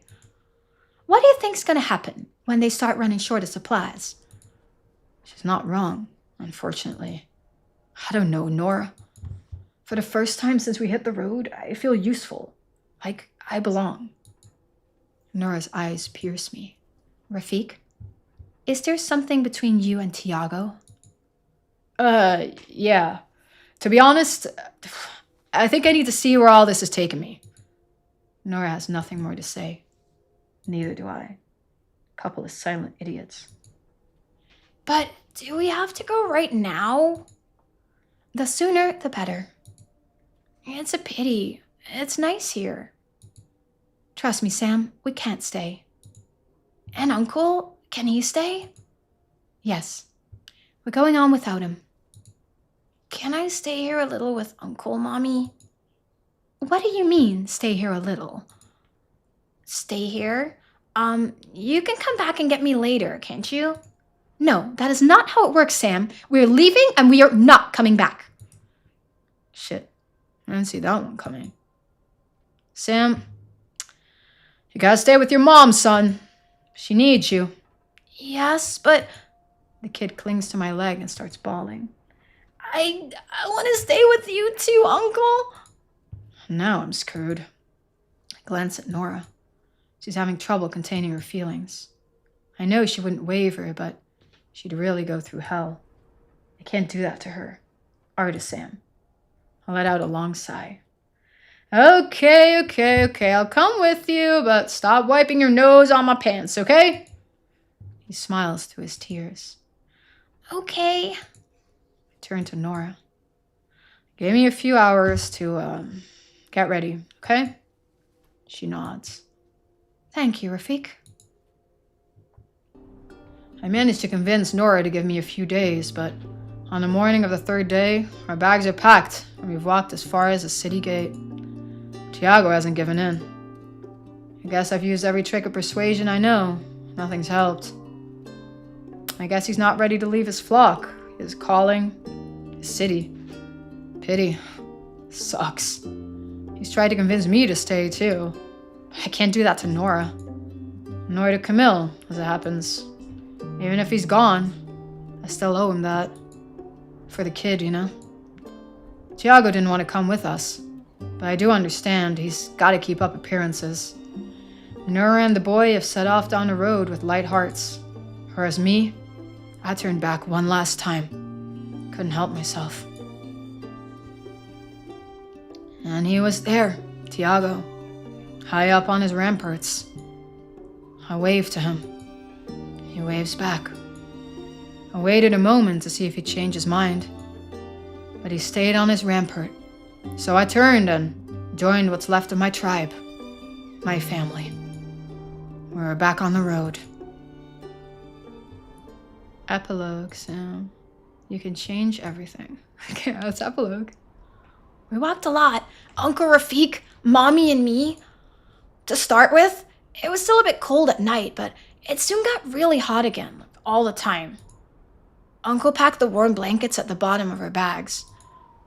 We keep them, just in case, he said. First, we went through a few ruined villages not far from Tiago's castle. There was no one left there. I see blurry people wandering through the rubble, but I know they're not really there. I tell Uncle Rafik. He's very interested. He asks me lots of questions like, what are they doing and what do they look like? So I tell him. Sometimes he nods as if he was thinking. Sometimes he screws up his eyes, trying to see them, but he never can. After a few days of walking, there are less and less ghosts. We're walking along a dusty road when Mommy signals me to wait. She picks something up at the side of the road. What is it? She holds out a little branch full of purple flowers. Smell that. The plant smells really nice. What is it? Lavender. Can you eat it? No, but we kind of keep a little to perfume our bags. Great! Come on, help me. We pick a few branches and Mommy shows me how to tie them in a bunch. How do you know about this plant? I saw it when I was young. I'm surprised to find it here. It's butterfly lavender. Supposed to grow much further south. Maybe somebody brought it here.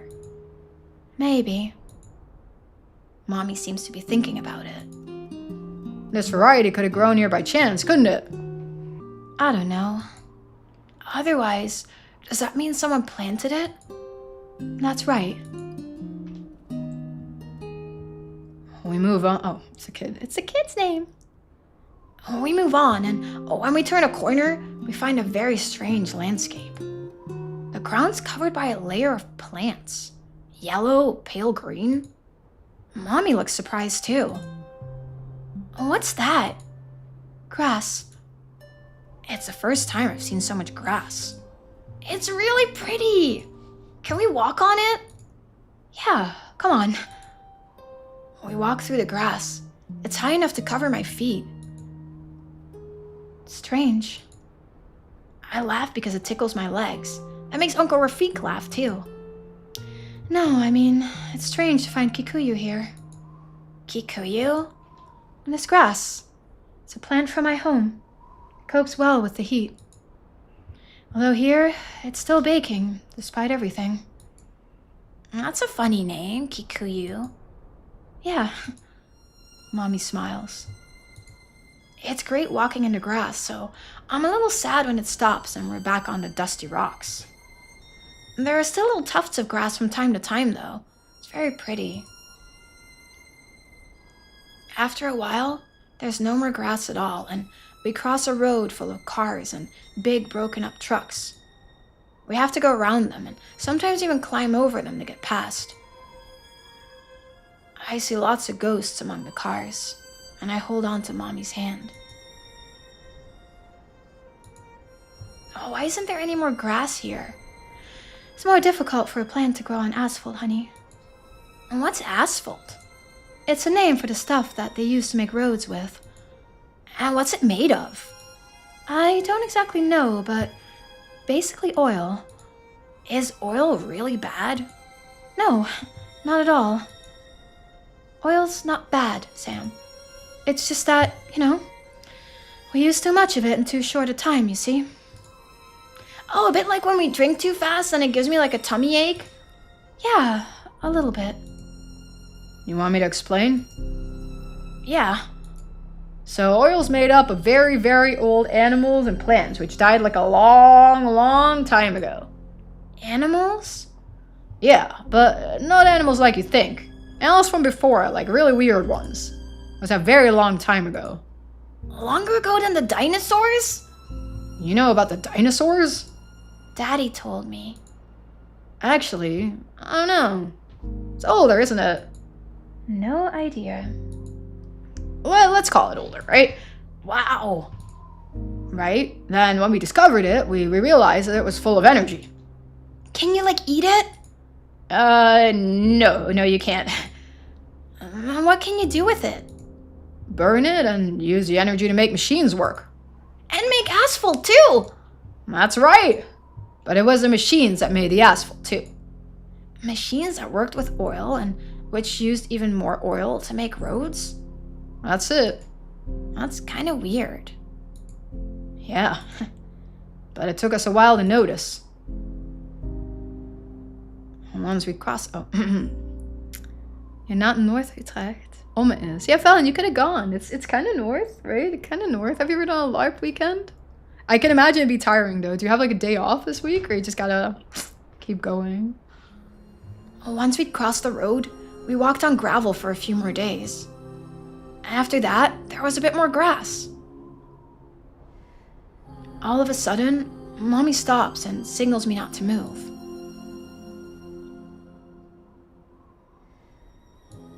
I ask her in a whisper what's wrong. She puts a finger to her lips to tell me not to make a noise as she crouches down. I listen for a long time, but I don't hear anything. And then suddenly, there's this really strange noise. Like a thing squeaking, but kind of sounds like a voice too. It's so scary. hey, that's a goat, that! What's a goat? That is! He points at a big rock where an animal's just come out from behind. It's hairy, white with brown marks, and it's got 2 little horns on its head. That's a goat, all right. The goat walks on calmly and cries out the same as earlier, but this time it's not really scary at all. But she's so cute! Yes, she is very pretty. Do you think I can touch her? Wait a little, let's watch. Just then, another animal arrives, as if it was following the goat. It's got 4 legs too, but it doesn't look anything like the goat. And what's that? That's a mutt. It doesn't look anything like the pictures of dog that Daddy showed me. Yeah, it's an ugly-ass dog, but still a dog. It's got hair that sticks up in all directions. A bit black, a bit gray, a bit brown. It looks at us. Well, I think we've been spotted. We stand up. The goat keeps walking and stops to nibble on a clump of grass a bit further away. The strange dog comes towards us. When it's close enough, Mommy talks to it in a kind voice. The dog looks happy, so it goes over to her and she strokes its neck. Do you want to stroke it? All right. I'm a bit scared at first, but the dog's so happy it makes me laugh. After that, the dog runs around us barking. And then it does the same to the goat. The goat bleats a bit, but it stops eating and comes towards us. I think it's decided we're part of the herd now. Can't really blame it. You stink like goats. What do we do? Mommy shrugs. We, let ourselves be herded, I guess. The dog takes us and the goat to a big plain. There's a village not far away. There are quite a few tents on the plain with people around them. Mommy stops and gets her big stick out. The dog starts barking. A lady with yellow hair leaves a group of people near the tents and comes towards us. The dog rushes over to her and rolls on the ground at her feet while she strokes it. He looks really, really happy. There, good boy. What have you brought us? She looks at us. Well, they don't look like goats, do they now? Hell, our old factory disguise wasn't enough to fool a human. She laughs. Are you travelers? Yeah. And you? We live here. Would you like to share a meal? With pleasure. We don't get many visitors. Just a few refugees from time to time from the mountains, you know? And we see even fewer children. She smiles at me. This is our little Sam, and this is his mother, Nora. And me, I'm Rafik. I'm Salome. We don't have much, but we can offer you a little water and some cheese. That'd be wonderful. Follow me. Do you have much to do with the other villages? Very little, but we help Father Tiago's community a little when we're able. Why? They do a lot for the poor people who try to cross the mountains. and they protect us from the raiders. Didn't they help you? Yes. And they saved our lives. In the end, we stayed a few days with Salome and her friends. There's quite a lot of people, but not many children. But there's a lot of animals, though. Chickens, a billy goat, another dog, and especially some cute little puppies. And there are 3 of them, and I play with them all the time. They're so funny. Salome came to see me, and she said I could choose one. Just one. And if you take good care of it, it'll be your friend for life. I didn't have to think for long. There was one that liked me better than the others from the start. He's spotted with white and gray, with round black eyes. That one. Very well. And what's his name? I don't know. What do you want to call him? The puppy looks at me, wagging his tail. Kikuyu! Salome smiles. Okay. To live and be happy, Kikuyu will need you. You promise not to let him suffer, don't you, Sam? Yes, of course. And you'll never abandon him. I promise. Good. One day, Salome took us to see the plain. There's a few plants to start with, and then, bit by bit, the ground gets strange with holes all over. There was a lake here, before. Not so long ago. When I look up, I can see it. The lake. It's beautiful. There are people all around, swimming and playing in the water. When I was a child, there was still enough water here for us to swim. And even go in boats. Yeah, that's right. She looks at me surprised. I remember those times. My father brought me here. We watched the birds while the mosquitoes snacked on us. The lake, it seemed huge to me. It was really much bigger before. How do you know that? Mommy interrupts. Mommy interrupts. It's logical. We've already seen this type of thing in other places, you know? Oh, of course. I understand. We lived in a village a few years ago. We had to move closer to the water source, and we ended up moving over to the plain. The water level, it drops a little more each year. Mommy takes a deep breath and sighs. Yeah, we've been through that as well. Huge lakes that provided water for a whole population to drink and fish. Just gone in a few decades. What did you do? First, we fought it. Against who? Against each other. For access to the water. Nobody speaks for a few minutes. We keep walking between the holes that cover the ground. Then, those who still could, they left. Left where? Wherever they could. Here, for example. Salome and Mommy look at each other. I think Salome's sad for Mommy. I'd like to know how you've held on this far myself. Well, the villagers understood what was going to happen very early on. In reality, scholars had anticipated it since the 1970s. There was a widespread belief at the time their civilization was going to collapse. Probably violently. What does collapse mean? It's a little complicated, but we expected a quick reduction of the human population in the second half of the 21st century. I don't understand. Mommy explained, her voice sad. Lots of people dying in a short time. Saying that, we didn't know from the projections if it would be war, disease, or famine. In the end, it was all of them at once. Exactly. Anyway, not wanting to insult their foresight, but it wasn't very difficult to predict. It seems obvious to us now, but at the time, most people here simply clung to their old lifestyles and their comfort.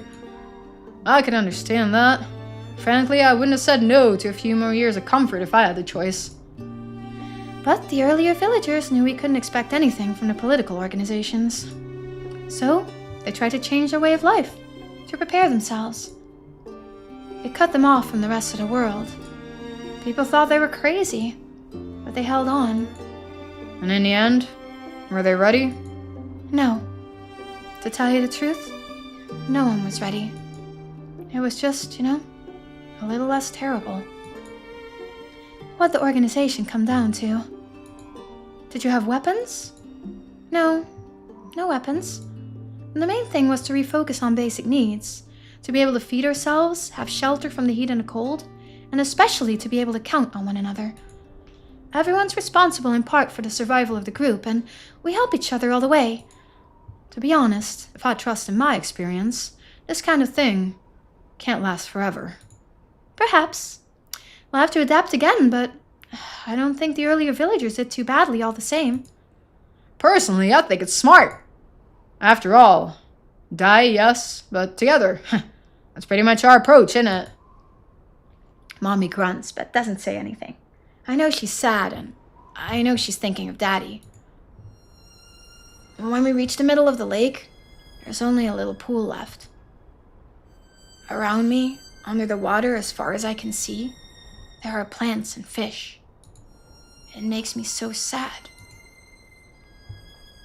Oh, so sad. Poor kid. That's us, boys! That's us! It's gonna be us! Sam, my angel, don't cry. Mommy puts her arm around me, so soft. I didn't know I was crying. It just kind of happened, like all at once. Don't worry. We'll see other lakes. With fish in them? Yes, with fish. Okay. When I turn to Salome, I see that she's crying too, but nobody puts their arms around her.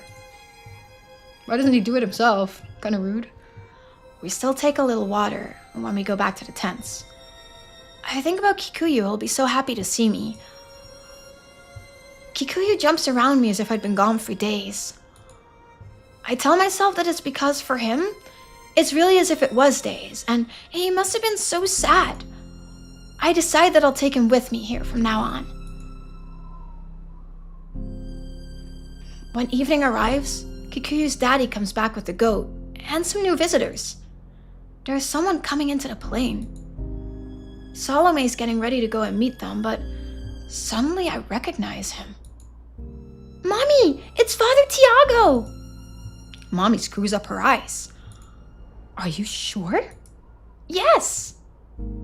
What's happened to my eagle eyes? Last summer in the last 5 years? I know what that's like. Mommy grumbles a bit, but she laughs too. Oh, I need to do it in the boy's voice, right? Yeah, 2 days off? Oh my. Man, dude, that sucks, actually, Tom. Oh my gosh. So you need to relegate and delegate everything? That's tiring. I mean, if global warming continues, there's several paths it can take. If the Gulf Stream slows down, you don't want to go to Finland either, because Finland's going to be even colder than it is right now. Even the Netherlands will be in a tundra climate.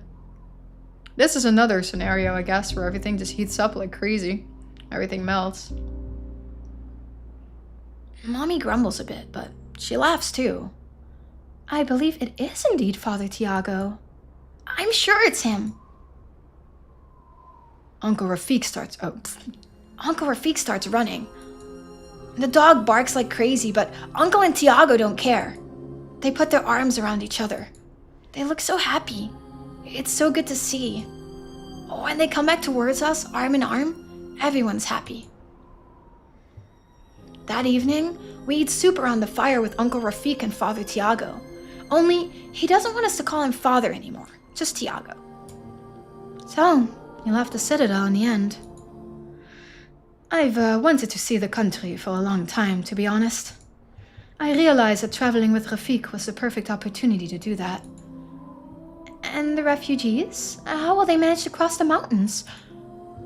I left the Citadel in good hands. Danielle, Grégoire, Maria, they're all perfectly able to deal with it. So, are you going to come with us now? If you'll have me. He looks at Mommy as he says that, but she pretends not to notice. But I know she saw him. Mommy, she sees everything. Yes, I want that! That makes Uncle Rafik smile. Mommy sighs and says, Yes, of course, Tiago. You are very welcome. When night falls, I climb the hill with Kikuyu. We've got a great view from here. I can see the lake as it was before, with the people around it, picking up their things to go home or getting ready to camp. For all I know, Kikuyu can see like I can. Anyway, he seems to like the view. I feel a hand on my shoulder. I wonder if he could save the dad or if he always dies. I don't think he always dies. A familiar feeling goes through me, like a shiver. Sam, it's Daddy. And at the same time, It's not really Daddy. You finally came. Sam, You took your time. I have to talk to you. I realize I'm a bit angry. It's silly, but I can't help it. Why? What did you want to tell me? I have to tell you. He pauses. You have to tell me what?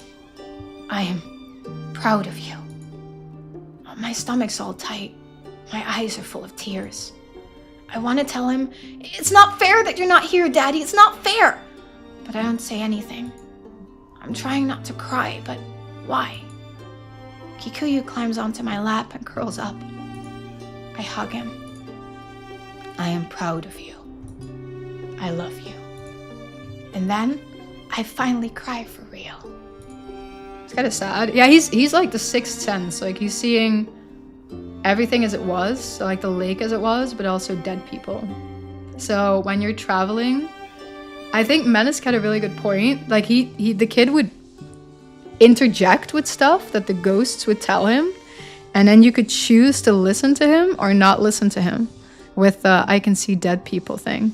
And maybe it's best to just never listen to him, because maybe the ghosts are, I don't know, vindictive because they're dead and these people weren't. Good luck, Tom. It sounds tiring. Are you gonna get some sleep soon? Because you probably gotta start early in the morning too, right? I cry as I look at the lake that's gone, and the people putting their tents up and lighting their lamps. I don't know what to do, Daddy. You can't bring me back. I can't come back. Oh, we can't change the past. That's what I want to do. You can change everything. Even the past?